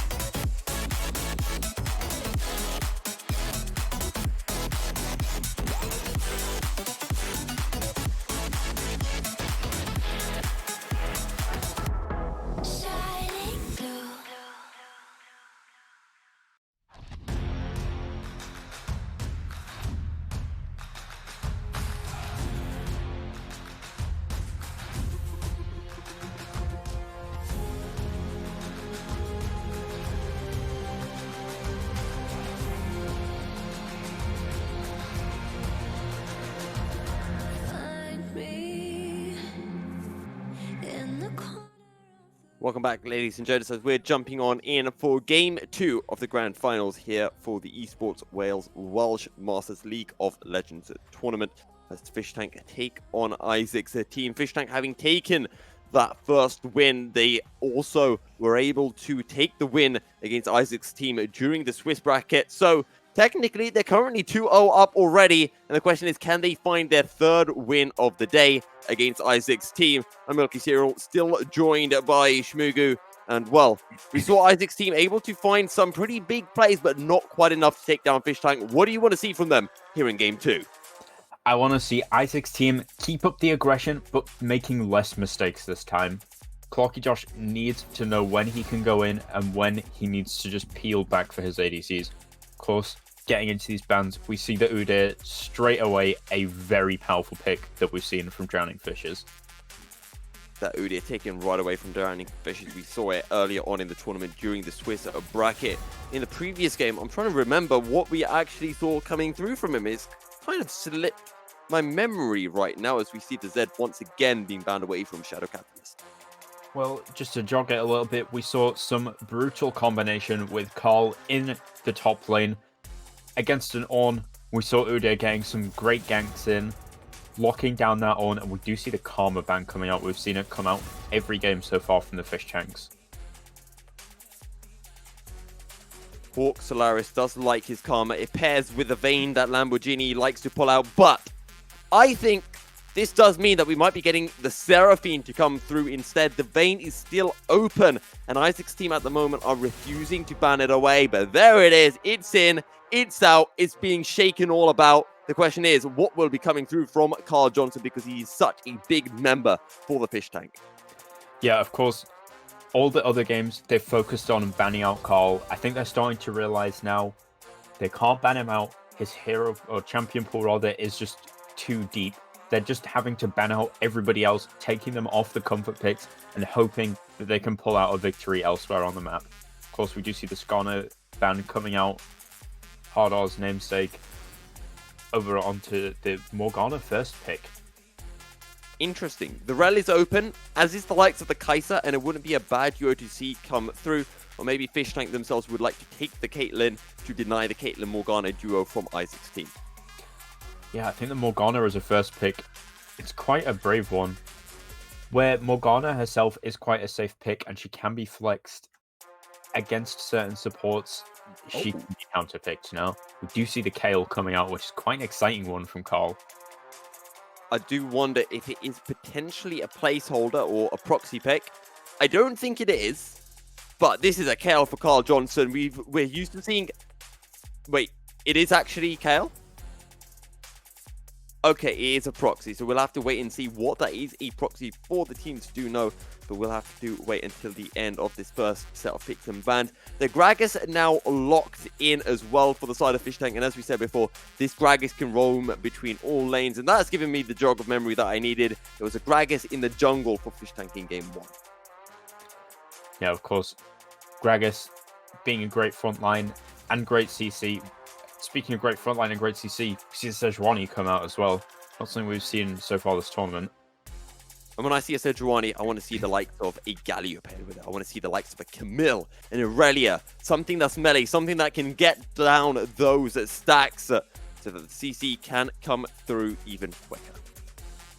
Something interesting about both Sejuani and Morgana, maybe taking a page out of Fish Tank's book, these are champions that very heavily play around their team, and we do see the Caitlyn come out, a very strong carry. Okay, so we are out, and we will be heading back on in shortly. Caitlyn, Morgana, and Sejuani currently locked in for the side of Isaac's team. A very, very strong bot lane duo, and apparently Kayle was Caitlyn. So and Isaac's team then picked Caitlyn, and that's why we've had to jump out, and we will be jumping back in, which means that when we jump back in, we're going to have to jump back out again at the end for going back in for a final time. So the Caitlyn Morgana has been denied from the side of Isaac's team. Yeah, so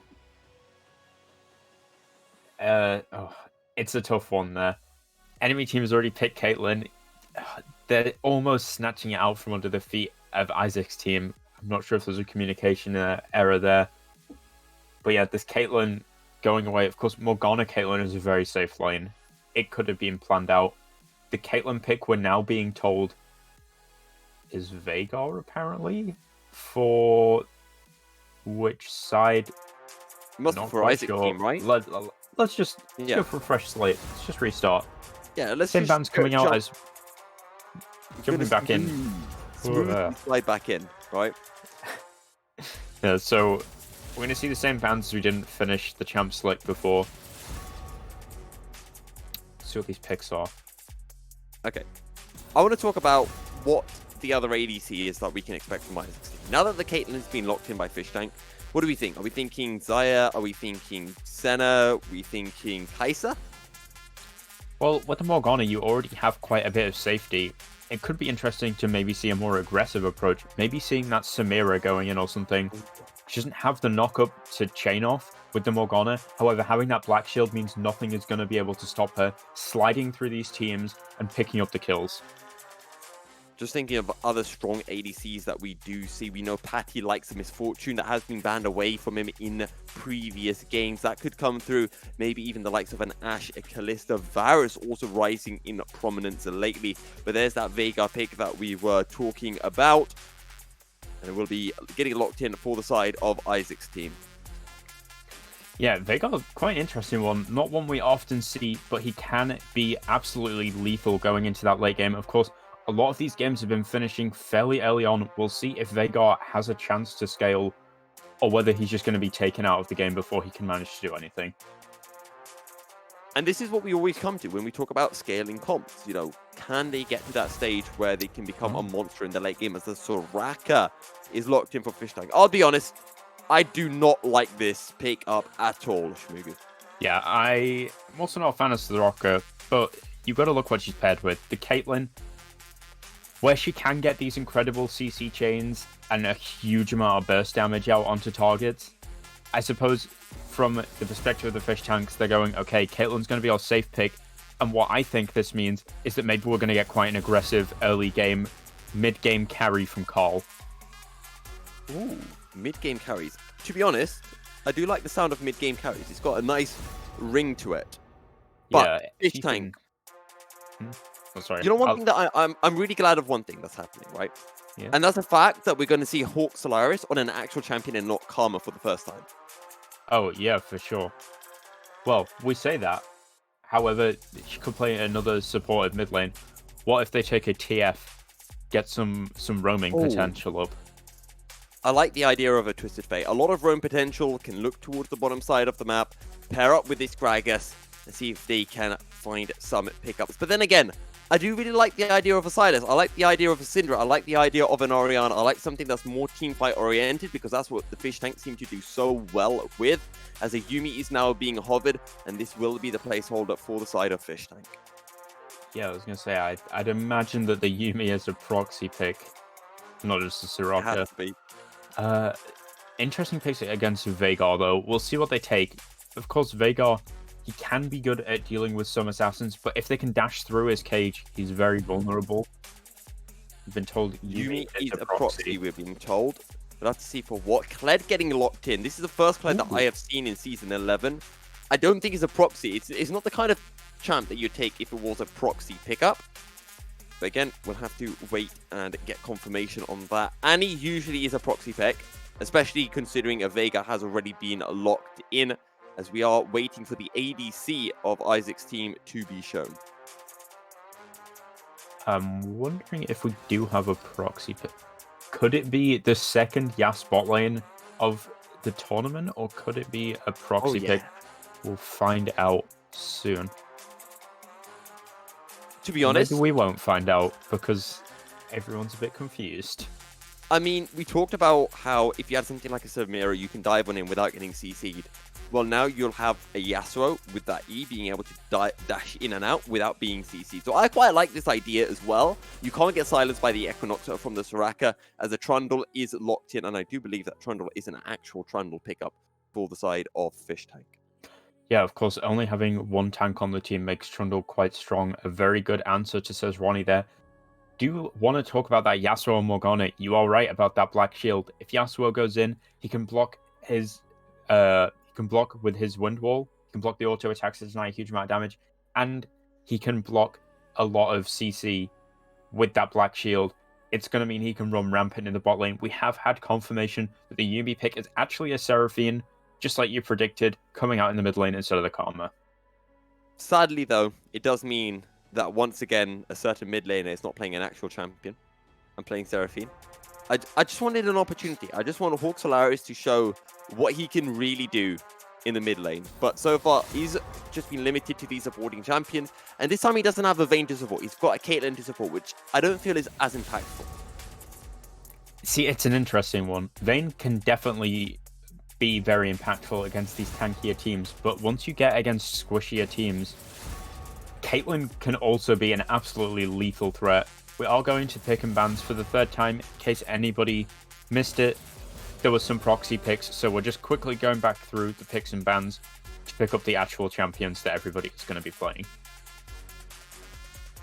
And these aren't the bans that came through in the first picks and bans. These are just people, these are just the teams just running through it as quickly as possible so that we can get into game nice and snappily. So, Kled Gragas on the top side of the map. Let's talk about this matchup just a little bit, Shmugu. I honestly couldn't tell you. I do not see a whole lot of Kled, to be honest.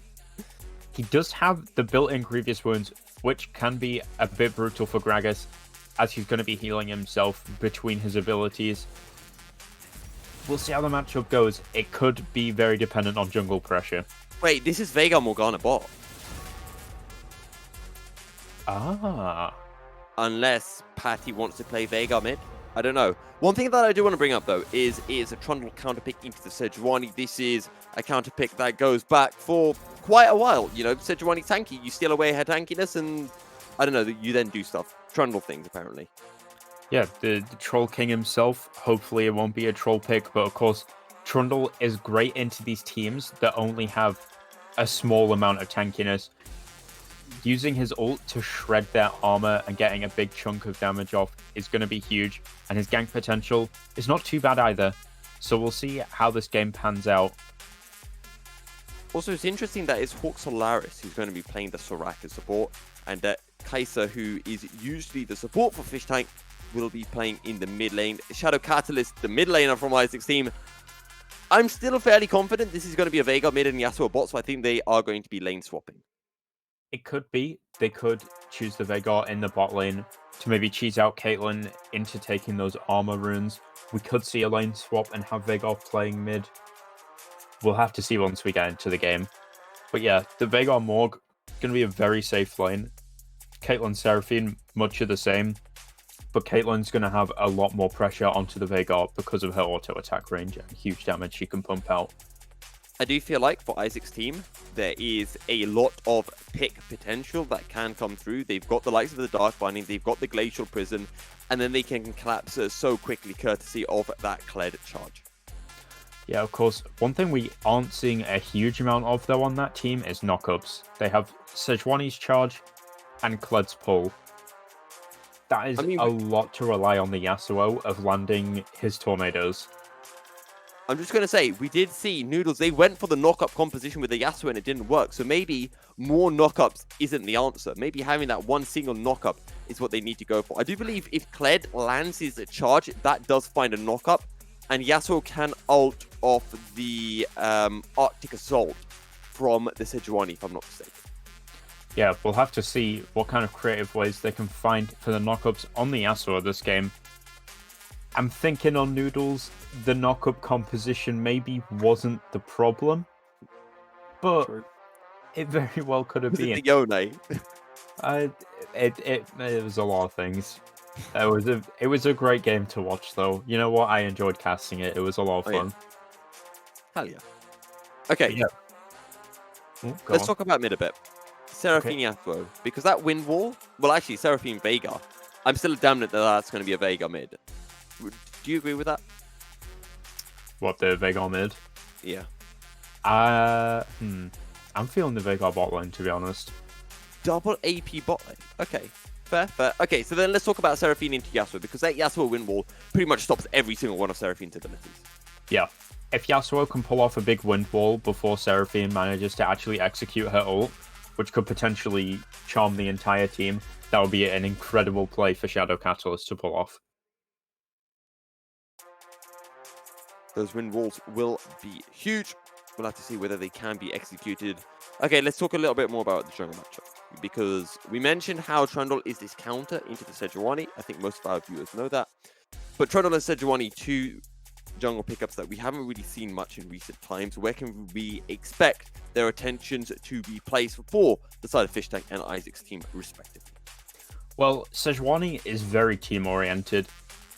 It's not necessarily Sejuani going to be controlling where she goes and who of her teammates needs to help her. It's probably going to be more oriented on who is available on the team to help secure these kills. Trundle, on the other hand, doesn't have as many gank... he doesn't have as much gank potential as Sejuani. He doesn't have that catch that she does. He has his pillar and his speed. Sejuani, with the stuns and the knockups, has a lot more to work with. Trundle is going to need to be working on counter-ganking Sejuani and keeping track of where she is on the map.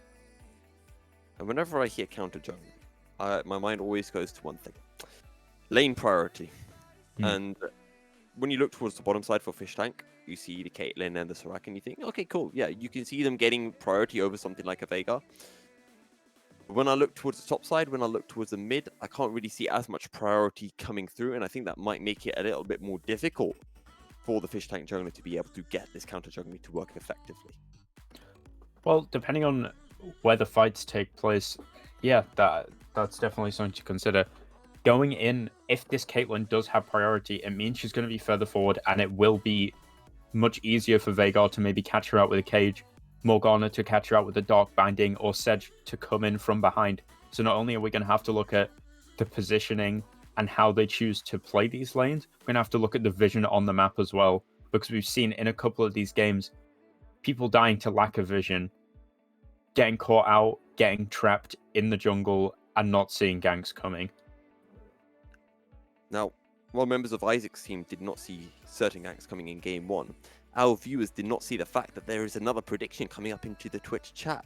Vote for who you think is going to be taking game 2 between Fish Tank and Isaac's team. Oh, I mean, again, I'll pose a question to you, Shmugu, in the sense of who do you think has actually come out with a better draft? Not who do you think will win, but just objectively, if these were two exact same teams facing each other, which team do you think would come out on top? That's quite an interesting one. I think, objectively, gonna have to go with the Fish Tank. The Caitlyn, the Seraphine for the lockdown, the Caitlyn, a lot of reliable damage. Trundle, of course, if he plays it well, and it is match, he's going to be counter-ganking that Sejuani. It's going to make it hard for her to play the game. Wait. Can we pause the game? No, okay, fine. I was going to say to pause the game. Pause it all! Hawk Solaris is playing Soraka mid. This is not a Seraphine mid. Attention all users. This is a Soraka mid lane. You know, Why? I thought they were going to be swapping. That is... What is it? We haven't seen Soraka in a lane. Guardian Soraka mid. It's been, what, a year or two since Soraka top was destroying the meta, but Soraka mid against a Yasuo, she's going to have to play very, very carefully. I mean, I know I'm the connoisseur of playing Yuumi mid, and the one time I played it, I played into a Yasuo, and I actually beat the Yasuo in lane. It was, honestly, it was one of the most amazing things ever, because you know how Yasuo players still, and this one played into a Yuumi and lost. It can work, but Soraka, I don't know, I just don't quite think it's as good as Yuumi. Yeah, you know what? Can't argue with that. Yumi's got that self-shield. A lot of strategy to Yuumi mid. Only the best of players can pull it off. But honestly, we will be seeing a Veigar in the bot lane. I mean, while we have this low point at the start of the game, I thought I'll take this opportunity to explain to all of our viewers why Yuumi mid is so good, right? In fact, I'll phrase it why it's better than Soraka mid. I think that's a fair way of analyzing it. It gives a benchmark, right? So, Soraka, to heal, she has to land her Qs. Yuumi, to heal, she just has to press E. And what you can do as Yuumi is you don't max Q. You actually max your E. And then all you do is you go summon area, you poke people, you get a shield. And then whenever they take you down low, you press E, and because Yuumi has like no HP, she presses one E and she gains all of her HP back. And it's the most frustrating thing because you're like poking out this Yuumi, and then she presses E because she's got max E and she's back to full HP. And you literally just sit on the tower and you farm like Ryze, but without abilities. Okay. Yuumi challenging the Ryze for the late game. I see it. But speaking of trades, we're seeing a lot of them coming out in both the bot and the top lane so far. I do like that segue. Aggression is coming through. Fish Tank, for once, do not have a late-game scaling team composition. They have the Caitlyn. They can play around objectives. They can play around things early, and we want to be able to see them use this and not scale, because if they scale, this Yasuo and this Veigar are going to become absolute monsters. Yeah, of course. Speaking of, we see this Yas already taking insanely good trades onto the Soraka. One thing about the Soraka, though, is if she lands a Q, she's going to get all that health back in the trade. Also, if it is a big if, the Soraka Qs are not easy to hit at max range, and going anything closer is very risky against Yasuo. I want to talk about the trades in this bot lane, though. Okay. Caitlyn, of course, having a huge amount of range, she can get a lot of poke on. Veigar does not have much range, and he does not have a lot of damage early. Morgana's Q is not the most reliable ability to land. They are going to need some help in this lane. I do want to bring up something else, and I want to direct our attentions from bot lane to the character that should be bot lane, Soraka.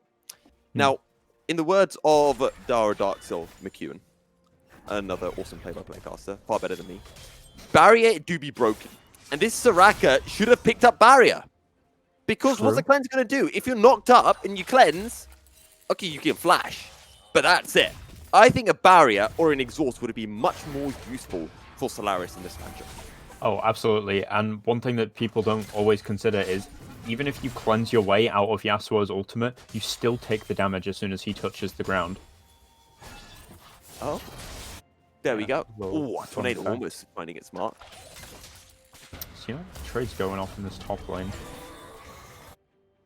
Actually, not much mana now for Kai'Sa, and this might allow Patty and the Clarky just to have some fun as oh no, this could be the full collapse. The auto's coming through. Flash forward. Shadow Catalyst picks up the kill. Will die for his efforts, and well, Drowning just not quite able to get there in time. Yeah, of course, the Trundle being on that side lane. Yasuo bravely follows the Soraka flash under the tower, ignites her. I respect the play. To be honest, I don't think I would have turned to try and escape. Would have looked at that and gone, I'm dead anyway. Oh Maybe my! Just give Whoa! Ooh. Did you see that animation? Yeah, that was a nasty play from Lamborghini. Honestly, I wish we could have a replay of that because that was actually insane. It was like his Q went off a second after he dashed over to the right. That was one of the most... That looked crazy to me. I'm sorry. We do see Carl Johnson stepping up there, try and just finish off that Kled, but he doesn't quite meet the belly bounce. I was expecting the flash, to be honest. I was expecting the body slam flash. He did have it available, but the Kled also had it available. It was a risky play, chose not to take it.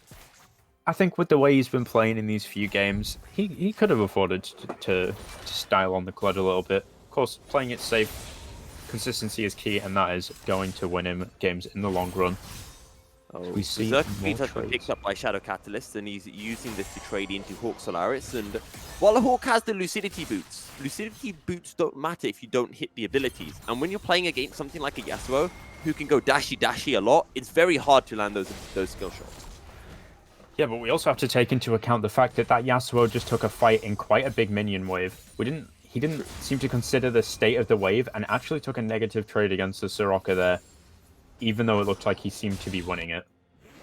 Something else to remember is Hawk Solaris is now level 6 and does have that wish available to grant to the rest of his team just to heal them up. And it could be quite impactful on trades on any part of the map. Oh yeah, no doubt. The team play that we've seen from Fish Tank so far in this tournament, I don't have a doubt in my mind that they are going to be taking a fight and they're going to pull off a really nasty wish and just turn a fight with it from the Soraka mid lane. Right now, Shadow Catalyst trying to freeze somewhat to force Hawk Solaris to push forward. And that's been able to do so somewhat successfully. But I do feel like this game is probably the best chance that Isaac's team are going to have to take down Fish Tank. I feel like they have the tools. Whether the draft is better or not is a different question. question. But I feel like they have the tools, if they can execute it right, to be able to take down Fish Tank. And we're seeing now the Kled on the top side playing aggressively into Carl Johnson. He does have that Conqueror available. Conqueror stacking up. And it does mean that Carl Johnson has to retreat courtesy of the face rush movement speed. Yeah, another thing that we saw there, of course, with the Veigar being pushed under the tower, there's not much for Morg to do other than roam around the map. She looked for something mid. She didn't find the route. She's going to head back down for it. There is going to possibly be a fight on the bottom side as well as the top side this here. is aggressive, but don't forget there's a Wish available as well for Carl Johnson. Bear trap on a rope. There comes the Wish through. But don't forget there are grievous wounds that come courtesy of the bear trap on a rope as Kled flashing forward. Flash away from Johnson. There's the pocket pistol as Skarner picks up the kill. Nice to see Carl getting put in his place in this third game after such dominant performances in the other game. Skarner starting to bring a bit more presence into the top lane, putting Carl in his place.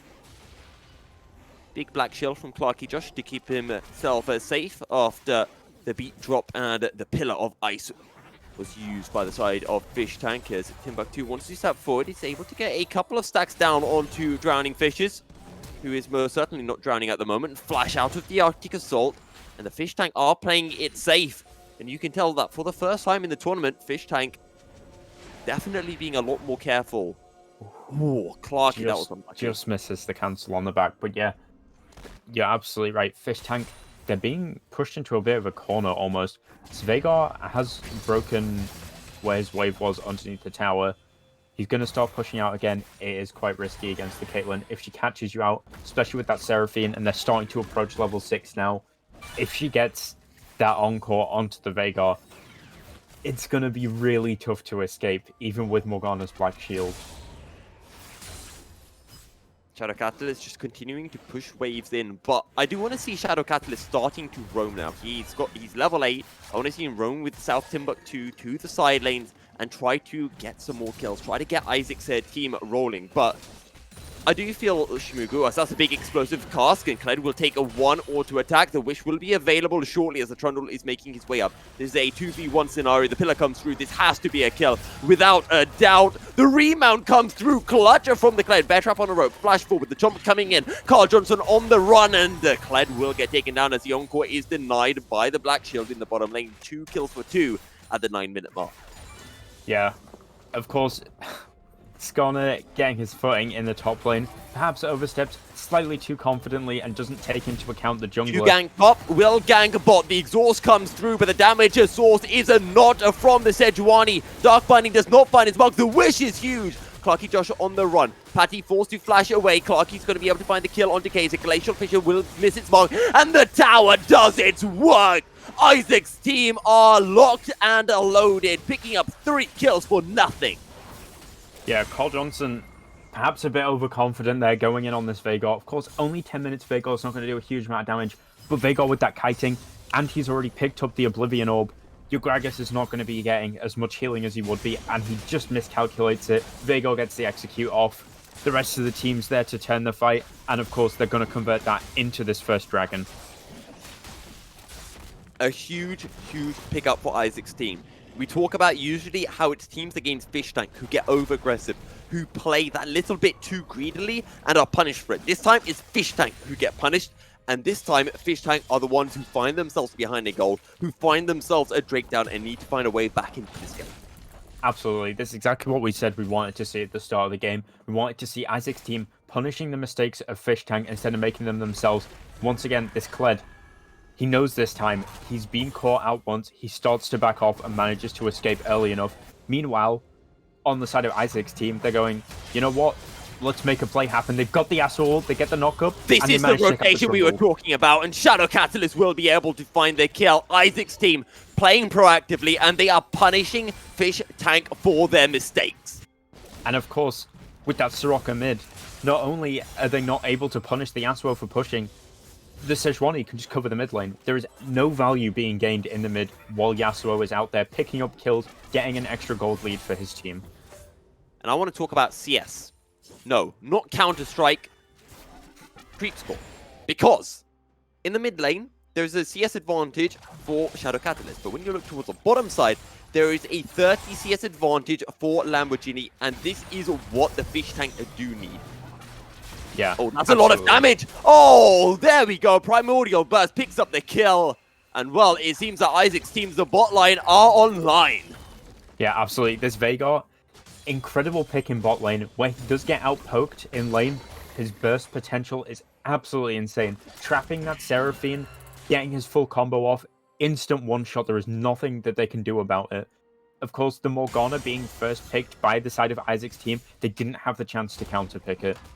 And that's been quite a crucial pick for them now, in terms of both denying and dealing kills.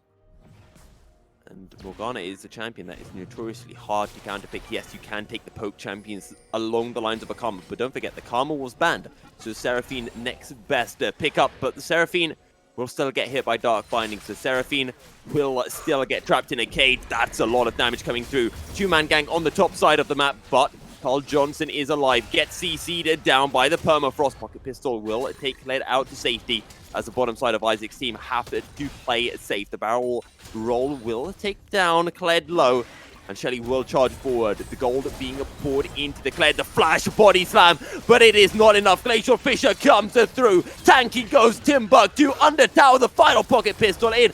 The healing is ridiculous, and the flash will keep the Kled alive.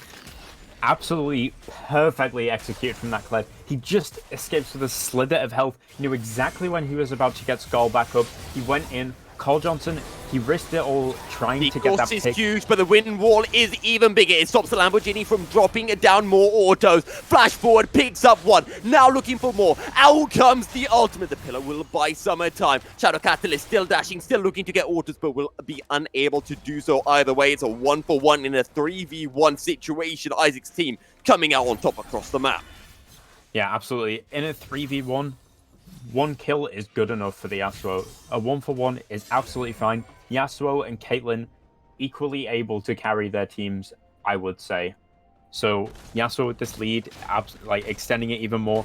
Caitlyn, on the other hand, does have a lot of CS. I can't imagine she's a huge amount of gold behind.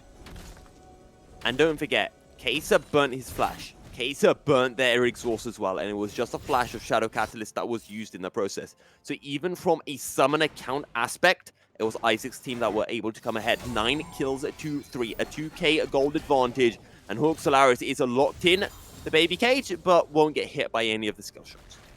Yeah, we're seeing a possible lane swap there. No, Yasuo's come back mid. I was going to say quite interesting for Veigar to come back mid, but he is going to head back into the bot lane, and this next drag is coming up. We'll see if anybody can pick up any kills before then or get any priority. Soraka stepping up a bit there. Might seem threatening, but at the end of the day, it's a Soraka, and Yas is a bit fed. He does have his Mythic online already. He does have those boots. Careful, Patty. You do not want to be stepping up into this. There is actually no on-court available, but the beat drop would definitely lock down the Veigar. Skills are needed, not to land skill shots, but to dodge it. Skill shots. Teleport coming through. Patty buying as much time as he can. Primordial Burst comes through, ace in the hole. Down. The Soraka might be getting caught out himself as the charge comes through, and the Clyde going in, but he's going in onto 4 members of the fish tank. But that being said, they're still finding the damage nonetheless. A 2-man knock-up into the ultimate, but it doesn't matter because Shadow Catalyst will get taken down. Now Clyde running for the hills. The pillar will be able to find the slow, and Drowning Fish is looking for the pickup. There's no way out for the Clyde. Body slam in. The remount comes through, but it is not enough. Glacial Fisher in. Instant cleanse. Lamborghini still alive. Somehow the Clyde does not die. The encore is through. Clyde will survive. And oh my damn! Isaac's team just will not die. Now it's the Gragas on the run. The Gragas unable to escape. The Gragas locked down. And 4 kills for 1. That was an incredible turnaround. Holy heck. Isaac's team. I thought they were going to go in. I was like, oh man, Fish Tank has absolutely destroyed this. The fight is over. Isaac's team completely pulled it back. The Morgana and the Sejuani came back in late. It was exactly what they needed to turn the fight. They've got the support that they needed, and they've converted it into another dragon. We are going to see a Cloud How does Soul. this Kled not die? How? He's just It's too clean. ridiculous. He's got the Gore Drinker. He's got the kills. And possibly for the first time this tournament, Carl's starting to sweat a bit. 1-4-1 on that Gragas, and no real CS lead in the top lane. And that was a 4v5 fight, and now Shadow Catalyst looking for the 1v1. Out comes the last breath. One more stab. No, not quite in range. The pillar will come through, but I don't think Shadow Catalyst is in any bother at all. The headshot is enough to take down the tower, and that will actually be the second tower of the game taken. First tower was secured by Isaac's team right up here on the top side of the map, as the Everfrost will come down, and Kled doesn't want to play anything too aggressive and will retreat. Yeah, absolutely. Carl, while he is a discrepancy in the top lane, he is doing a good job of not giving too much to this Kled. He is forcing Kled to go around the map. He's forcing him to use his time elsewhere as opposed to being able to get value in top lane. Isaac's team, 13 kills to 4, a 3k goal lead. They've already lost to Fish Tank twice, once in this series and once earlier on today in the Swiss bracket. But they are coming back strong and they are looking dominant. Keep an eye on Carl Johnson. Body slam over the wall. Will land the explosive casket, and that's Patty shut down. Goal will go over to Solaris. Not the ideal position for Fish Tank, but they will keep on stepping forward. Will they look for more? No, they will back off. It's just a one kill that goes the way of Fish Tank. Yeah, absolutely perfectly played there. They got the pick on the Veigar. No more. The Morgana gets caught out. Oh, the encore lands, and there's another shutdown, but once again, it goes to the support for Fish Tank. Somebody's got a message, Clocky Josh. He's got to stop face checking these bushes. It's, they're all there. You can't be doing that solo as a support. Ask your team to come with. If you need someone to hold your hand, that is fine. Of course, biting off a bit more than he could chew there. Getting taken out. First items, all mythics have been completed for the side of Isaac's team. The Fish Tank still waiting to complete their final item. And right as I say that, the Moonstone Renewer is completed for Kai'Sa. Don't forget, this is going to be 2 Moonstaffs getting picked up by the side of Fish Tank. One on Hawk and one on Kai'Sa. Yeah, it's quite an interesting play. We do already see from the Asura the Executioner's calling coming out. However, we might need to see a Serpent's Fang picked up by somebody as well, but who gets it? The Kled is going to be building a bit tanky. Right? Surely it would be Yasuo. I should hope so, unless he just goes for raw damage. Not an item you often would see a Yasuo build. Let's hope that we do see it though, because these shields are going to start to get more and more brutal as the game goes on.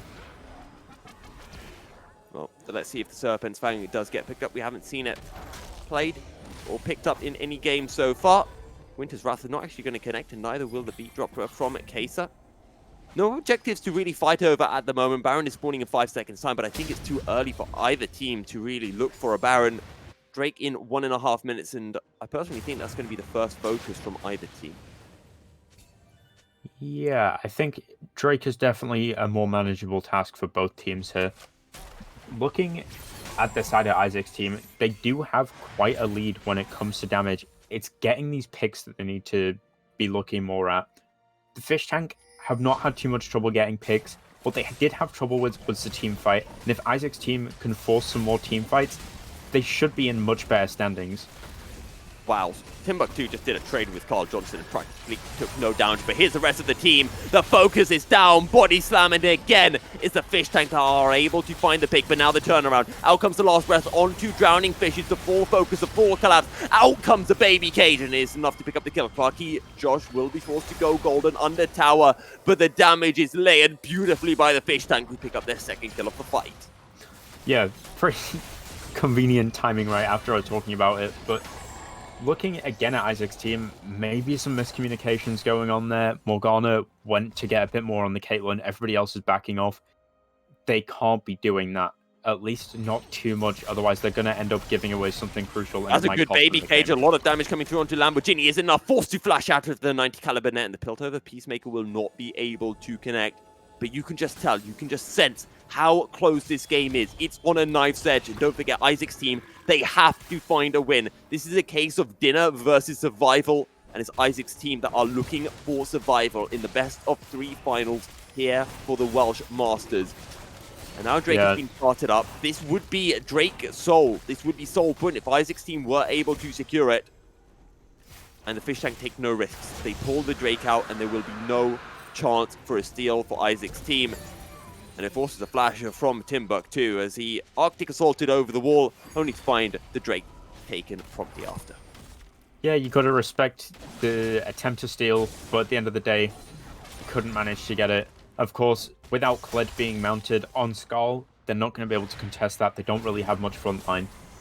And to be honest, I'm thinking the Skull is like their main reliable engage. They're using it for Yasuo ults. Maybe that's a mistake. Maybe they shouldn't just be Yasuo ulting the first person they hit. I think I have to agree with that. They need to be getting onto the backline. They need to get onto this Soraka and Seraphine and deny the amount of healing and shielding that is coming through. So Solaris has gone for the Staff of Flowing Water, so has a Moonstaff, and it's a Kaiser who's actually looking to pick up the Chemtech Purifier just to be able to grant Lamborghini anti-heal, and, well, as well, Drowning Fish's anti-heal from the likes of the Yasuo, the Sejuani, the Kled. Yeah, interesting to see. Having both of these enchanter supports up means that they can split which items they get. They can have one of them buy the Ardent Center to speed up Caitlyn's attacks, while the other gets the Putrefier to stop her, to stop the healing from the enemy team. It's quite an interesting strategy, but then you have to take into account the amount of damage they're sacrificing by not really having a real mid laner.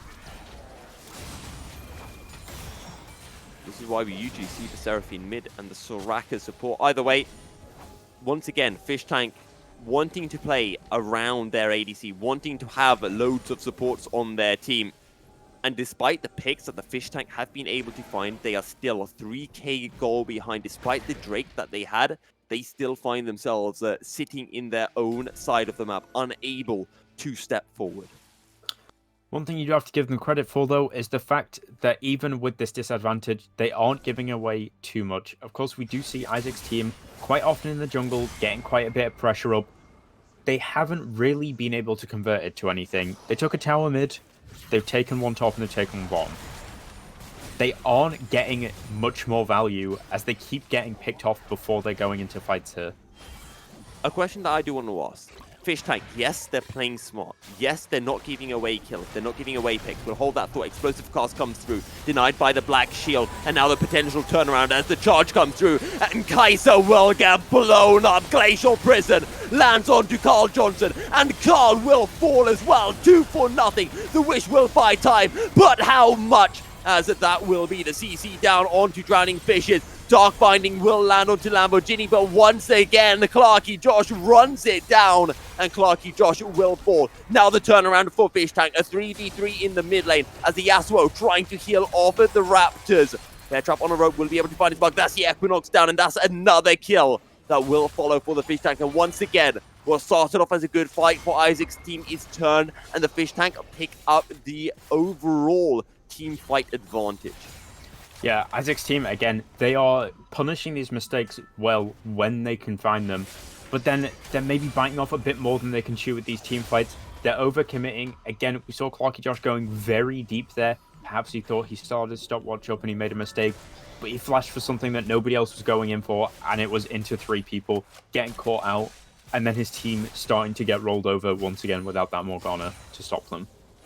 And I don't mean this in a flame way, but Clarky Josh, we talked about how he's stepping forward. He's face-checking bushes. He's getting caught. They're playing overly aggressive after Isaac's team had already found 2 picks. He needs to take a chill pill. He needs to take it easy, because otherwise he risks throwing this game and throwing the series for Isaac's team. Absolutely, and especially with a champion Morgana, your whole kit is based around supporting your team, helping them secure things. She can bind people in place for a long time, allowing for easy pickups. She can stop the CC. The aggression maybe needs to slow down a bit. And understandably, when you're used to picks like Nautilus, like Alistair, like Leona, the more aggressive ones, it can be very easy to slip into that mindset of, oh, I'm a support, I'll go in and engage. And people say it doesn't really matter if the support dies, but at the end of the day, 300 gold is 300 gold. And you're just giving it towards Fish Tank, closing that lead that you've built up in the early game. 300 gold is 300 gold, and there's also no Dark Bindings coming through, no Black Shields coming through in the remainder of a fight. Both top laners have their teleports available. Drake up in a few seconds' time. And right now, it's Isaac's team that have set up the Drake priority, that have set up the Drake vision. And actually, Hawk Solaris is moving up to the top side. So this is not a good situation right now for Fish Tank. Body slam coming in, or belly slam, I should say. And that's just going to be the charge away.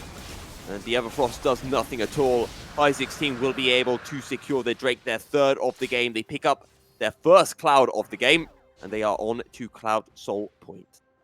Yeah, very well played from the Clud there. He knew he was going to win 1v1 against the Gragas. If the Gragas died, that would have been a huge punishment by the Kled taking that top turret. So Soraka knew she had to respond. But in that response from the Soraka, the explosive cast comes through. Clarky Josh is here. Dark Mining will not be able to find its mark, but the chase is well and truly on. There is no mana for Carl Johnson. He's just got to get run down. The wish is big. The remount comes through. Bear Trap on a rope. Will find his mark. Ace in the hole. Comes it down. Equinox and the rest of Fish Tank are here to keep their top laner alive. And Isaac's team will have to run for the hills. great collapse there. But what we didn't see in the background, the rest of Isaac's team snuck Baron, even from underneath us, the casters. That was a brilliant distraction in the top lane, and it's going to be a huge advantage over to Isaac's team. Not only the extra gold that they all get from Baron, but this pushing power that they're now going to have. They've already been putting pressure on every single lane. This Baron might just be the extra thing that they need to start taking these tier 2 towers, to maybe start cracking open some inhibs, and maybe even look at ending the game. Horizon's focus now completed for Patty's Veigar as well. And don't forget, Lamborghini is in this point where he is weak. He's in this Caitlyn trough. He has been able to pick up the Infinity Edge, so he's slowly getting out of that trough, but needs to wait until his next item for him to start becoming that late game Caitlyn monster. Yeah, and of course, the more damage that he's picking up, the more those snipes are going to do with his ultimate. It's just free damage off onto somebody. If they manage to slip through onto the Veigar, onto the Yasuo, that is a huge chunk of damage out from them. It's whether she manages to pull it off without the Sejuani and the Kled blocking. The other thing to remember is Kai'Sa is getting very close to that Chemtech Putrefier, and that anti-heal is going to be critical in fight. Here comes the charge. Will walk over a trap, but the Black Shield is huge. That's one going the way of Isaac's team, and Kled buying as much time as he can under tower. Once again, the Morgana will fall. Clarky goes down. The Kled falls as well, and it is a 2-4-1 in favor of Fish Tank. Again, Isaac's team go too aggressive, and again, Isaac's team get caught. Now the follow-up engage from Fish Tank. They get the slow onto Timbuktu. No explosive cask available. Barrel roll does a fair amount of damage on to Patty, but it will end as that 2-for-1 in favor of Fish Tank. Yeah, absolutely. We saw there, they seem to be going into these fights. They execute the first kill perfectly, but once the Veigar's burst is down, they don't really have an option of this AD carry like Lamborghini is on the Caitlyn. Yasuo doesn't have that range, and he's having a lot of trouble getting in and reliably getting damage off in these fights. They might want this 3v3, but that's a lot of damage. Oh my god, the headshot is huge from Lamborghini. Belly slam on the tower. Picks up a second for the Fish Tank, and Timbuktu is on the run. There's going to be a pillar following up shortly from a Drowning Fishes. Barrel roll comes out. The blast cone is available and will come through. Timbuktu able to take the Arctic Assault to safety, and it will end as just the 2 picks for the Fish Tank. It's a great escape from that Sejuani there. I did like the split of attention. The new Carl could just go in, get the finish off onto that Yasuo, so everybody else went onto the Veigar. There it is. The Caitlyn ult, so much damage. If nobody's there to block it, that nearly was half of Morgana's health. She stood still, she knew she was dead. Nobody was near enough. It's just free gold onto the Caitlyn. And now, this Veigar had a lead, but look at the Caitlyn. She's 8-1-5. She's so fed. I never thought that the Caitlyn strength would come mid-game, but here we are. This was Isaac's team's chance to be able to find a win. This is the game where they had the early advantage. They had the early kills. They had the early Drakes, but too many mistakes, one after another. And the Fish Tank now find themselves just 1k goal behind. And at 31 minutes, that is practically meaningless. Lamborghini 8-1 on their Caitlyn, and Isaac's team, they need to get their heads down and they need to stop making these critical mistakes. Absolutely. 4k gold deficit from between the Veigar and the Caitlyn. Of course, with the lead on the Caitlyn. Had about a 2k gold lead in mid, but what does it matter when you can't get any of that damage off? Like you say, that 1000 gold doesn't really matter a huge amount at this point in the game, especially if you can't utilize it. Drake in 10 seconds. For a Kled, for a Morgana, Cloud Soul could be huge. Yeah, it looks like we're going to have a clean 5v5 for the first time this game. This could very well be the fight that determines the game. Explosive Cast lands right onto the Kled, and he's getting burned down. The shields are huge. Do they have enough damage? And the answer is no. Into the backline goes the Yasuo. He's able to find the last breath onto one, trying to get onto the Soraka, trying to get onto the Seraphine, but is unsuccessful. Triple kill for Lamborghini, and it is only Patty who is left standing. 3-4-0 in favor of the Fish Tank, and they will secure their second Drake of the game. Absolutely incredible damage we saw there coming out from the Caitlyn. The difference between having this Caitlyn carry and the Veigar carry is that Caitlyn is consistently popping out that damage. Her auto attacks are coming out, pop, pop, pop. Veigar, he pops a W down, then he has to wait a few seconds until he can get his next burst of damage. And what if it misses? If he doesn't land those, he's not getting enough damage off in the team fights, and that is the decider here. And Caitlyn has just got an incredible amount of burst with those 4 items. The Caitlyn damage is real. As you mentioned, 4 items, just 1 away from full build. 18 kills to 18, and for the first time in the game, the Fish Tank have the goal lead. Yeah, of course, the game is still looking quite even, though, of course, Isaac's team, they couldn't secure that dragon, but they are still only 1 dragon away from Soul. They pushed in the same amount of towers. I guess they still have a tier 1 in the top lane. They haven't quite managed to secure the tier 2 in the mid lane, but they do have waves of minions crashing into it. It's now just going to be a case of farming out until the next objectives are up. And I'm looking to Shadow Catalyst, because in that last fight, he was so close to being able to get the kill onto Hawk and Kai'Sa. And if he was able to do that, that would have turned the fight. And the fight was one-sided in the end. You look at it, 3 kills for nothing, but it was so close to going in Isaac team's favor. Oh, of course. And the thing is, without people to get knockups or to go in with Yasuo, he's having a really tough time. And when you're getting these explosive casks thrown on your back lines, the encore being thrown through the entire team, who does Morg use the Black Shield on? It has a very long cooldown. It's very unlikely she'll get more than 1 off during a long team fight. Does she protect the Veigar for the burst damage? Or does she keep Yas alive? Well, that's the question. If you keep Yas alive, what happens to Veigar? He might just get burst down, and that is a huge amount of your damage gone. Possibilities are endless. Carl looking for the flank. Explosive cast will come through, but it pushes Patty out to safety. Dark Mining will be able to find his mark. Yasuo needs to run for the hills. The encore will get blocked by the wind wall. Onto a trap. It goes Timbuktu. He takes so much damage. The Tornado will be able to find his mark. Kled is demounted. Golden goes Charlie. And that's the Glacial Prison going to be able to find his mark. The Yasuo gets taken down. Drowning Fish is able to get to the Blast Cone. And now Isaac's team are in the Death Chamber. Patty able to find one, but that is all. 3 members still stand for Isaac's team. It is a 2-for-1, and they look for more. Dark Binding somehow able to find his mark. Kled still alive. It's a 2v3. The body slam is going to be able to connect as Kled goes right on in for the Soraka, but unable to find the gap. Closer. Timbuktu low. Forced to flash up for the hills. Can Kled stay alive? Explosive cast will be able to find the kill. That's 2 explosive casts used in 1 fight. The demount comes through, and that surely will be the pick. The shield is incredible for Kled, but it is not enough, and that is the extended ace for the Fish Tank. Yeah, of course, with the team being staggered that much, even if the members of Isaac's team manage to respawn, they're going to be going into a 3v5 over this Baron.